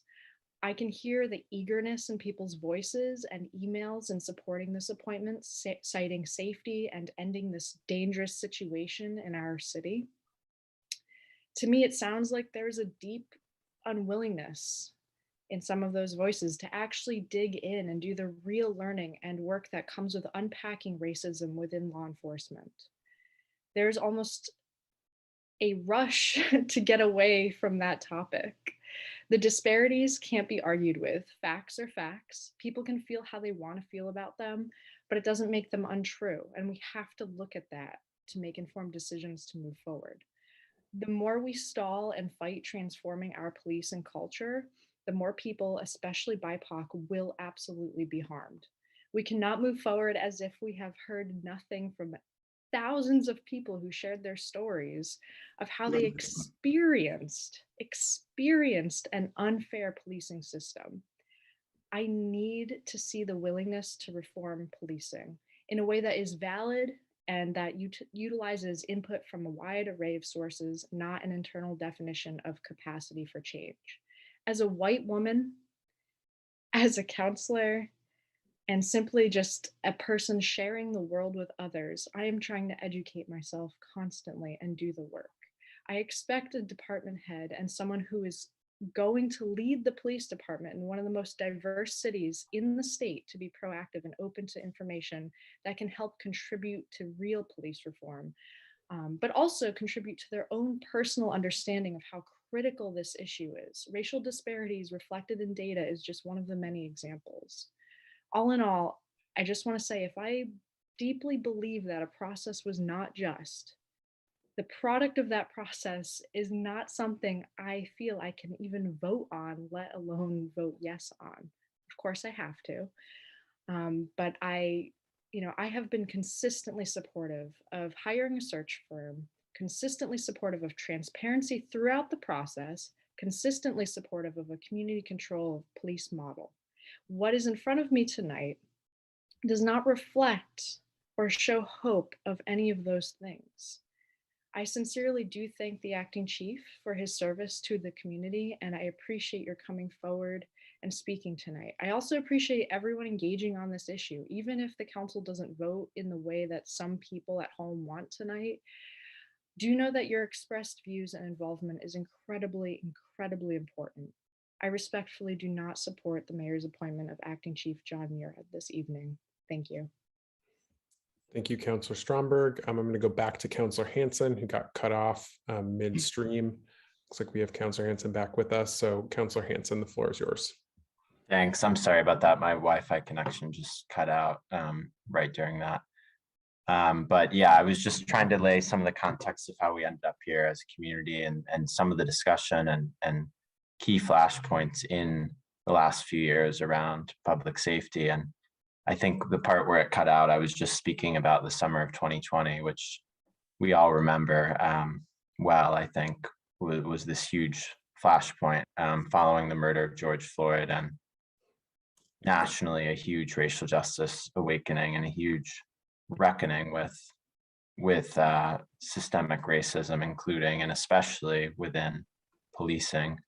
And in Burlington, we saw a huge uproar from the community, and to my understanding, the largest ever number of residents speaking on an issue. And those folks were very clear in their demands. And it was almost unanimous from what we were hearing from folks who were speaking up and reaching out, both at council meetings and by email and by calling us directly as well, and through protests and really every means of communication and expression. And those demands, they included reducing the number of police officers and of sworn armed traditional police officers, and using the funds freed up from that reduction to invest in a variety of social services, in unarmed roles, and as well as in social, racial, and economic justice initiatives.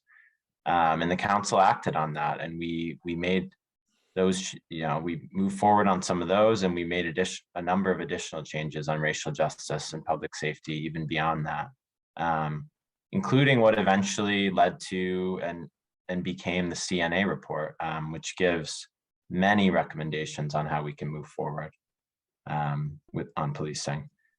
The council later acted on calls from, again, an enormous number of residents who wanted to see greater police oversight, and the council approved a proposal to create an independent civilian oversight body.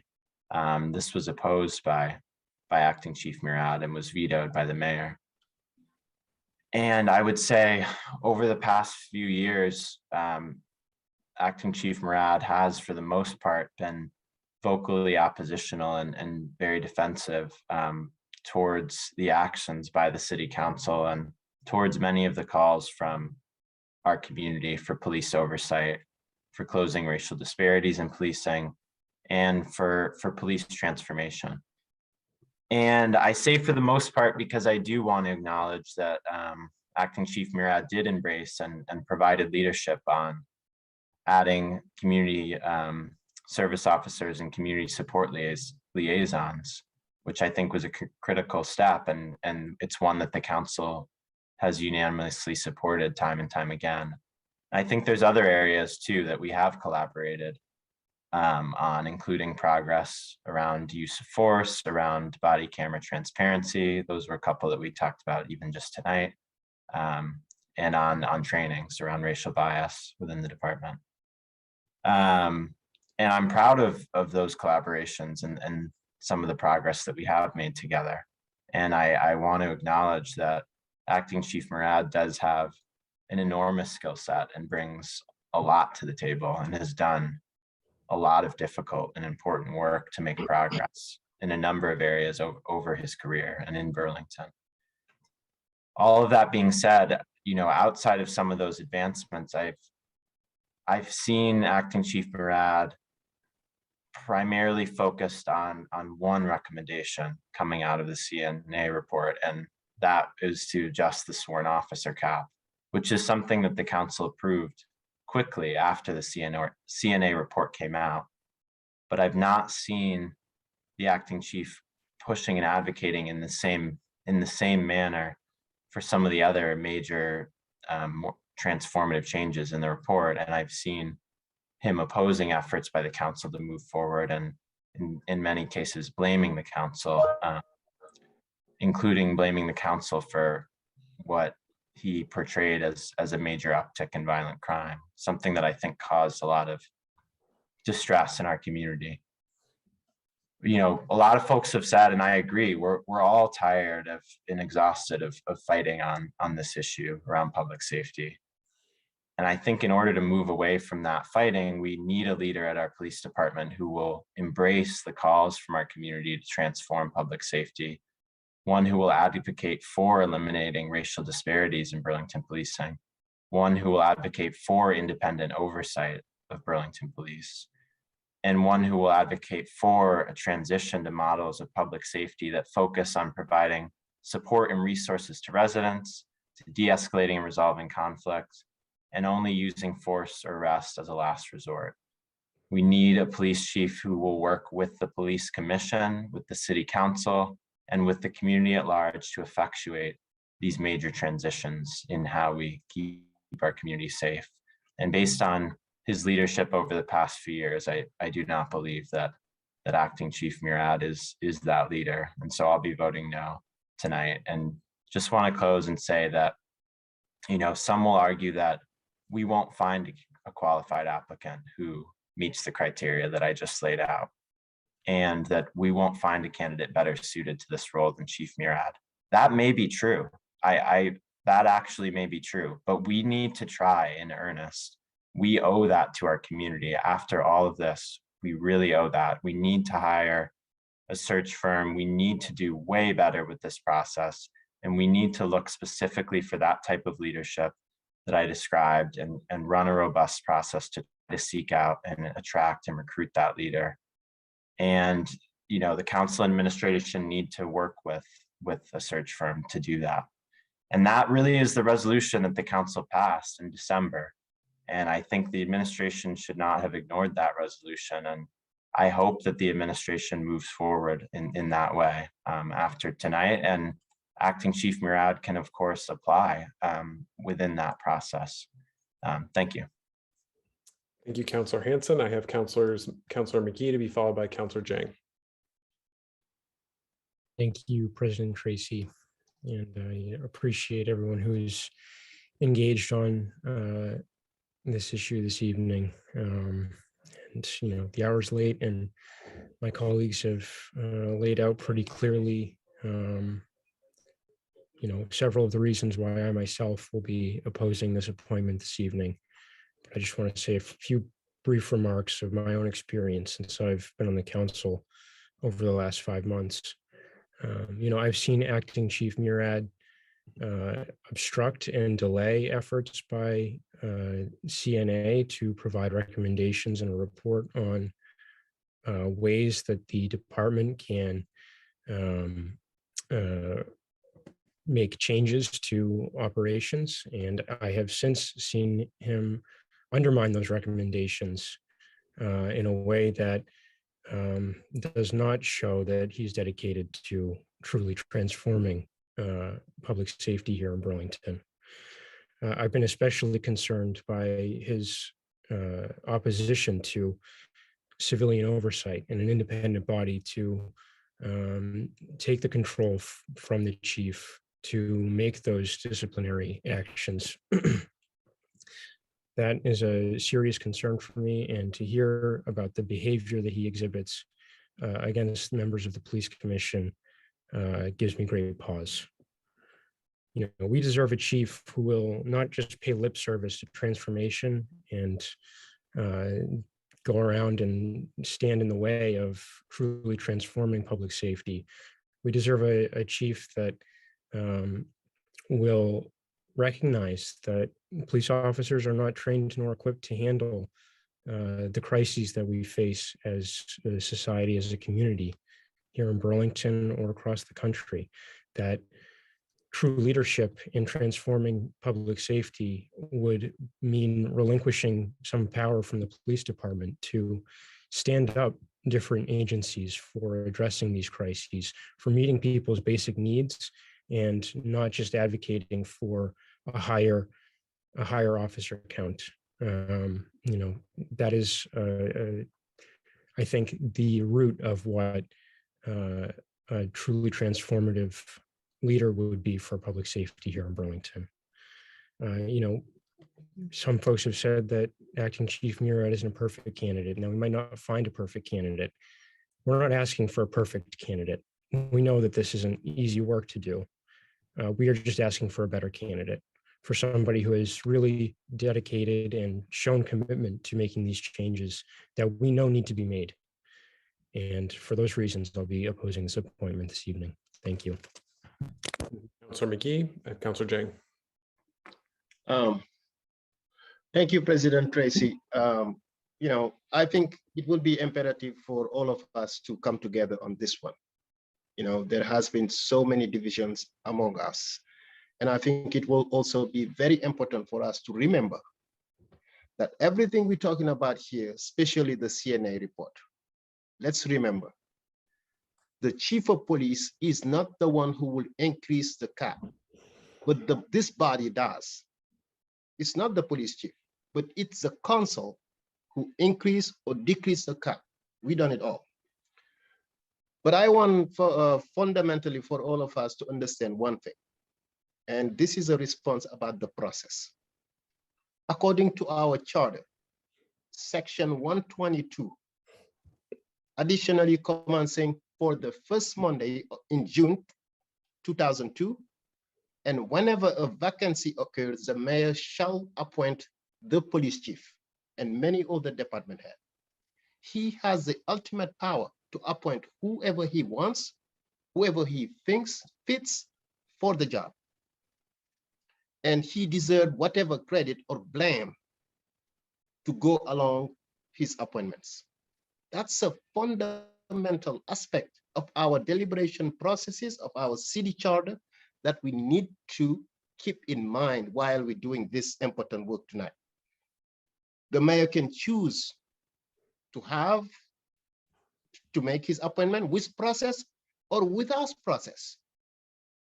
That's ultimately his own power. And any other mayor elected in the future can replace or can appoint, because that person is given the executive authority to do so.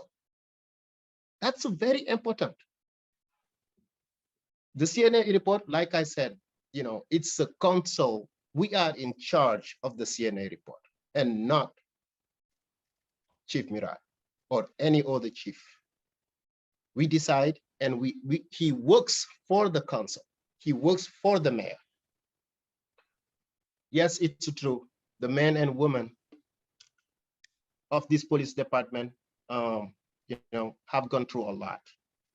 And I think they have been micromanaged, and in that process, demoralized. And I think it would be imperative for all of us to stop this exodus of police officers, to stabilize this department. Those who are left, we have to do all in our power to keep them in Burlington. We all know how hiring is hard. It may take 15 months in order to get one. There are hopes that by June, this force will be reduced to around the 50s. If it doesn't scare you, it does scare me, right? And we increase the cap to 79, and I think stability starts with having a permanent leader. And that leader, from my perspective, is right here in front of us. Yes, there are disagreements about policing oversight, right? But it's us to decide what type of body, and then allow the voters of this city to say yes or to say no. We have power as a body. And we should also not take that power from the mayor, who can appoint whoever he wants with or without a process. From my perspective, John Murad is the right person at this time right now. And maybe in 2 years, we can have a different mayor. Maybe in even 6 months, we can decide that he's not the man for the job, and we make that change. But for the sake of stability, for the sake of building a community, right? We have to definitely come together on this one. And I urge you, my fellow councilors and colleagues, to please make this vote. I don't know if you remember, there were times when I was telling us, other body, if we make this decision tonight, we will regret it. There is not one time, not two Over 3 times, I've been telling you, it seems that I'm sitting, what I can see in the picture, you can stand up and not see it. That's wisdom. Wisdom is supporting Murad tonight, and wisdom is holding this mayor accountable if Murad doesn't do the job right. I would be supporting Murad, and Murad, again, thank you for your work.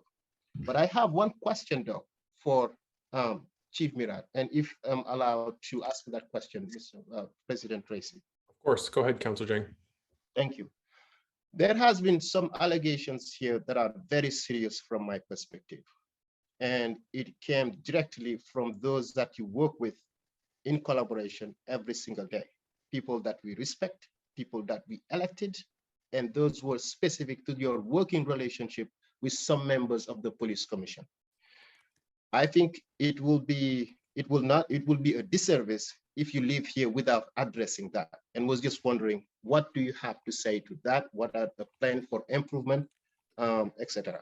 Thank you. Sure. Acting Chief Murad.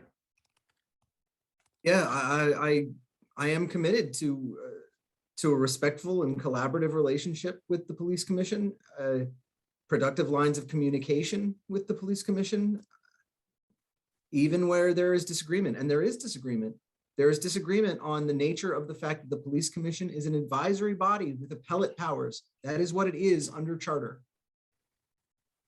But as those who attended the New North End Town Hall know, there are police commissioners who have expressed faith in the work that I have done, expressed belief that those things that I just discussed are eminently a part of the relationship: collaboration, communication, a desire to work together.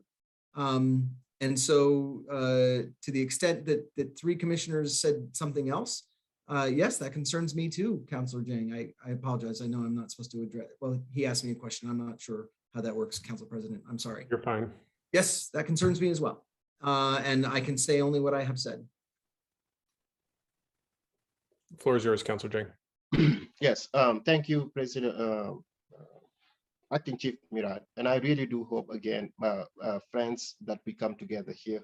And also we have committees such as Public Safety Committee, who's in charge of the CNA report, and they are in charge of implementing it, and not Murad, right? Not Acting Chief Murad, sorry, right?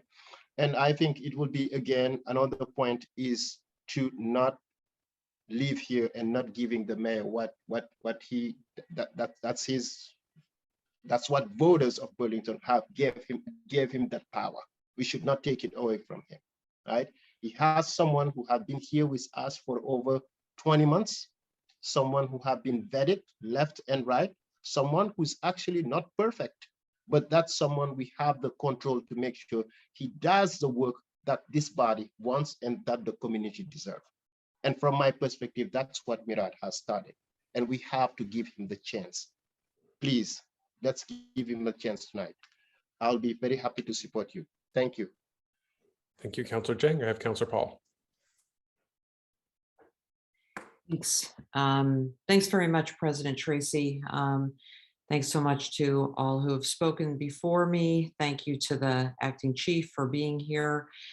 And also to the residents and the Vermonters who have written to the council, to me personally, regarding this appointment. I have yet to respond to every email and text that I've received, but I will do so over the next couple of days, and just want people to know that I have read all of what you have sent me, and your voice, my vote is influenced by your words and insight, and also thanks to the people who spoke this evening. So my comments are based on, my experience on the council, as well as having served as a commissioner for both the Electric Commission and the Police Commission. I think I sort of have lost track. I think I've served on 7 search committees for department head appointments, a few other city appointments, and I also served on a city, was on the Police Commission when we chose a police chief several iterations ago. I would say that, a process does matter. and process is important. When you have a process and you agree to it, that you should carry it through. If you don't have a process, then obviously there's nothing to carry through. But once you have one, you should carry it through. The one that we had for the selection of this police chief, Counselor Carpenter did a pretty good job of stating many of the reasons why it was not why it was a flawed process. But in my view, as one of the members of the search committee that Counselor Stromberg and I both served on, the reason I think why it was fundamentally flawed was because there were too many hard lines on the committee, and there was too little collaborative listening. And at the root of all of that was that there really just isn't enough trust and an ability to find shared goals and common ground in a way that I have never seen before on any search committee that I've ever served on. And, you know, that's a responsibility that we all share, all of us. You know, I think what it shows is that, you know, we have not prioritized what is really our overriding purpose.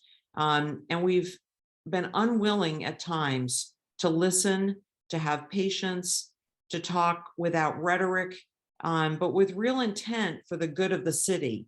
And I feel like oftentimes we have been at cross purposes with one another. You know, tonight's vote is a living example of this, and it's playing it's playing out before the public eye. We find ourselves with a vote that will not produce a police chief this evening. And, you know, none of us are perfect. We're all human. Part of being human is that we're not perfect. But we become better humans by listening to one another, working together, and listening to opposing opinions. And, you know, I think it does matter how we got here, because I think it's important to understand why we're in the position that we're in. And, you know, it is a shared responsibility. If we want a greater salary to attract a broader pool of candidates, then the mayor needs the council approval to do that. If we need more time to come to a vote, the council needs the mayor's agreement to those terms. If the role needs greater supports by way of new positions or budget funding, then the mayor needs our approval to proceed with that. So, you know, I found it interesting that when we were, you know, we can't go into what happened at the search committee, but one of the things that I think was just a broad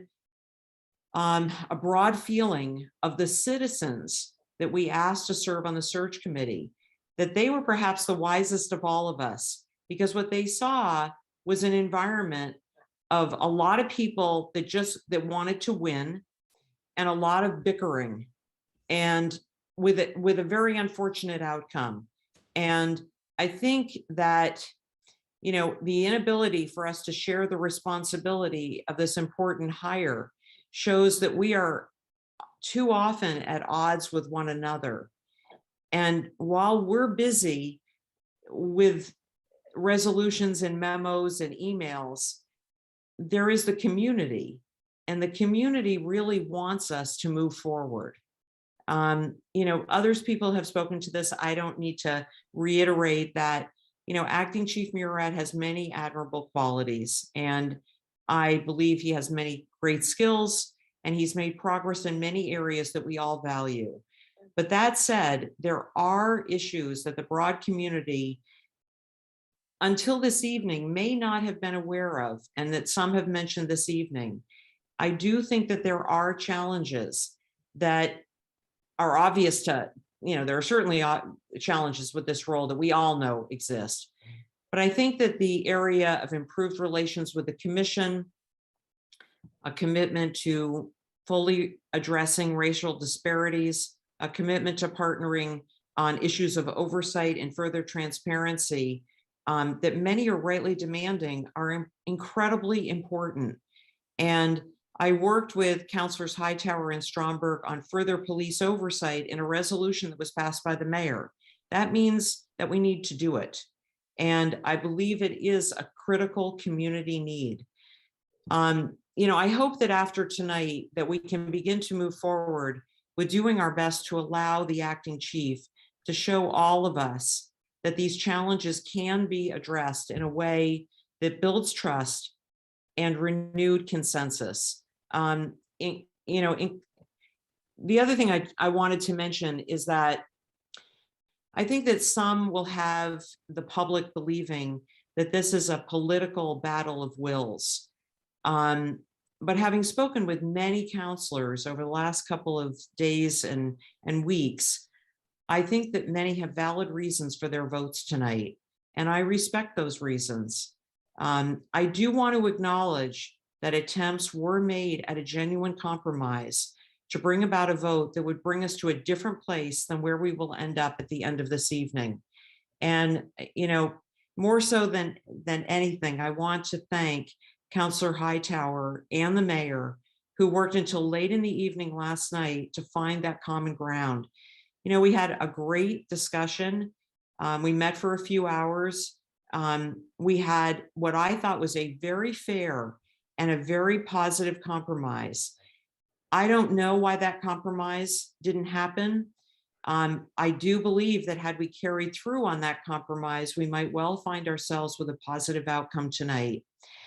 That said, I'm a positive person. I still have hope, and I remain confident that we can find a path forward after this evening that will result in a renewed resolve to find a way to address the community's need of a chief and provide them with the services that they deserve, including traditional policing models, as well as the exciting Cahoots initiative and all the other things that we've discussed tonight.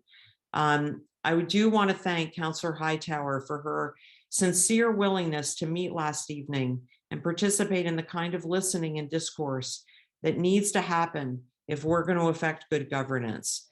So I guess in the final analysis, I've tried to take a very balanced approach to my vote tonight. I feel that it's very important as an elected official to represent my constituents' views when there is a clear consensus to the best of my ability. And, as we all know, when we have to vote, and we've all done this many times, life is never as ideal as we want it to be. Long after I leave office and move on to other priorities in my life, the decisions that we make tonight are actually going to resonate and guide our city in the future long after we are not here. My vote tonight is for moving forward and for working together to affect the best outcome for Burlington, which in the end is what our community wants us to do. And with that, I will be voting to support the appointment of John Murad as the next chief. Thank you. Thank you, Councillor Paul. I don't have anyone else in the queue. May I ask a question?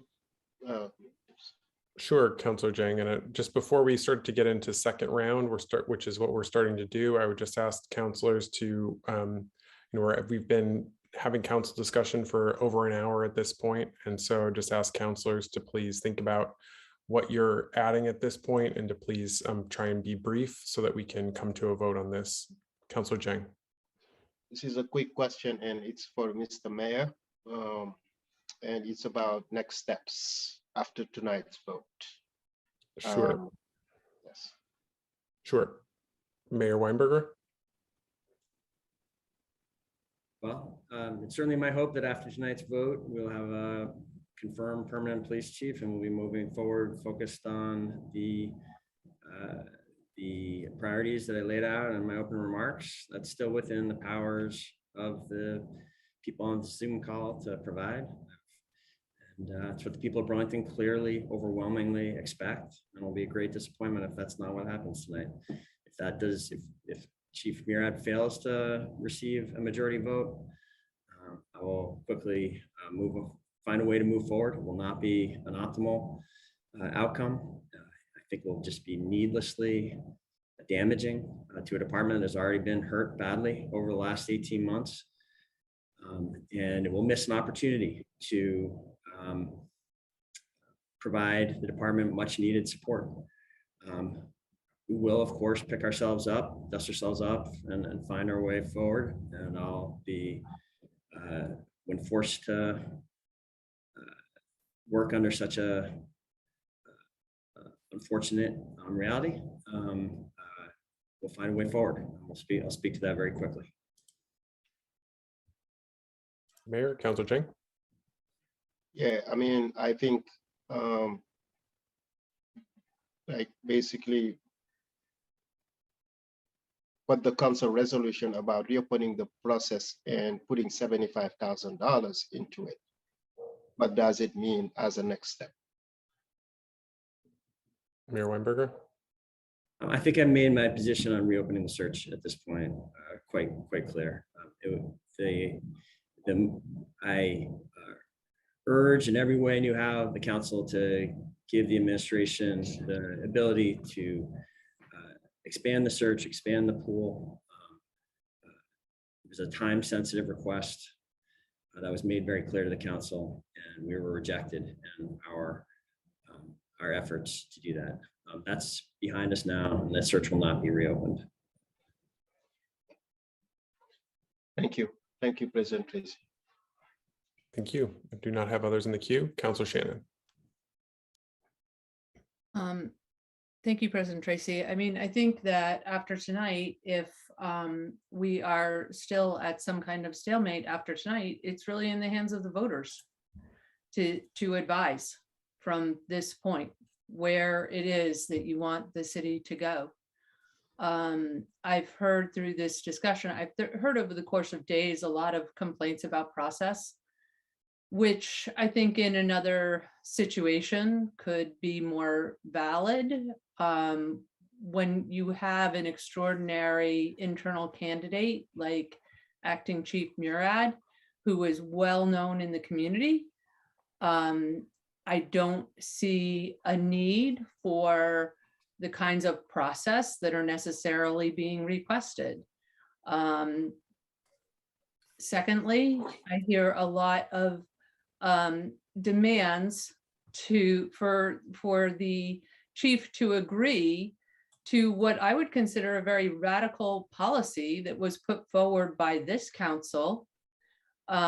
It's called Community Oversight of Police, but what it really was a body that would be packed with people who were anti-police. And that is, the council can, of course, adopt whatever policy they want. And the chief will have to work with that policy, as our chief has. He certainly has not been on board with every action of this council, yet he's moved forward as a true professional with whatever it is that we decide. And so it's up to this body to decide what the policy is.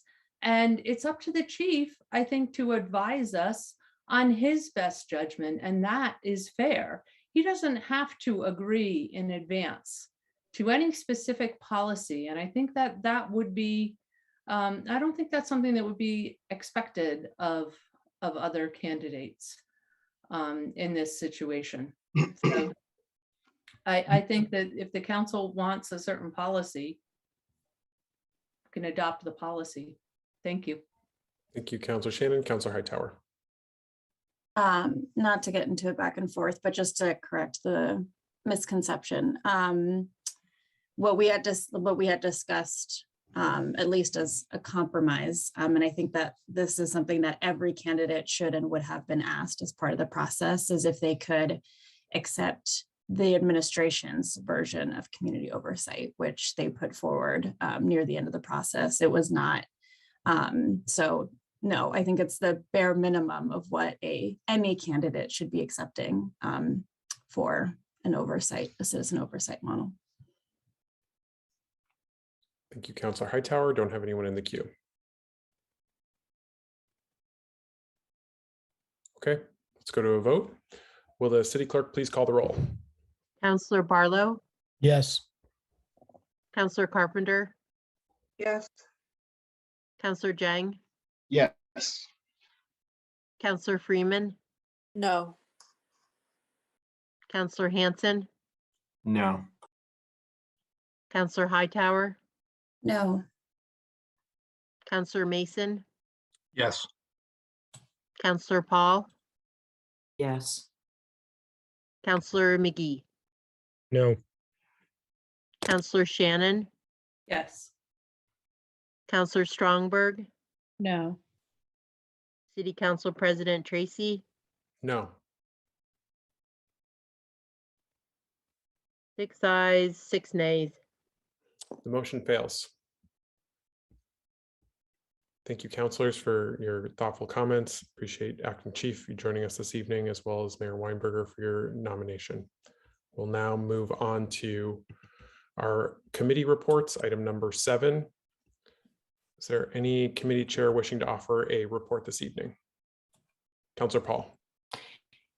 Thanks very much, President Tracy. So the Public Safety Committee will be meeting tomorrow evening. All of the meetings are now going to be done entirely remotely. And you can check the city calendar for the Zoom link.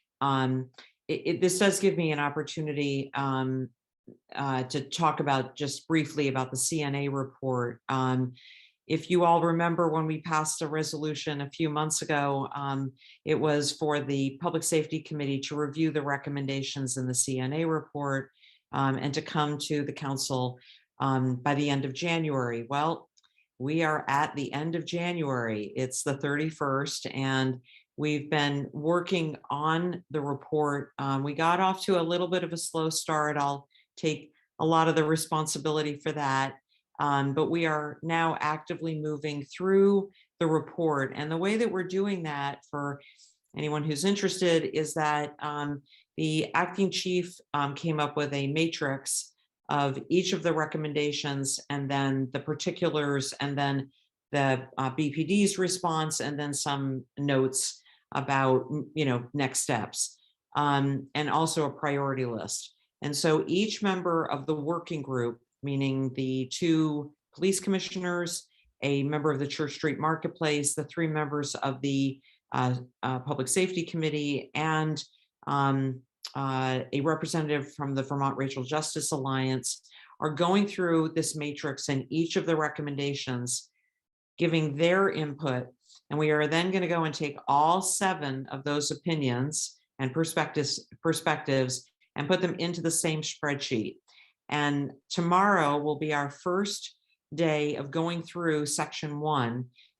There are 48 recommendations. We're highly optimistic that we will be able to make a lot of effort, a lot of progress on the first section tomorrow evening. And we have committed to a meeting every Tuesday night for the month of February to hopefully be able to cover the rest of the report. So, and into March. So we're hopeful that by the end of this council year that we'll be able to come back with a full report on the recommendations on the CNA report.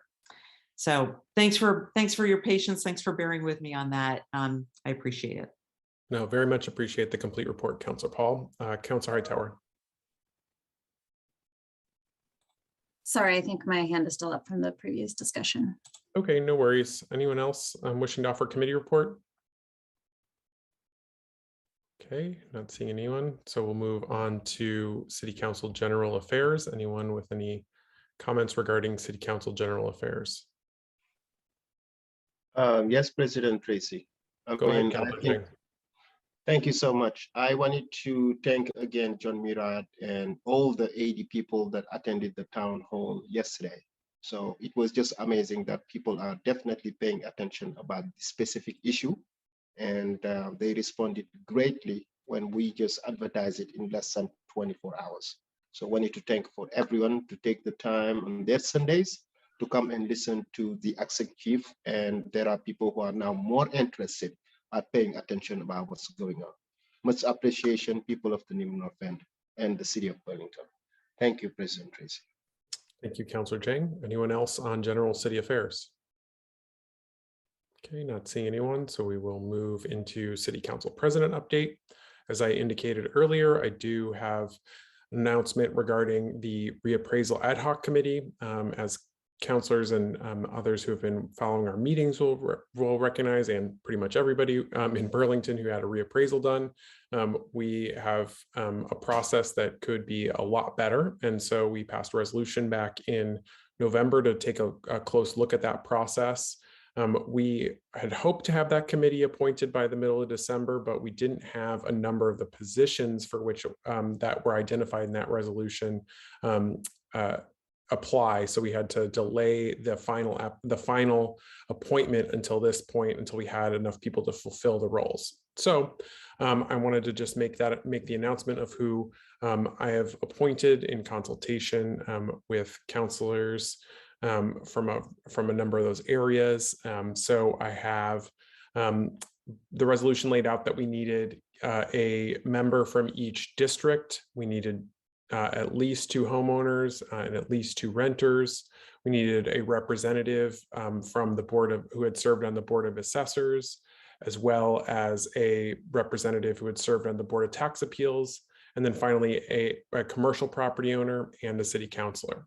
So representing the North District and who is also a homeowner, I've appointed Kevin Stapleton. Representing the South District, and also a homeowner, and we only had 1 applicant from the South District, David Edwards. Representing the Central District and also a homeowner, Dan Kirk. Representing the East District and also the Board of Assessors and also a homeowner, Jonathan Chappell Sokol. Representing the City Councilor spot and also a homeowner, Councilor Joan Shannon. Representing the renter and also a North District resident, Karen Blakelock. Representing the renter and also a Central District representative, Chris Hasley, someone who lives downtown. We also had some difficulty filling the commercial property owner role, but James Unsworth was willing to step up. So appreciate that, James. And I've appointed James to fulfill that role. We also had a need for a member of the Board of Tax Appeals or a representative, and Alan Bierke, who, if folks don't know, was deeply involved in the appeal process, wrote every decision from what I understand himself, and is very knowledgeable on this, also applied. Alan's also a homeowner. So we do have the necessary balance of that was laid out in the resolution. I've directed City Clerk Olberg, Lori Olberg, to notify those who were selected as well as those who were not selected. So that should take place shortly. But I just wanted to let the council know that. Hopefully the committee is able to convene soon so that they can undertake what was laid out in the resolution, which was public hearings, gathering feedback on experiences that folks had and ideas for improving the process going forward. Being said that, we will now move. I will now turn it over to Mayor Weinberger to close us out for this evening.